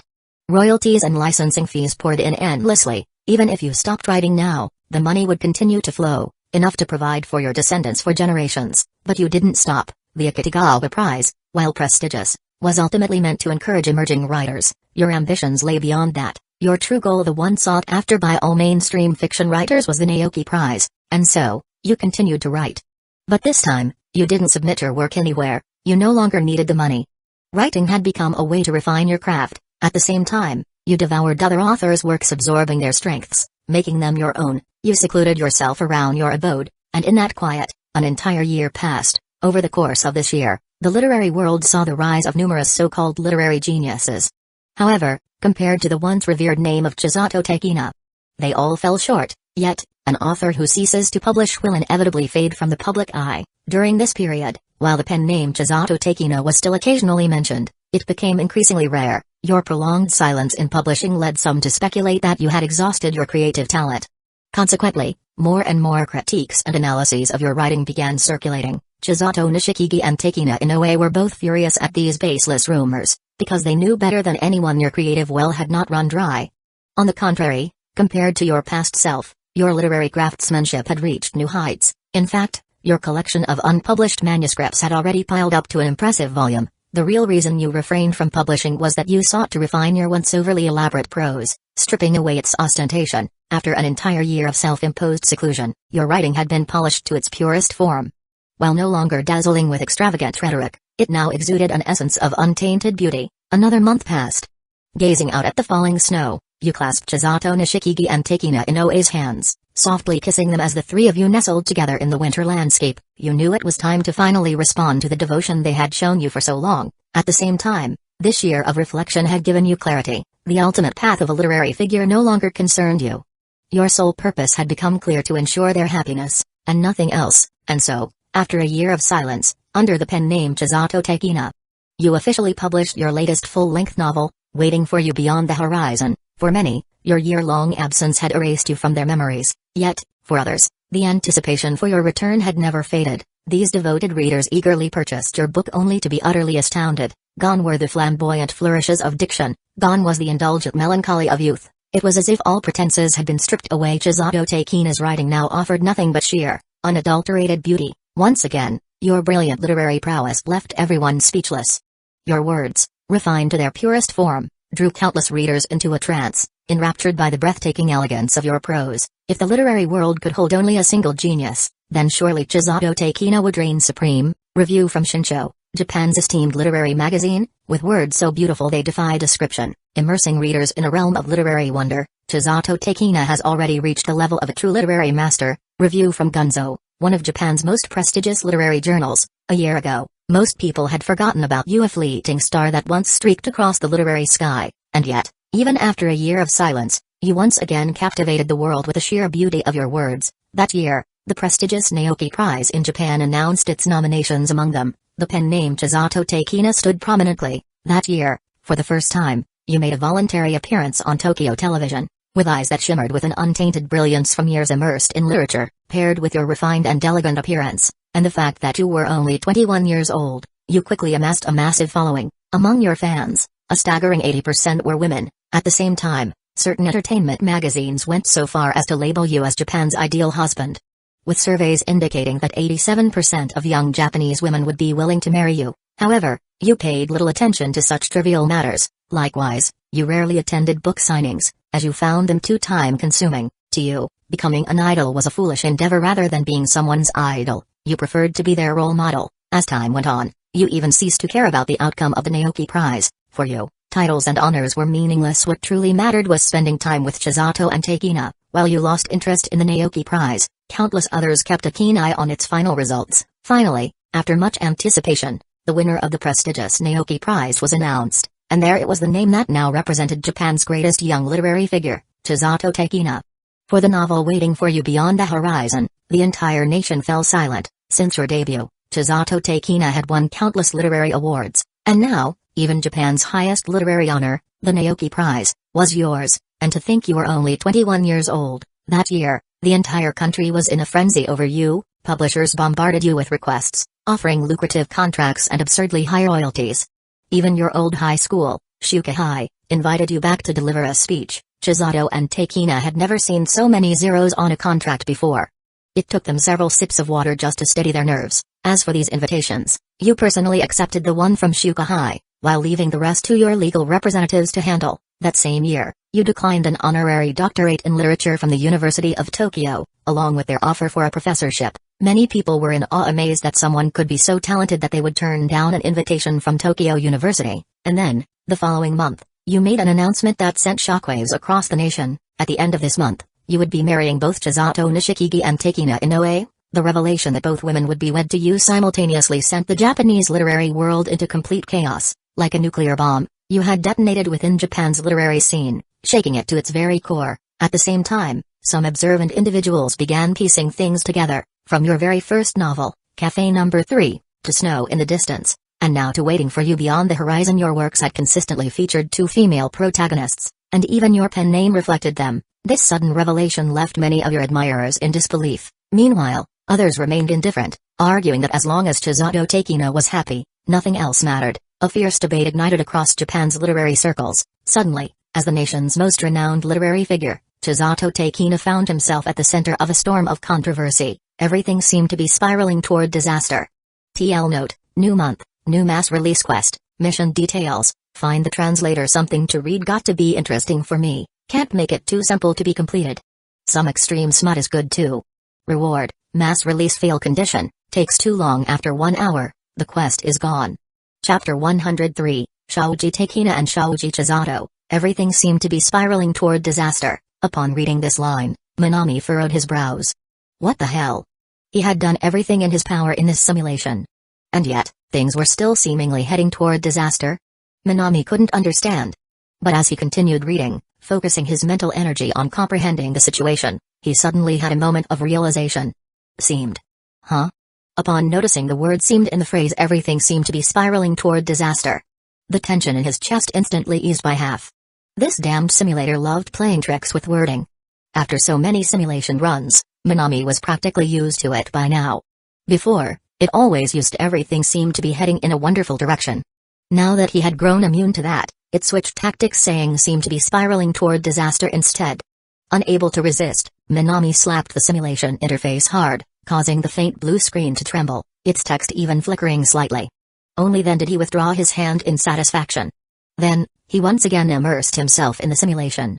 Although this could very well be another trick, he couldn't rule out the possibility that something truly was amiss. He needed to keep reading to find out how things would develop. Everything seemed to be heading in a terrible direction, yet, you paid no mind to the rumors, so much so that you didn't even bother explaining yourself. To you, as long as Chisato Nishikigi and Takina Inoue could be happy, petty criticisms and accusations were meaningless. You were indifferent. As for Chisato Nishikigi, that was even more out of the question. The lively and mischievous girl didn't just ignore the backlash, she actually found it amusing. Eventually, she even created a personal blog where she regularly posted affectionate photos and tweets about you and Takina. Mocking internet trolls became her new favorite pastime. Takina Inoue, on the other hand, remained as serious as ever. She formally issued a public apology, explaining the nature of her relationship with Chisato. Growing up together in an orphanage, they had been each other's pillar of support. Their bond was far deeper than that of ordinary sisters. Now, falling in love with the same person, to them, it was simply a path to greater happiness. In her public statement, Takina expressed her regret that their marriage had caused such a stir, but even so, she made one thing clear: she had no intention of backing down. A girl as steadfast as her would never let outside opinions dictate her decisions. Both girls voiced their thoughts in their own ways, and you were no exception. As you prepared for the wedding, you also made time to write a short romance novel collection titled The World and I. With simple, delicate, and unembellished prose, you laid bare your inner thoughts. There were no exaggerated emotions, no dramatic flourishes. The entire book was as soothing as a cup of lightly brewed tea, bringing a sense of tranquility to its readers. True to the words on the book's dedication page, the world's opinions have nothing to do with me. Upon publication, The World and I was an instant sellout. Readers were enthralled by its serene, refreshing style, and at last, they understood. Your mindset was exactly as described in the book, calm, unshaken, and at peace. Seeing this for themselves, many critics finally ceased their debates. After all, Chisato Takina was a rare, fresh force in modern Japanese literature, someone capable of crafting literary masterpieces like Waiting for You Beyond the Horizon and Snow in the Distance should not have their creative spirit hindered by baseless controversies. And in Japan, society's tolerance for literary geniuses was extraordinarily high. Thus, what had once been a fiery public outcry gradually faded away. Cafe Number 3, Snow in the Distance, and Waiting for You Beyond the Horizon became known as the romantic trilogy of the 21st century. But to you, Chisato Nishikigi, and Takina Inoue, such recognition no longer mattered. You informed your parents and your two elder sisters about your decision to marry both girls. Being simple country folk, they initially had their doubts, but in the end, they relented, accepting your choice. That day, you brought Chisato and Takina to your hometown, Far from the hustle and bustle of the city, your rural home in Akita Prefecture brought them a sense of comfort and relaxation. Your parents and sisters were stunned by the sheer beauty of the two girls, yet, after witnessing the deep, inseparable bond between them and their responsible, diligent nature, any lingering objections they had quickly vanished. Later that evening, your parents pulled you aside. Their only request was this: take good care of Chisato and Takina. Make sure they are happy. Without hesitation, you gave them your word. As for Mika, the cafe owner, he had known about your relationship for quite some time. He had simply chosen to turn a blind eye, even going so far as to support you in subtle ways. When you finally informed him of your impending marriage, he responded with nothing but a calm nod. To him, Chisato Nishikigi and Takina Inoue were like his own daughters, and he knew without a shred of doubt that the only person who could truly bring them happiness was you. He didn't dwell on it. He simply said one thing: I'm entrusting them to you. Yet, in that single sentence, you felt a weight as heavy as a mountain. In the study, you solemnly promised him. At the same time, the wedding you had been preparing for finally took place as scheduled. The ceremony was small. You only invited a few close friends, your family, and a handful of members from Riko. At the wedding banquet, the two brides in white wedding dresses radiated two completely different kinds of beauty. Chisato Nishikigi remained as lively as ever. Even in the cumbersome wedding gown that restricted her movements, she was still laughing and chatting with guests, pulling at your hand with a million things she wanted to tell you alone. Takina Inoue, in contrast, spoke little. Clad in her pure white wedding dress, she quietly held onto your arm, her wisteria-colored eyes frequently glancing at you, while a gentle blush bloomed on her fair cheeks, like a serene water lily in full bloom. Happiness rippled through your shared gazes. A simple smile was enough to convey everything between you. You were now married to them both. Your relationship with them had deepened further, so it really was a two-brides route? As the simulated memories replayed in his mind, Minami rubbed his temples, feeling a hint of surprise. Looking at it this way, his decision in this choice will have far-reaching consequences. Moment must have been the correct one. Had he chosen option 1, making future plans for both of them, it might have led to a tragic ending where neither of them found fulfillment. Had he chosen option 2, picking one of them, it likely would have resulted in a bittersweet ending, one person's happiness coming at the cost of lifelong regret for the other. Option 3, however, had been the hidden choice that led to the best outcome. And judging by how things were developing, it seemed like he had already secured a happy ending. But Minami made a strange face. Getting married to two people at the same time counts as a happy ending? After pondering for a moment, he came up with an explanation that at least made sense. To the simulator, happiness was defined by his and Chisato's marital life. If he had abandoned Takina to choose only Chisato, there was a high probability that Chisato would have felt regret even after marriage. For someone as lively yet gentle to everyone as Chisato, Takina's unhappiness would have been equivalent to her own. Now it all made sense. At the same time, Minami continued reading. On the night of the wedding, they both came to your room. That night, you experienced the fiery passion of a dancing flame and the gentle serenity of an orchid. That night, they willingly embraced you, and together, you all discovered the beauty of 36 different positions. You lost yourselves in one another. Your happiness increased. Chisato Nishikigi's happiness increased. Takina Inoue's happiness increased. Minami silently pulled up the simulation menu. Seeing that he had only 510 points of affection value left, he reluctantly gave up on the personal simulation option. It wasn't because he was particularly interested in the man and woman as one business. Minami mainly wanted to perfect the final outcome. With the personal simulation feature, he was certain he could achieve a flawless, 100-point simulation ending. Everything he did was solely for a perfect ending. That's all. To reiterate, Minami was absolutely not interested in that kind of thing.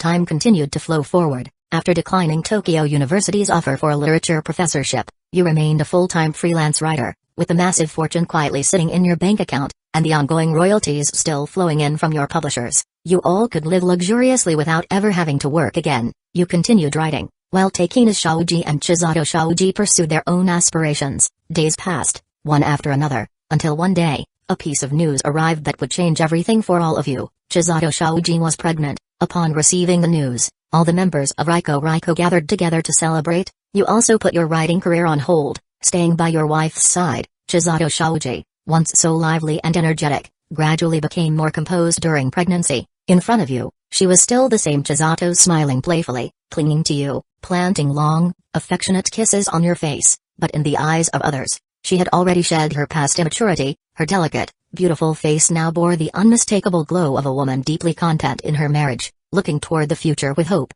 Meanwhile, compared to her best friend Chisato Shaoji's smooth and joyful journey, up until now, Takina Shaoji's belly had yet to show any signs of change, making her visibly anxious. Although she still maintained her usual gentle and composed demeanor, on many nights, she was far more proactive than before. You noticed her concern, you saw it, and you remembered it. At the same time, you didn't forget that in the regretful dream before, Takina Shaoji's pregnancy reaction was extremely severe, so severe that it might have cost her life. A mistake once made, you would never make again. You began carefully preparing meals to help stabilize her pregnancy and improve her constitution. Days continued to pass, and finally, one day, Takina Shaoji got the result she had been hoping for. That day, Chisato Nishikigi was overjoyed for her and even took it upon herself to name the child. From that moment on, you began paying extra attention to Takina Shaoji's health. Another month went by. Compared to Takina Shaoji, whose pregnancy had only just progressed, Chisato Shaoji was the first to give birth to a baby girl. You and Chisato Shaoji named her Shaoji Nashiro.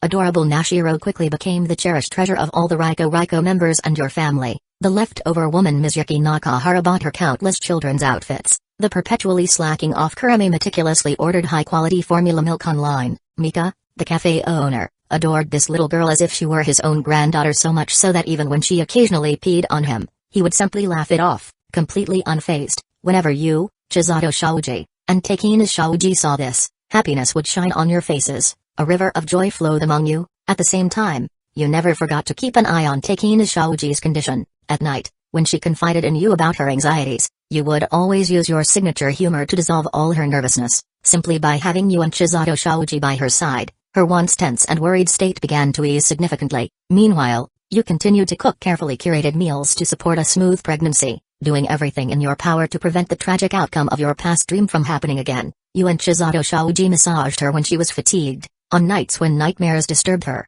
you and Takina Shaoji would comfort and soothe her unease. Under your combined care, time quietly moved forward, and finally, Takina Shaoji's delivery began. In response, you steeled yourself. This time there would be no regrets. Chapter 104, Chisato and Takina. This time there would be no regrets. Upon seeing this line, in reality, Shaoji Minami still felt a tinge of unease. After all, in the previous timeline's tragic ending, nobody had survived, and Takina Inoue's severe pregnancy reaction was what had ultimately ended her life. Even though he had made thorough preparations in this timeline, human physiology, not even doctors could predict everything with certainty. Tensing up, he continued reading.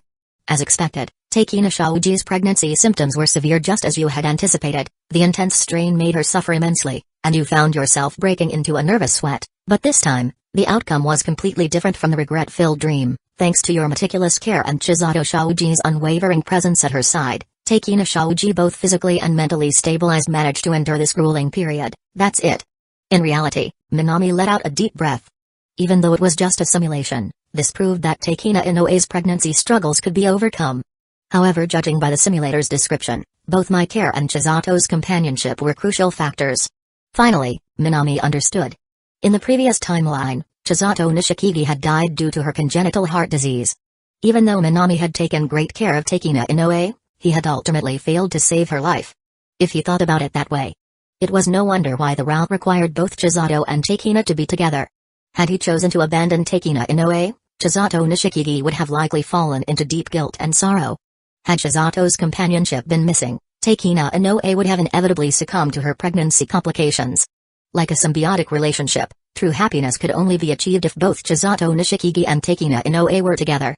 The simulation continued. After enduring days of struggle, Takina Shaoji finally gave birth to a baby girl. You and Takina Shaoji named her Shaoji Haratoki. Your lives were no longer as simple as before. Sitting in the garden you purchased with your manuscript royalties, watching the flowers bloom and wither before your eyes, seeing Shaoji Nashiro and Shaoji Haratoki grow up day by day, you couldn't help but feel an indescribable sense of emotion. It was as if your own life was continuing in another form. At moments like these, Shaoji Chisato and Shaoji Takina would always sit beside you, softly reminiscing about the time they first met you, whispering words of love that only the three of you could understand. Memories surged within the simulation. Flowers bloomed and fell in the garden. Sitting on the bench with them, just a single glance was enough to see the fulfillment in each other's eyes. I used to like you, Minami-kun, she said suddenly, gazing at their two daughters, who were playing and laughing in the yard. And now? Now? She paused for a moment before breaking into a playful laugh. Now? I think I like you even more. Her voice was both calm and mischievous, carrying far through the quiet garden.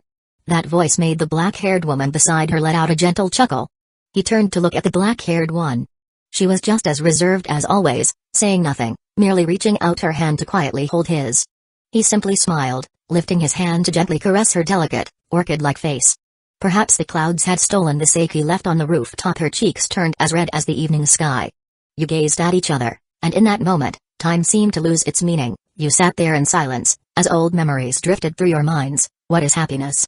Perhaps, simply exchanging a glance was already enough. That was happiness. Time continued to move forward. You gradually aged, while your daughters continued to grow. Shoji Harutoki, though she bore a striking resemblance to Shoji Takina in appearance, inherited none of her mother's composed and gentle personality. She was lively and energetic, so much so that Shoji Takina often found her a headache to deal with. Yet, despite frequently getting scolded, Shoji Harutoki always readily admitted her mistakes only to repeat them without hesitation the next time. Likewise, she inherited Chizato's extraordinary athletic ability. At school, her cheerful personality, exceptional physical abilities, and beauty that rivaled her mother's youthful elegance made her immensely popular. Not only did she receive love letters from boys, but even a number of girls sent them as well. However, despite her outstanding physical prowess, her academic performance was utterly mediocre. She didn't inherit even a fraction of your intelligence. You weren't too concerned about this. After all, studying was merely one pathway to a bright future.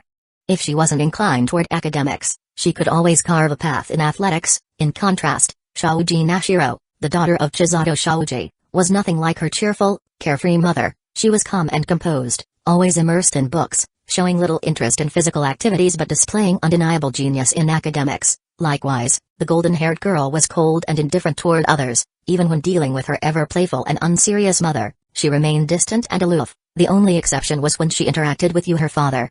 During those moments, she would drop her icy facade and secretly, almost sulkily, snuggle up to you. Whenever this happened, Chisato would always grin mischievously, call you away, and throw Nashiro a playful, teasing glance. This irked Nashiro greatly. Two daughters, completely opposite in nature, made Chisato Shoji and Takina Shoji wonder if they had somehow taken home the wrong babies at birth. But what frustrated them even more, was that despite how unruly and challenging their daughters could be with them, they were completely obedient when it came to you. Anything you asked of them, they would follow willingly. Chisato and Takina could only sigh in exasperation. Even in middle age, it seemed your charm over women hadn't diminished in the slightest. They both began to keep a much closer eye on you. Unaware of your wives' growing wariness, you continued your peaceful routine, spending time with your daughters, teasing your wives, and dedicating yourself to literary creation in your study. The mind cannot remain in the same state as it was in youth. At the age of 34, your writing skills had reached an entirely new level. With years of experience living alongside Chisato and Takina,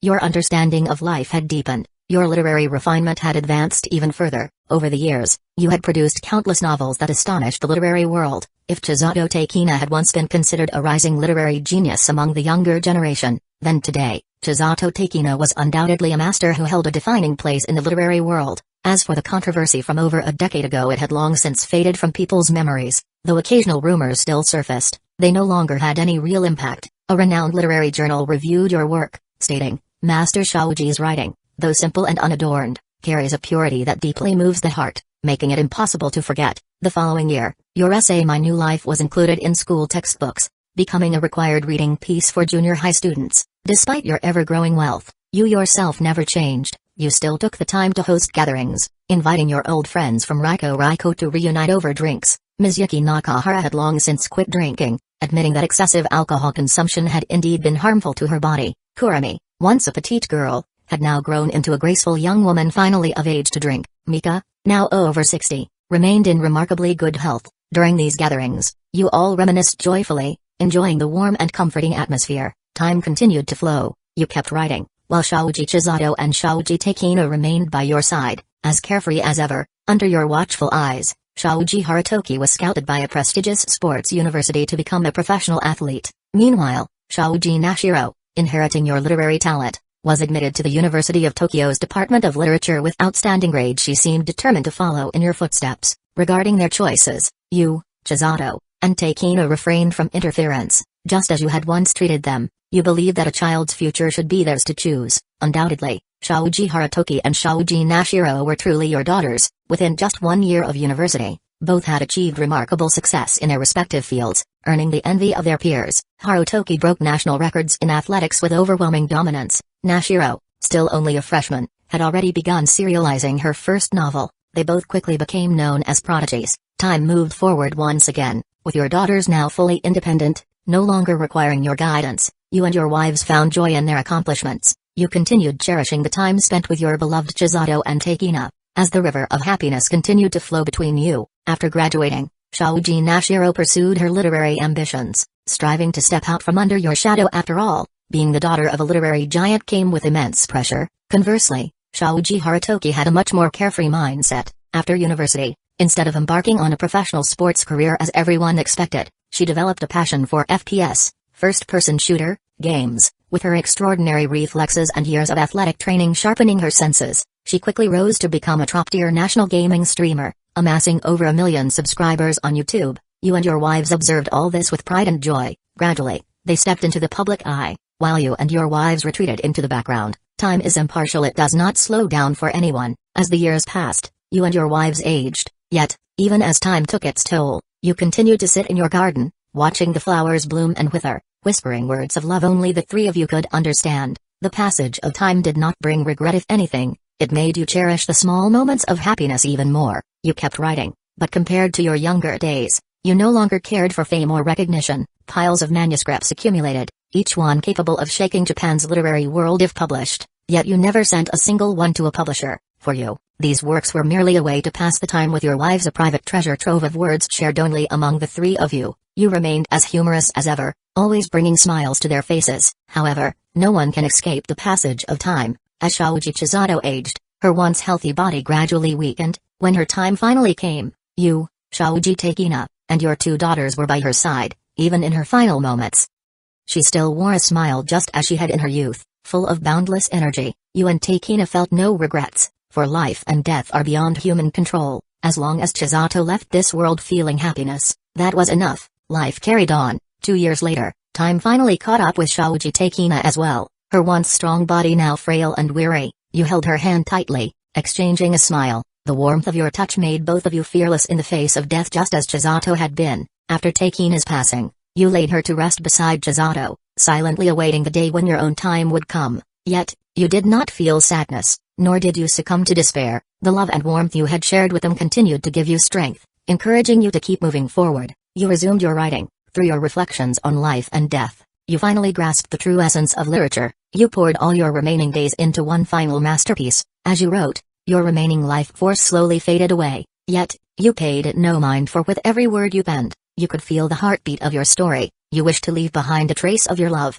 of your existence in this world, and so, you wrote until the very end. On the day your life finally reached its conclusion, you lay upon your bed, your two daughters clutching your hands tightly. In the fading light of consciousness, you seemed to see the younger versions of Chisato and Takina smiling at you. It felt as though the love and happiness you had shared with them would carry on forever. Overwhelmed by the profound beauty of this final moment, you closed your eyes, embracing the stillness of eternity. In a hazy vision of white light, you found yourself once again in Raiko Cafe, where your two beloved wives awaited you. You stepped inside, and they greeted you with warm smiles. Time itself seemed to freeze in that moment. After your passing, Shoji Nashiro and Shoji Haritoki carefully sorted through the manuscripts you had left behind. Among them, they discovered a treasure trove of unpublished works. Your words, simple yet profound, carried an indescribable beauty when read closely, and hidden among these manuscripts, they found the only full-length novel you had meticulously written in proper manuscript format, Chisato and Takina. This was the novel that held all your thoughts, the culmination of your life's work.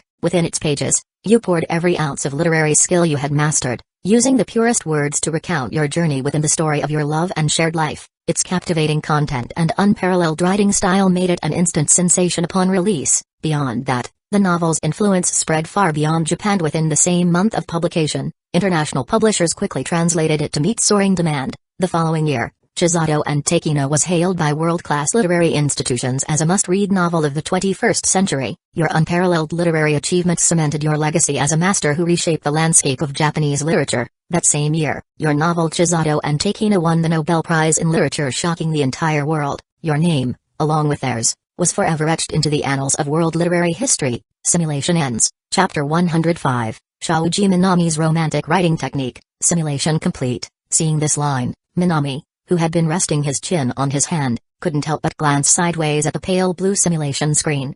He had always thought that this love simulation system was incredibly bizarre. But now, he was certain. You're not just bizarre, you're a simulation system that lacks common sense. Staring at the content of the simulation, Minami couldn't help but speak to the faint blue screen. Do you even know that the Nobel Prize generally isn't awarded posthumously? The system interface remained unchanged. Minami stroked his chin in contemplation. Indeed, the Nobel Prize is typically not given to deceased individuals, but there have been exceptions cases where someone received the award after their passing. Judging from the simulation's memories, he had been nominated for the Nobel Prize multiple times, but each time he had declined it for various reasons. Even in the year he passed away, one of his works had already been selected as the winning piece and was officially awarded the Nobel Prize. However, because he had dedicated himself entirely to completing Chisato and Takina, he never lived to accept the award. Minami guessed that he had likely already been chosen as the recipient before his death, and since it was too late to select another winner within the same year, the committee had simply upheld their decision. Well, whatever. It doesn't really concern me anyway. Minami nestled back into his blankets and continued reading. After all, he still hadn't seen the final simulation results. He was also quite curious how exactly would the system classify this ending? Simulation results. Simulation complete. System score, 93 points. You have achieved a happy ending. System evaluation, 3 lives reached their end in peace, and the river of happiness flowed within you all. You never once felt regret. They stormed into your world like a whirlwind, one bright and cheerful, stealing your heart with her warmth, the other cold and serious, making it impossible for your gaze to waver. For them, you willingly dedicated your entire life. And for you, they bravely endured the scrutiny of the world. Your love faced no hardships, everything progressed naturally, effortlessly. In your youth, you worked tirelessly to improve their lives, guiding them through hardships, and from that, love blossomed. For their sake, you never stopped striving. With unwavering determination, you climbed to the peak of literary excellence, clearing every obstacle in your path. For this, you endured relentless criticism, but your heart remained unchanged. As time went on, you had children. Their lives and happiness became an extension of your own. The love between you and your wives was as delicate as cherry blossoms in the courtyard, yet as vast and unstoppable as a mighty river. Love like flowers, love like mountains and rivers. In middle age, you had long since looked past worldly matters. Simply gazing at each other was enough to make even the coldest winter seem endearing. In your later years, you embraced and supported one another, but no one can defy the passage of time and the laws of nature. Under your watchful gaze, they passed away one after the other, leaving you alone. But you found solace in this. If you had gone first, how heartbroken would they have been? After their passing, you poured your heart into writing Chisato and Takina. Your longing for them burned through your very being, fueling your final moments with creative passion. Not once did you regret falling in love with them. Even on your deathbed, in your fading memories, they remained as beautiful as ever. A 93-point happy ending, huh? Seeing the system notification, Minami was slightly surprised. He had expected this happy ending to score lower than the one he achieved with Hitori Goto. But unexpectedly, this ending scored 93 points, 1 point higher than the one with Hitori Goto. A surprising yet unsurprising result. Chisato Nishikigi and Takina Inoue were always the kind of people who would sacrifice everything for the ones they loved. Whether before or after marriage, they had no regrets. Their love unfolded naturally, without any drama or obstacles. The system's evaluation criteria were simple. It only judged the happiness level of Minami and the simulated individuals. With that in mind, Minami completely understood the reasoning behind the score. Rather than dwell on it, he turned his attention to the system's reward settlement. System rewards, settlement complete. You have obtained the pure and simple romantic writing technique of late life Minami and a one-time use character card, unrivaled tracking, Chisato Nishikigi. Your writing, romance, skill has leveled up to level 4, huh? Romantic writing technique? Chisato Nishikigi's unrivaled tracking? What the hell? Minami was beginning to notice that the system's reward descriptions were getting more and more abstract. So abstract that he could barely make sense of them. The romantic writing technique was at least understandable. It simply meant that in the simulation, his writing style in his later years had reached an unparalleled level of romanticism. But what exactly was this unrivaled tracking, Chisato Nishikigi character card supposed to be? Unable to comprehend it at first glance, he simply clicked on the item description. Unrivaled tracking, Chisato Nishikigi character card, love is war. Showing mercy to outsiders is being cruel to yourself. With unmatched execution and decisiveness, she never believed that passivity or hesitation would lead to love. To her, only taking the initiative can secure victory. I don't seem like the kind of woman who would stalk someone. But to win your heart, I specifically developed an unrivaled tracking method. Chisato Nishikigi, one-time use character card. Upon activation, you will be able to perfectly conceal your presence. No human intuition or surveillance technology will be able to detect you. This ability allows you to flawlessly track a target of your choosing. Minami fell into silence. Wow. Now he understood completely. This was basically a stalking tool. And seriously, Chisato, are you for real? How is this the ability that got turned into a character card? Do you even realize that stalking is illegal? At this moment, Minami genuinely felt that Chisato Nishikigi's mindset could be quite dangerous at times. Probably because she came from the espionage-filled, terrorist-ridden, gunfight-packed world of Lycoris Recoil. Still, despite how ridiculous this ability seemed, it could actually be useful if he ever needed to gather information on a simulation target. That said, Minami thought to himself, a righteous, kind, and virtuous young man like me would never resort to using this kind of tool. Probably. Well, whatever. I'll just hold on to it for now. He carefully stored the Chisato Nishikigi character card away and then turned to check the next reward.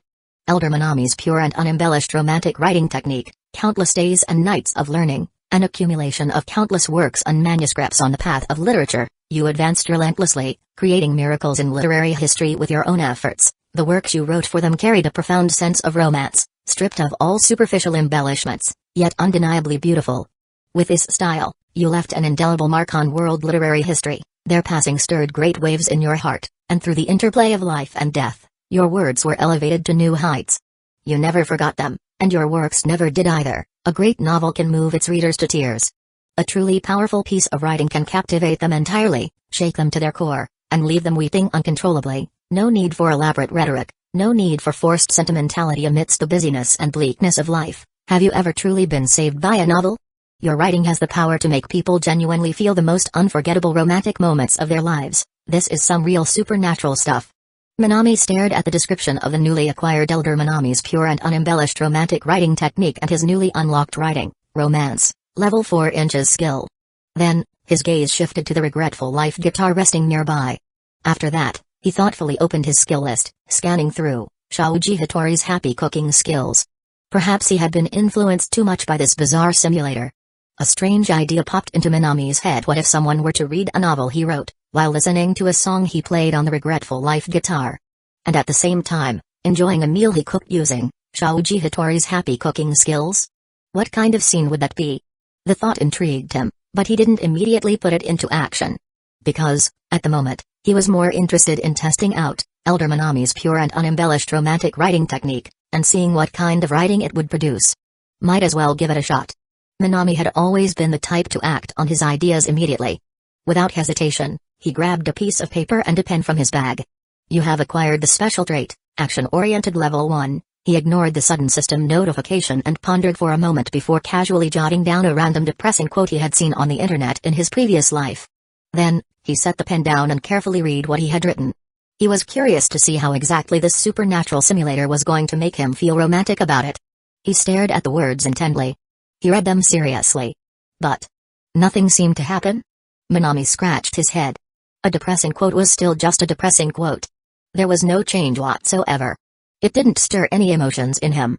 After all, in his previous life, he had already seen countless variations of these types of phrases. He committed suicide. I'm just a kindergarten kid, but the weight of life is suffocating me. He had seen them all before. He shook his head and glanced at his writing again. And then, the more he looked at it, the harder it was to look away. A strange, indescribable beauty and a surge of pure romantic sentiment rose from the depths of his heart. Minami found himself thinking about a lot of things. Reflecting on his life, he realized that he had always been working tirelessly, constantly chasing grand ambitions. But was that really the right way to live? A single tear rolled down from the corner of his eye. He suddenly remembered his aunt's friend's uncle's adopted stray dog had passed away this winter. It was just like human life, so insignificant, so aimless, just living and sleeping until death. Was this truly what life should be? No.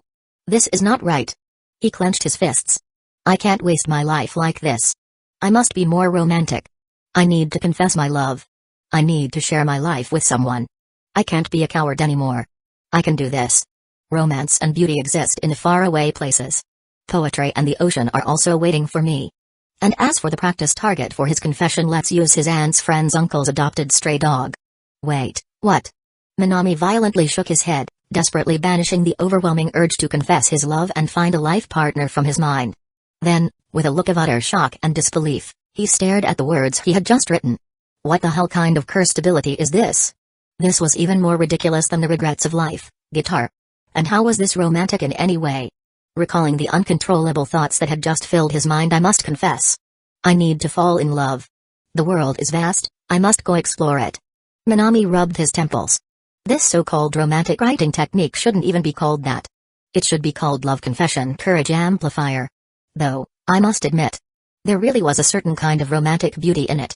Minami flicked the paper on his desk, now treating it as if it were a dangerous nuclear weapon. Yes. It was that dangerous. After using this skill, apart from the flood of emotions surging in his heart, Minami also experienced a pure, deeply felt realization that the beauty of words could be so incredibly romantic. He felt that his years of hard work in studying, leaving Akita Prefecture to pursue his education in Tokyo while carrying everyone's expectations, was also a form of arduous romance. He also recalled the past simulations with Hattori Gota, Ryao Yamada, and others. Every smile, every glance exchanged. Meeting them, falling in love, and getting to know them. Lingering in those moments, unwilling to leave. So the beauty of life had been right beside him all along. And perhaps because of his newly acquired writing, romance, level 4 inches skill, Minami realized that his handwriting now carried a certain charm, unlike his previously rigid, printed-like penmanship. Overall, it's not completely useless, I suppose. Feeling satisfied with his newly acquired skill, Minami lay back down in bed. As for everything else, he didn't want to think about it for now.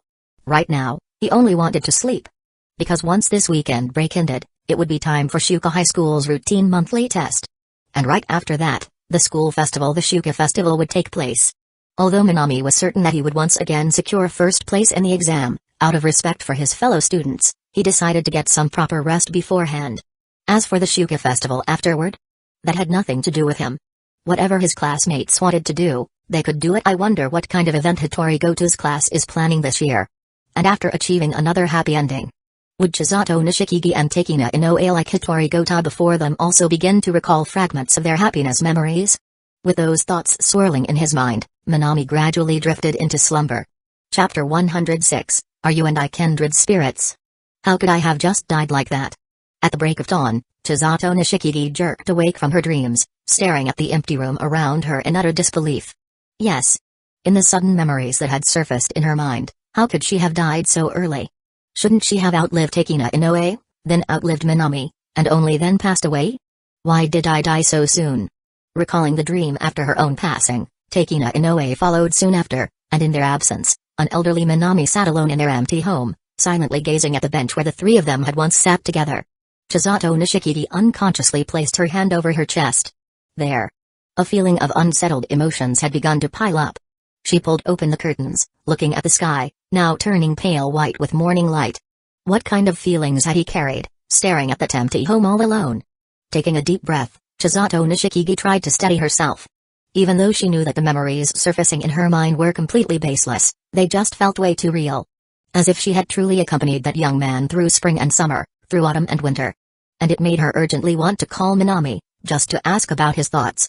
However, in the end, she didn't go through with it. Because, compared to that idea, I should go for a run.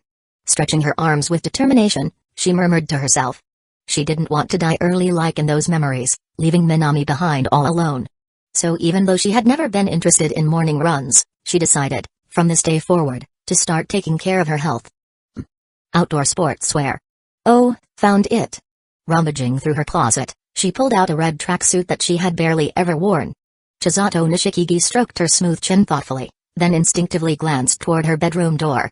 She hesitated for a moment. Should she invite Takina Inoue to come along for exercise? Because, according to those memories that had suddenly surfaced in her mind, Takina Inoue hadn't lived much longer than she had. Just 2 years after Chisato's passing, Takina had followed her in death. If she was going to exercise and maintain her health, wouldn't it be better to have Takina join her as well? She found herself caught in a dilemma. After about a minute of internal debate, she shook her head. No. Never mind. Yes. Forget it. At the end of the day, this was just a bunch of baseless memories suddenly appearing in her head. Even if she was eccentric, even she couldn't bring herself to say something like, "Hey, Takina, we're going to get married to Minami-kun someday, so let's start running now to prepare for a healthy, happy future together." That would be way too embarrassing. Besides, Takina had spent all of yesterday balancing Riko's financial accounts.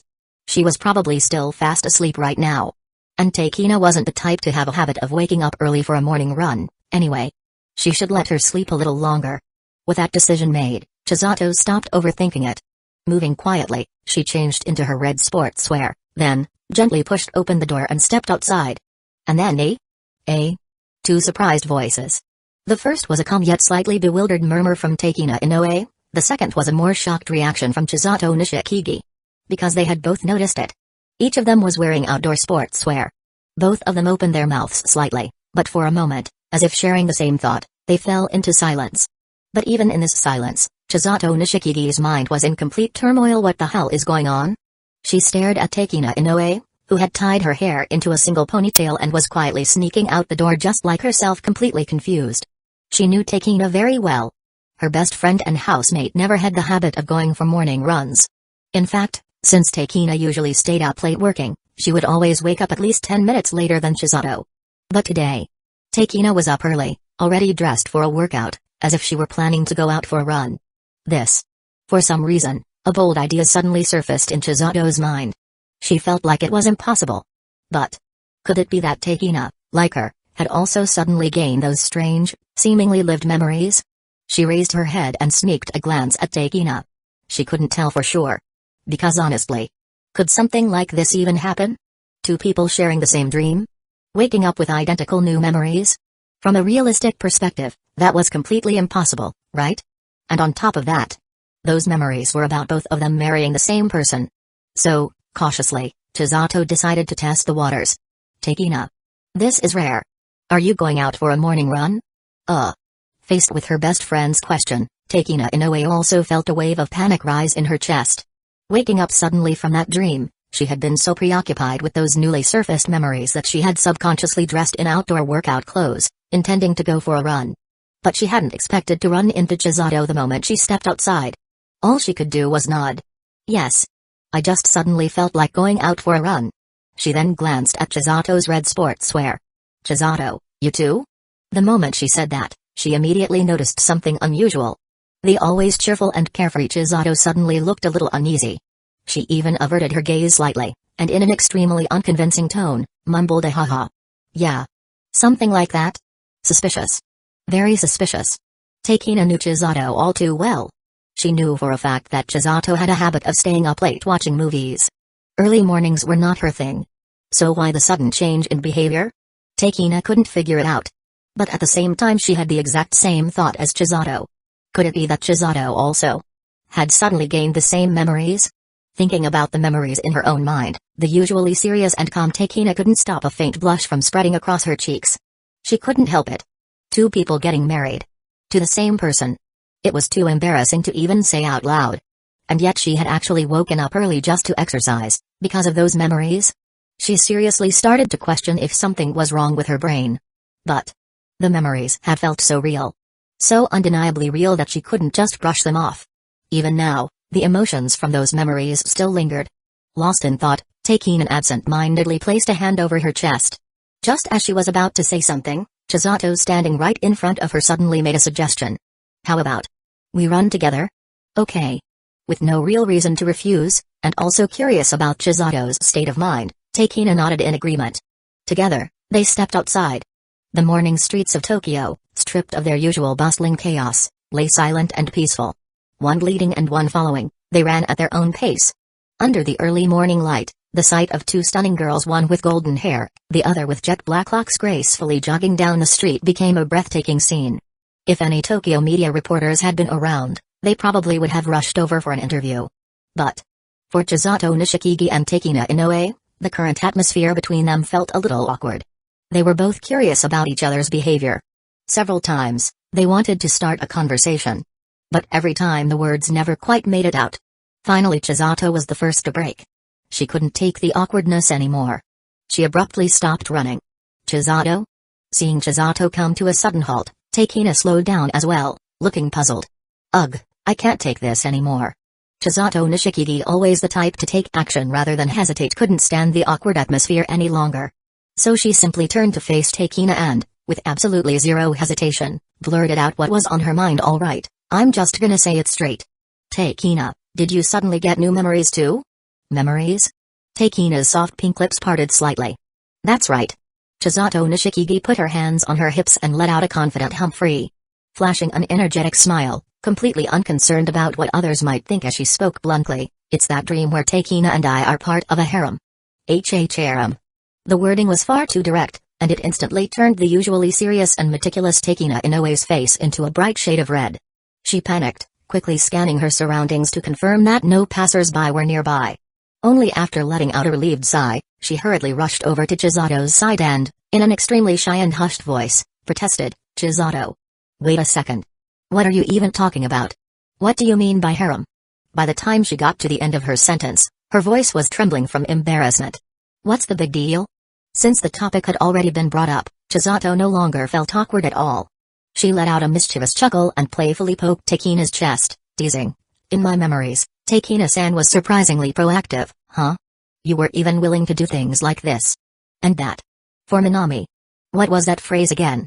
Oh, right, men's favorite Yamato Nadeshiko Humphrey." Before she could finish her sentence, her mouth was firmly covered by Takina, whose snow-white cheeks were completely flushed red. Talking about something like this in public.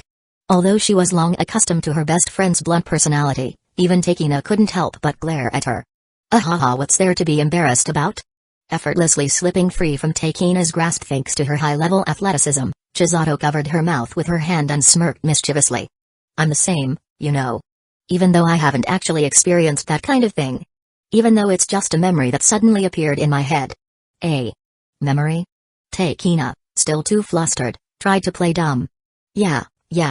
Like for example, Takina, even though you were already drenched in sweat, you still clung to Minami on the bed, saying you wanted more Humphrey."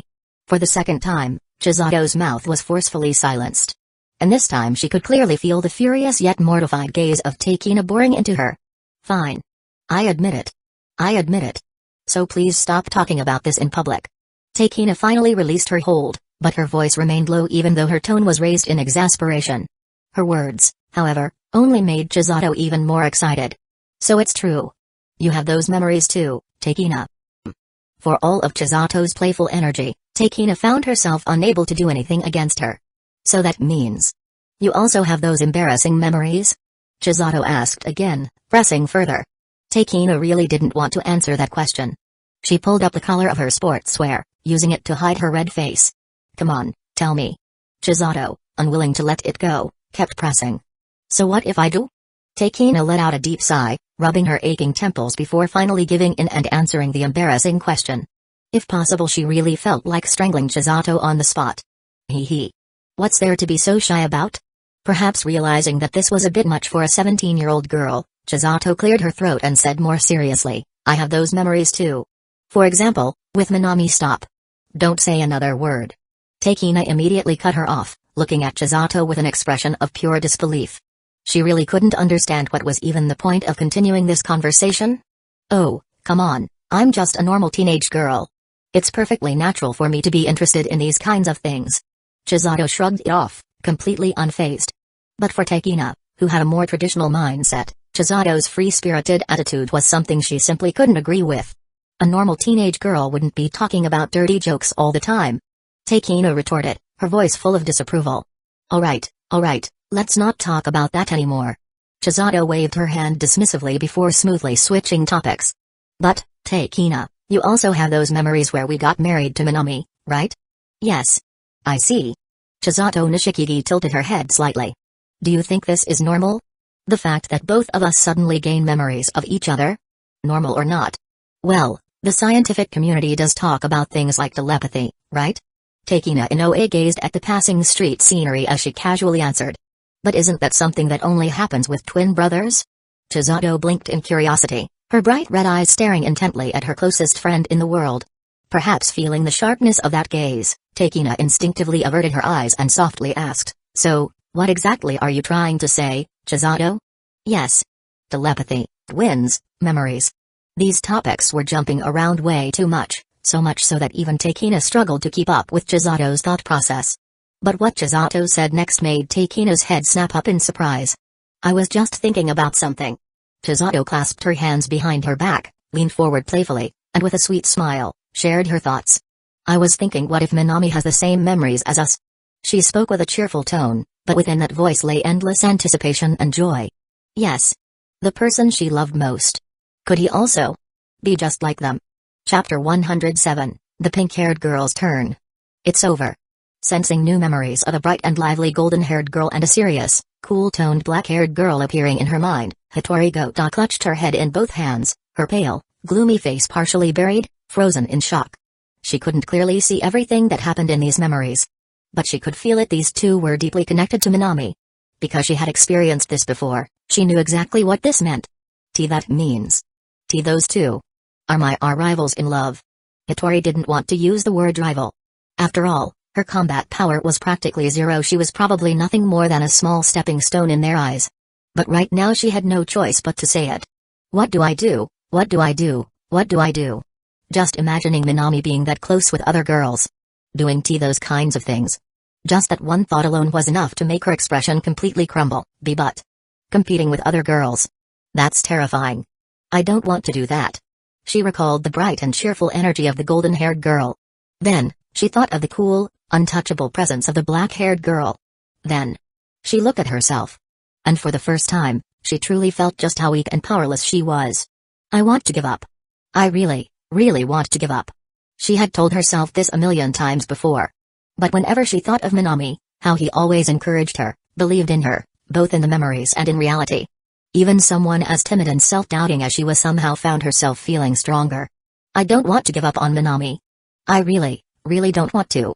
Even if it meant doing something as terrifying as competing with others, even if she wasn't good at it, even if she wasn't sure she could do it, she would never, ever give up on Minami.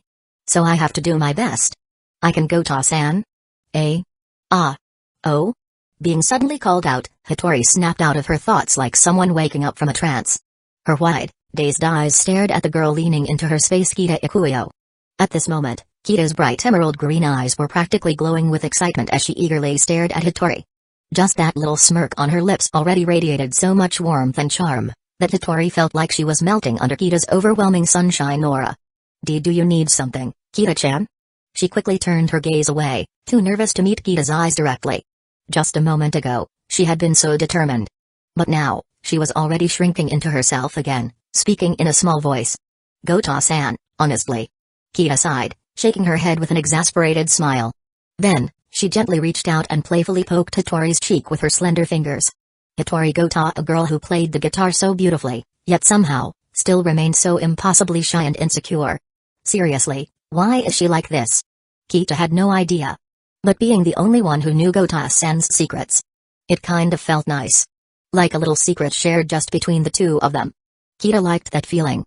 With that thought, she flashed Hattori a friendly, easygoing smile and brought up the real reason she called her over. It's about the thing I mentioned earlier. Do you think Minami-senpai will be first place again in this test? Yes. Yesterday, Shukuhai's monthly test had finally ended. And today, besides discussing the school festival during homeroom, they were also going to announce the results of the test. Shukuhai only publicly displayed the top 3 scores of each year. The rest of the students would get their results privately from their homeroom teacher. Minami. Senpai. Hattori froze for a second. She realized she had almost called him Minami way too casually. Hattori hesitated for a moment after correcting herself. I think Minami-senpai will probably still be first in the entire grade. Yeah. Gota-san, you're that confident in Minami-senpai? Kita Ikuyo propped her chin on her hands, grinning as she gazed at Hattori with curiosity. This. Hattori stammered, fidgeting nervously, unsure how to respond to this topic. It's great that Minami-senpai is always first, but doesn't it feel like... Kita tapped her chin thoughtfully before continuing, every now and then, shouldn't someone surpass him? She thought for a moment, then, unable to find the perfect words to express her thoughts, she smiled and gestured with her hands, like, if there's no pressure, no rivals, and he just easily takes first place because he's a genius. Doesn't that get boring? That's not true at all, Kita-chan. Kita was shocked, her mouth slightly open, as she watched Hattori suddenly stand up and speak in an unusually loud voice. This was the first time she had ever seen Hattori speak so forcefully. Normally, even when Gota joined their conversations, her voice was so quiet that it was barely audible. Even just greeting her in passing would sometimes make her react like a startled hamster, looking like she was frightened for her life. But now here she was, raising her voice, speaking with conviction. Even though Kita had known her for 2 or 3 months and had been learning guitar from her, This was the first time she had seen Gota Hitori like this. Luckily, after she spoke, Gota seemed to notice the surprised atmosphere around her. Her pale, gloomy face instantly turned bright red in front of everyone. Then plop, she sat back down abruptly and, in a much quieter, timid voice, continued, "Minami-senpai. That person. He doesn't just get first place because of talent.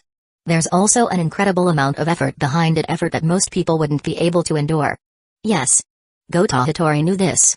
Behind Minami's incredible talent, there was also an unimaginable amount of effort and sweat. She knew from her memories. Minami studied every night as a habit. And just like everyone else, he did both revision and preparation, but his planning was more thorough, his efforts far greater. He was always working hard, never slacking off. That's why when Gota Hitori heard Kita say those words just now, she had instinctively stood up to refute them. Because it felt like that statement completely disregarded Minami's hard work, as if his efforts were being taken for granted. Ah. I see now. As a bright and socially skilled person with many friends, Kita was quick to pick up on things. She immediately understood what Gota was trying to express. You're right. What I said earlier was a bit thoughtless. Kita pressed her palms together, looking a little apologetic. Sorry, Gota-san. It was wrong of me to judge someone just by their success without considering the effort behind it. Ah. And no, it's fine. Seeing Kita apologize so seriously, Gota Hitori, who had just spoken so firmly, suddenly felt at a loss for words. Seeing Gota struggle to figure out how to respond, Kita simply smiled warmly. Instead of dwelling on the awkward moment, she cleared her throat and swiftly brought the topic back on track. So, Gota-san, you believe Minami-senpai will be first again, right? Ah. Why yes. Then, let me tell you who I'm betting on. Kita took out her phone, swiped the screen, and held it up to Gota Hitori. Dada. Last time second place Shinju-senpai. Even though she had quite a gap with Minami-senpai before, this time, she might actually close the distance. Shinju-senpai? Since Gota Hitori never really paid attention to anyone's grades except Minami's, she leaned in slightly, curiously peeking at the screen. In her heart, she silently repeated the name. Then, she gently shook her head and said in a weak but almost stubborn voice, Shinju-senpai. There's no way she can beat Minami-senpai. Huh? Bachi-san, why do you say that? Kita Ikuyo didn't quite understand Gota Hitori's reasoning. I heard that Shinju-senpai was especially well prepared this time, so maybe she really has a chance to surpass Minami-senpai. It's just impossible, that's all. Gota Hitori shrank her head slightly but still kept it lowered, stubbornly muttering. Why? Kita Ikuyo tilted her head in confusion. Because. It's Minami-senpai. Him taking first place is just normal. Gota Hitori answered with an absurdly unconvincing, yet firm tone.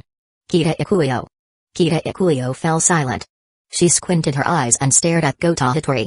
Her gaze made Gota Hitori feel increasingly uneasy. After quite a while Kita Ikuyo glanced around at the crowd, making sure they hadn't drawn anyone else's attention. Then, lowering her voice slightly in disbelief, she asked, Bachi-san, don't tell me. You like Minami-senpai?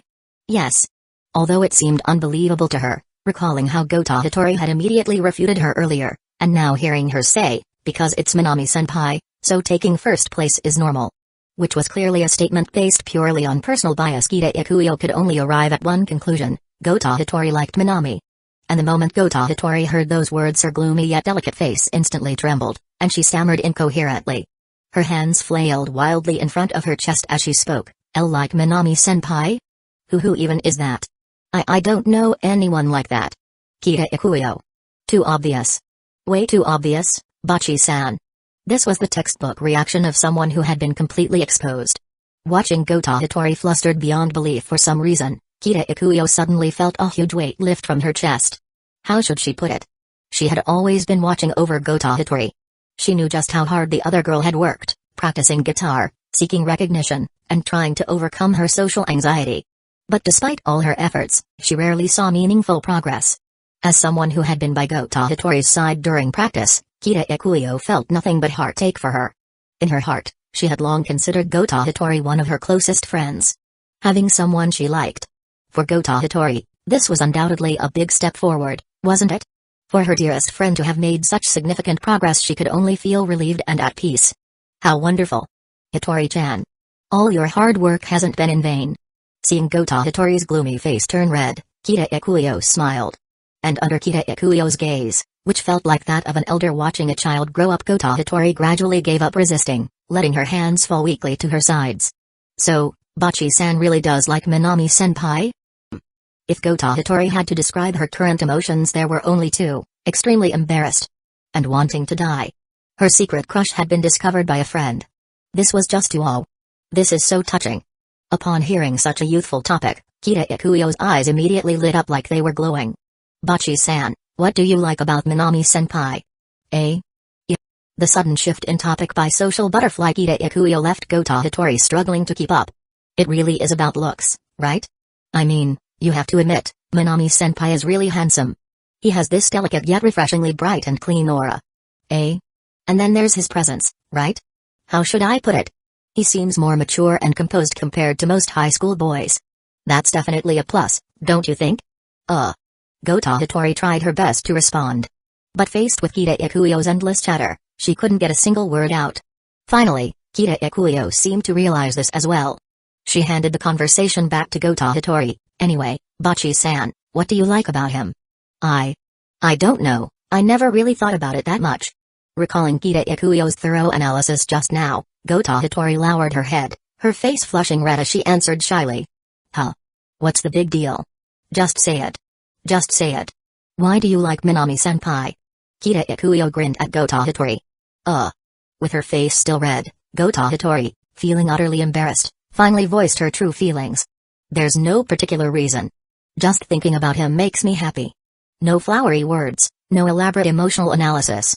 Just plain, almost overly simple words. Her answer was so straightforward that even the previously excited and enthusiastic Kita Ikuyo fell into silence. She didn't mention Minami's outstanding appearance. She didn't bring up his vast knowledge or promising future. Kota Hitori's reason for liking him was simply that thinking of him made her happy. That was all. And that was enough. At that moment Kita Ikuyo smiled. Resting her chin on her hand, she gazed at her friend with an indescribably gentle expression. Maybe love really could be just that simple. Chapter 108, Hitori, I kind of want to see you. When feeling down, thinking of you brings happiness. When feeling happy, thinking of you makes it even better. The love between people is truly that simple and pure. But at some point, Kita Ikuyo realized she had unconsciously overlooked this fact. Maybe it was because of this materialistic world. Pure feelings are hard to maintain. However, even if emotions are pure, there's still we have to take action, Bachi-san. This was Kita Ikuyo's decisive and resolute statement. Huh? This was Kota Hitori's bewildered, slightly fearful response. I'm talking about making the first move. Kita Ikuyo had made up her mind to support Kota Hitori's love life. You can't just keep hesitating like this, Bachi-san. Kota Hitori gave her a look that screamed, what on earth are you talking about? What I mean is, you can't keep being so timid. Ugh. Kota Hitori felt like she had just been hit where it hurt the most. Being hesitant and too scared to speak up had always been her biggest weakness. Do you really think love is going to fall from the sky like a miracle? That's just wishful thinking. Ugh. Kita Ikuyo's words struck Kota Hitori right in the heart again. To put it simply, do you even realize how popular Minami-senpai is? I heard he gets love letters from girls in different grades almost every day. If you keep dragging your feet, you'll regret it sooner or later. After taking hit after hit, Kota Hitori silently collapsed onto her desk with a soft plop. If there were a more precise way to describe her current state, then calling her a puddle of Gota would be the most fitting. Bachi-san, now is not the time to collapse.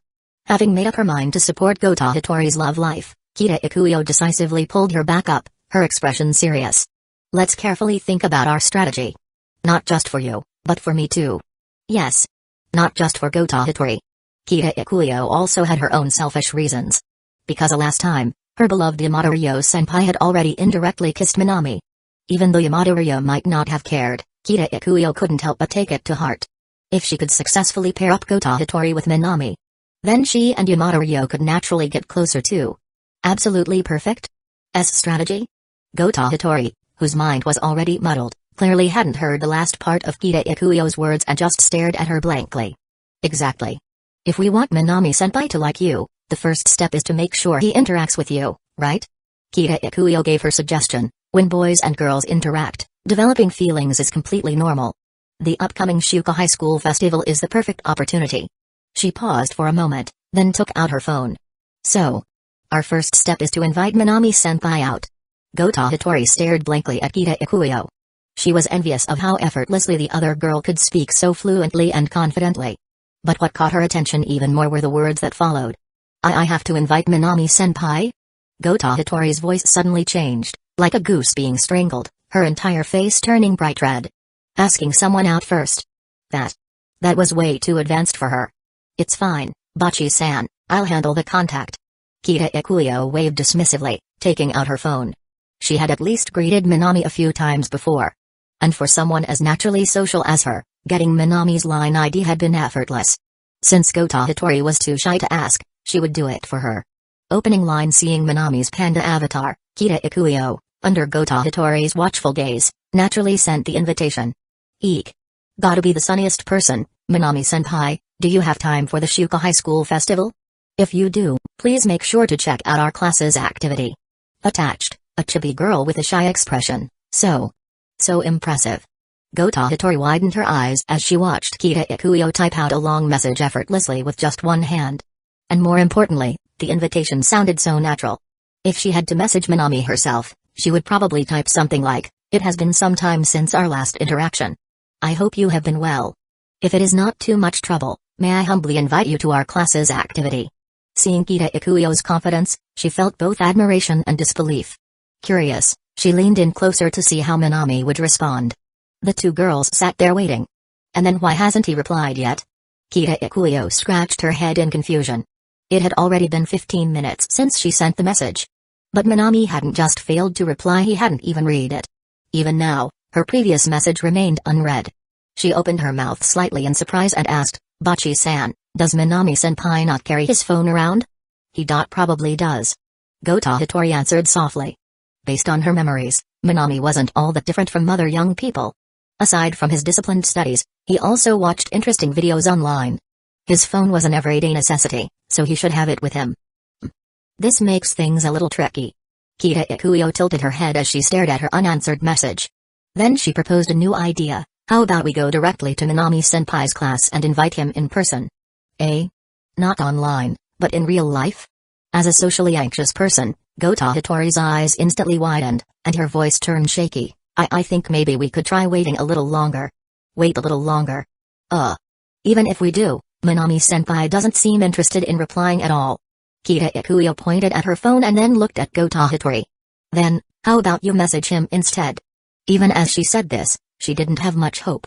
Minami might have set his phone to silent mode or was busy with something else, unable to check his messages.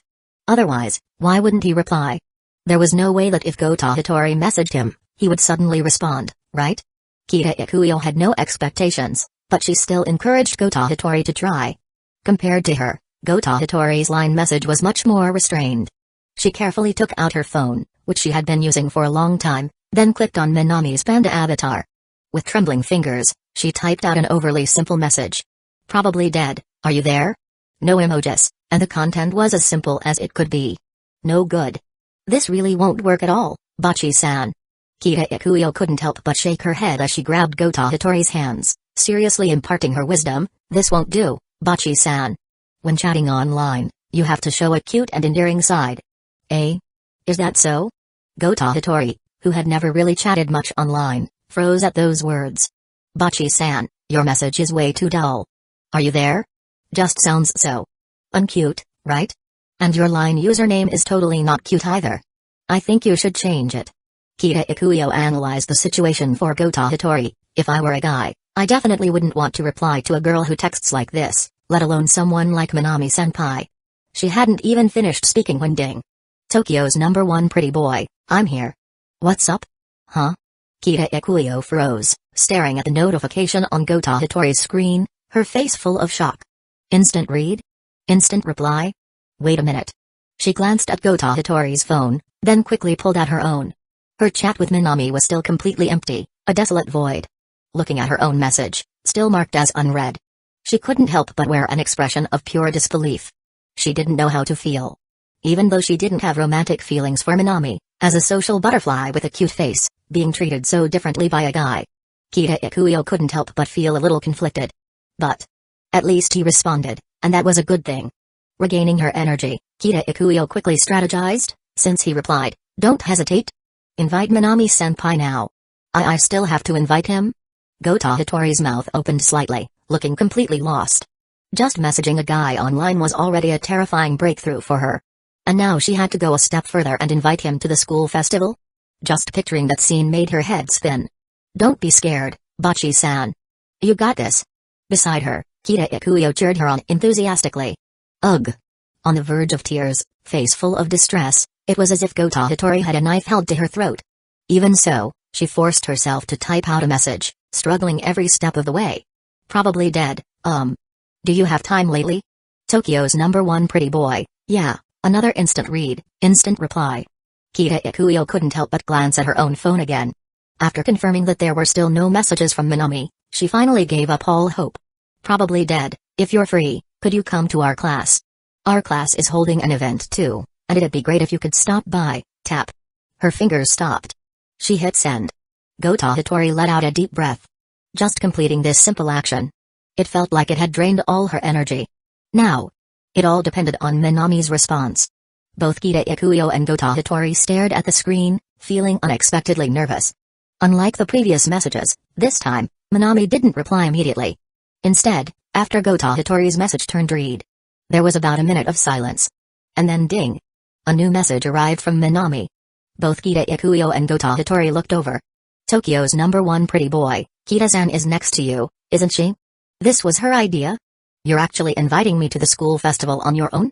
Kita Ikuyo and Gota Hitori exchanged glances, momentarily at a loss for words. Because Minami's guess was just way too accurate. Kita Ikuyo suddenly felt as if Minami had completely seen through her, inside and out. What should we do next, Kita-chan? Staring at Minami's reply, Gota Hitori opened her mouth slightly, completely unsure of how to continue the conversation.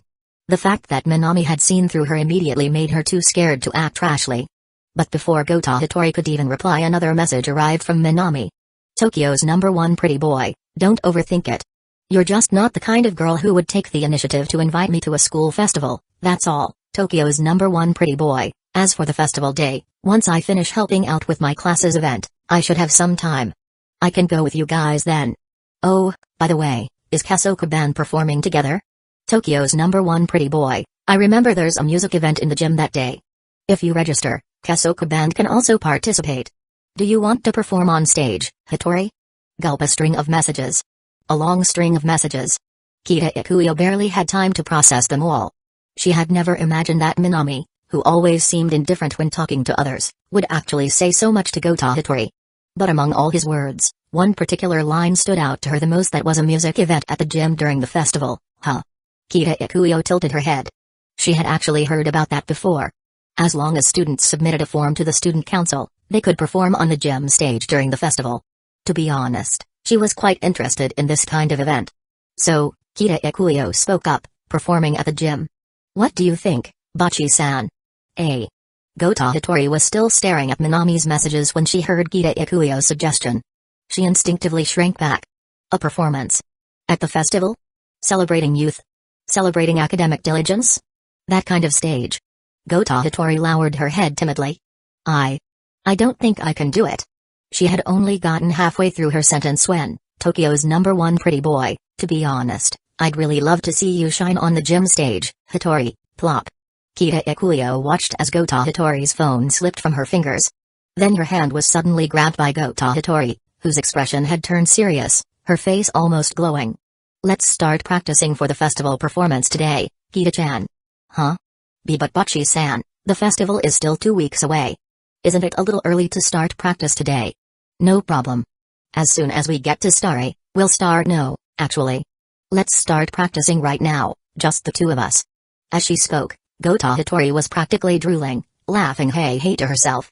Hey. You want to see me shine on stage? Minami. Hey.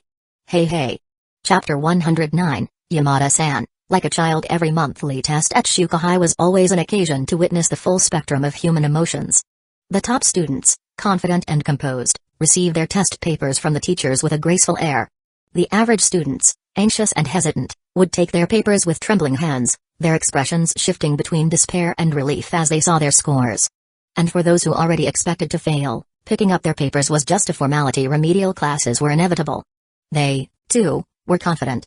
But unlike the top students, Their confidence came with a sense of resigned acceptance, as if nothing about their failure surprised them.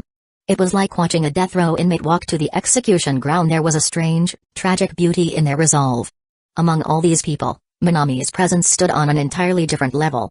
Even on a test results day, he remained completely unbothered, casually pulling out his phone right in front of the teacher and replying to line messages. But considering he had held the rank of top student in the entire grade for nearly half a semester now, earning him the title Shuka High's Demon King of Academics, being allowed to text during class was a privilege he had rightfully earned. The teacher's silent approval was proof enough. No one knew what Minami's score was this time. All eyes in the classroom turned toward him with curiosity. But since his student number was toward the end of the list, they had to wait. About 3 minutes later the teacher finally called his name. Minami. Here. Responding briefly, Minami calmly slid his phone back into the pocket of his navy blue uniform under the watchful gazes of his classmates. Then, he stood up and took his test paper from the teacher. And under everyone's watchful eyes, Minami didn't even glance at his score. He just tucked the paper away in his blazer pocket without a second thought. Then, he walked back to his seat, took out his phone, and continued replying to line messages. Wait. What?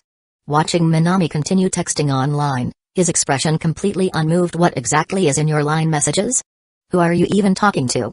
Can't you at least take a look at your grades? The students just couldn't understand. For someone who had been ranked number 1 in the entire grade all this time, today was a major event, a day to see his results announced. And yet, this guy didn't seem to care at all. Seeing that Minami had no intention of even glancing at his grade report, many students felt unbearably itchy, as if ants were crawling all over their bodies. They desperately wanted to know Minami's score. They wanted to see his reaction. But now, what could they do? They were getting really curious. What was Minami's score? Everyone struggled to hold back their curiosity, occasionally sneaking glances in Minami's direction. At this point, whether or not they had failed their own exams didn't even matter anymore. But to their disappointment, even after the teacher had finished distributing every single test result, Minami still didn't show the slightest intention of checking his score. After replying to his line messages, he simply sat at his desk, pulled out a freshly bought novel, and started flipping through it page by page. This guy really had confidence in himself. Was he that certain he would take first place again? A few classmates sitting near Minami, noticing the curious gazes from all around, couldn't help but whisper among themselves. Do you guys think Demon King Minami will take first place again? Will he keep his undefeated record? A tall male student spoke in a hushed tone. Well, it's hard to say, but honestly, I don't think there's any way he wouldn't get first place. The guy with slightly longer hair beside him lowered his voice and continued, I sit right next to him. I saw him finish his test in about 10 minutes, check it once, and then just lay down on his desk and sleep. He was ridiculously fast. None of his exams took him more than 10 minutes. What the hell? Just filling in the answer sheet took me forever. Someone nearby exclaimed in disbelief. Hey, forget about that. What about Shinjuo-kan from class 3? She's super smart, has a great figure, and is really pretty. If I had to root for someone, I'd definitely go for Shinjuo-kan. TL notes, Shinjuo-kan Shinjuo-kan, is one of the main characters, and alongside Alexis Carib, she served as a central antagonist in SSSS. Gridman, that's true. They continued their discussion until suddenly a voice from the hallway called out, the top 3 rankings are out. The moment those words were spoken, a wave of students immediately stood up and rushed toward the announcement board in a second-floor hallway. Would the arrogantly undefeated Demon King Minami defend his throne once again? Or would a rising star finally surpass him? Everyone was eager to find out. They crowded together, pushing forward, then lifted their heads to read the results. And then looking at the undisputed name at the top, everyone fell silent. Number 1, Minami Shaoji. Number 2, Shinjuo-kan. Number 3, Itakashi. Shinjuo-kan's score was absolutely terrifying. Out of the 5 subjects, Japanese, math, science, social studies, and English, she had scored perfect marks in 3 of them, and in the other 2, she had only lost 1, 2, maybe 3 or 4 points at most. Itakashi, ranked 3rd, had a similar performance, 2 perfect scores, with minor deductions in the other 3 subjects. By any standard, these results were nothing short of extraordinary. If they had been part of previous year's second-year students, either Shinjuo-kan would take first place, or Itakashi would. But with a monster like Minami Shaoji around, there's just no way anyone else could take first place, right? Staring at Minami's name in the number 1 spot, someone couldn't help but mutter under their breath. There was no helping it. Minami's scores this time were simply too terrifying. On the neatly printed ranking sheet right next to Minami's name were his scores. Number 1, Minami Shouji, Japanese, math, science, social studies, English, perfect scores. And what made it even more absurd was Minami scoring full marks. Didn't mean that full marks were the limit of his ability. He got a perfect score only because the test's maximum score was full marks. Meanwhile, Shinjuku-kun and Takashi scored perfect marks because that was the highest they could possibly achieve. The difference between the two seemed negligible. But in reality, it was immense. To be honest, Minami didn't really care what others thought. Blending into the crowd, he only glanced at his own score and thought, oh, first place again. Then, he stopped thinking about it altogether. To him, this result was completely expected. Even without the help of his dating simulator system, he would have still secured first place without a doubt. So, it was only natural that he felt nothing at all well, actually. Maybe not. Minami thought for a moment. After all, he was receiving a full tuition exemption from Shuka High. If he couldn't even keep his spot as the top student, wouldn't that mean he was failing to live up to the school's expectations? Thinking about it that way, maybe he should celebrate a little. He'd add an extra egg to his dinner tonight for a protein boost. But was her name Shinjuku-kun? Rubbing his chin, Minami recalled the number 2 name he had just seen on the ranking board. How should he put it? He had never really paid attention to her before. But ever since obtaining the dating simulator system and going through various events, looking at this name now, he suddenly felt a strange sense of familiarity. It was as if he had seen it somewhere before, but just couldn't remember where. That feeling was so frustrating, like when you remember what you were about to do 1 second ago, but then completely forget it the next. Whatever. If I can't remember, I won't bother thinking about it. Minami wasn't the type to waste time on random thoughts. Rather than dwelling on it, it was better to focus on what he needed to do next. Clearing his mind, Minami began thinking. First, he still needed to visit Starry every day. After all, his guitar skills still needed practice. Then, there was the matter of Riko Cafe. Through his simulations, Minami already knew that Riko Cafe was primarily established to provide financial support to an orphanage. If he could completely resolve the orphanage's financial issues, then Chisato Nishikigi and Takina Inoue could, just like in the simulations, free themselves from the burden of Riko and look toward the future.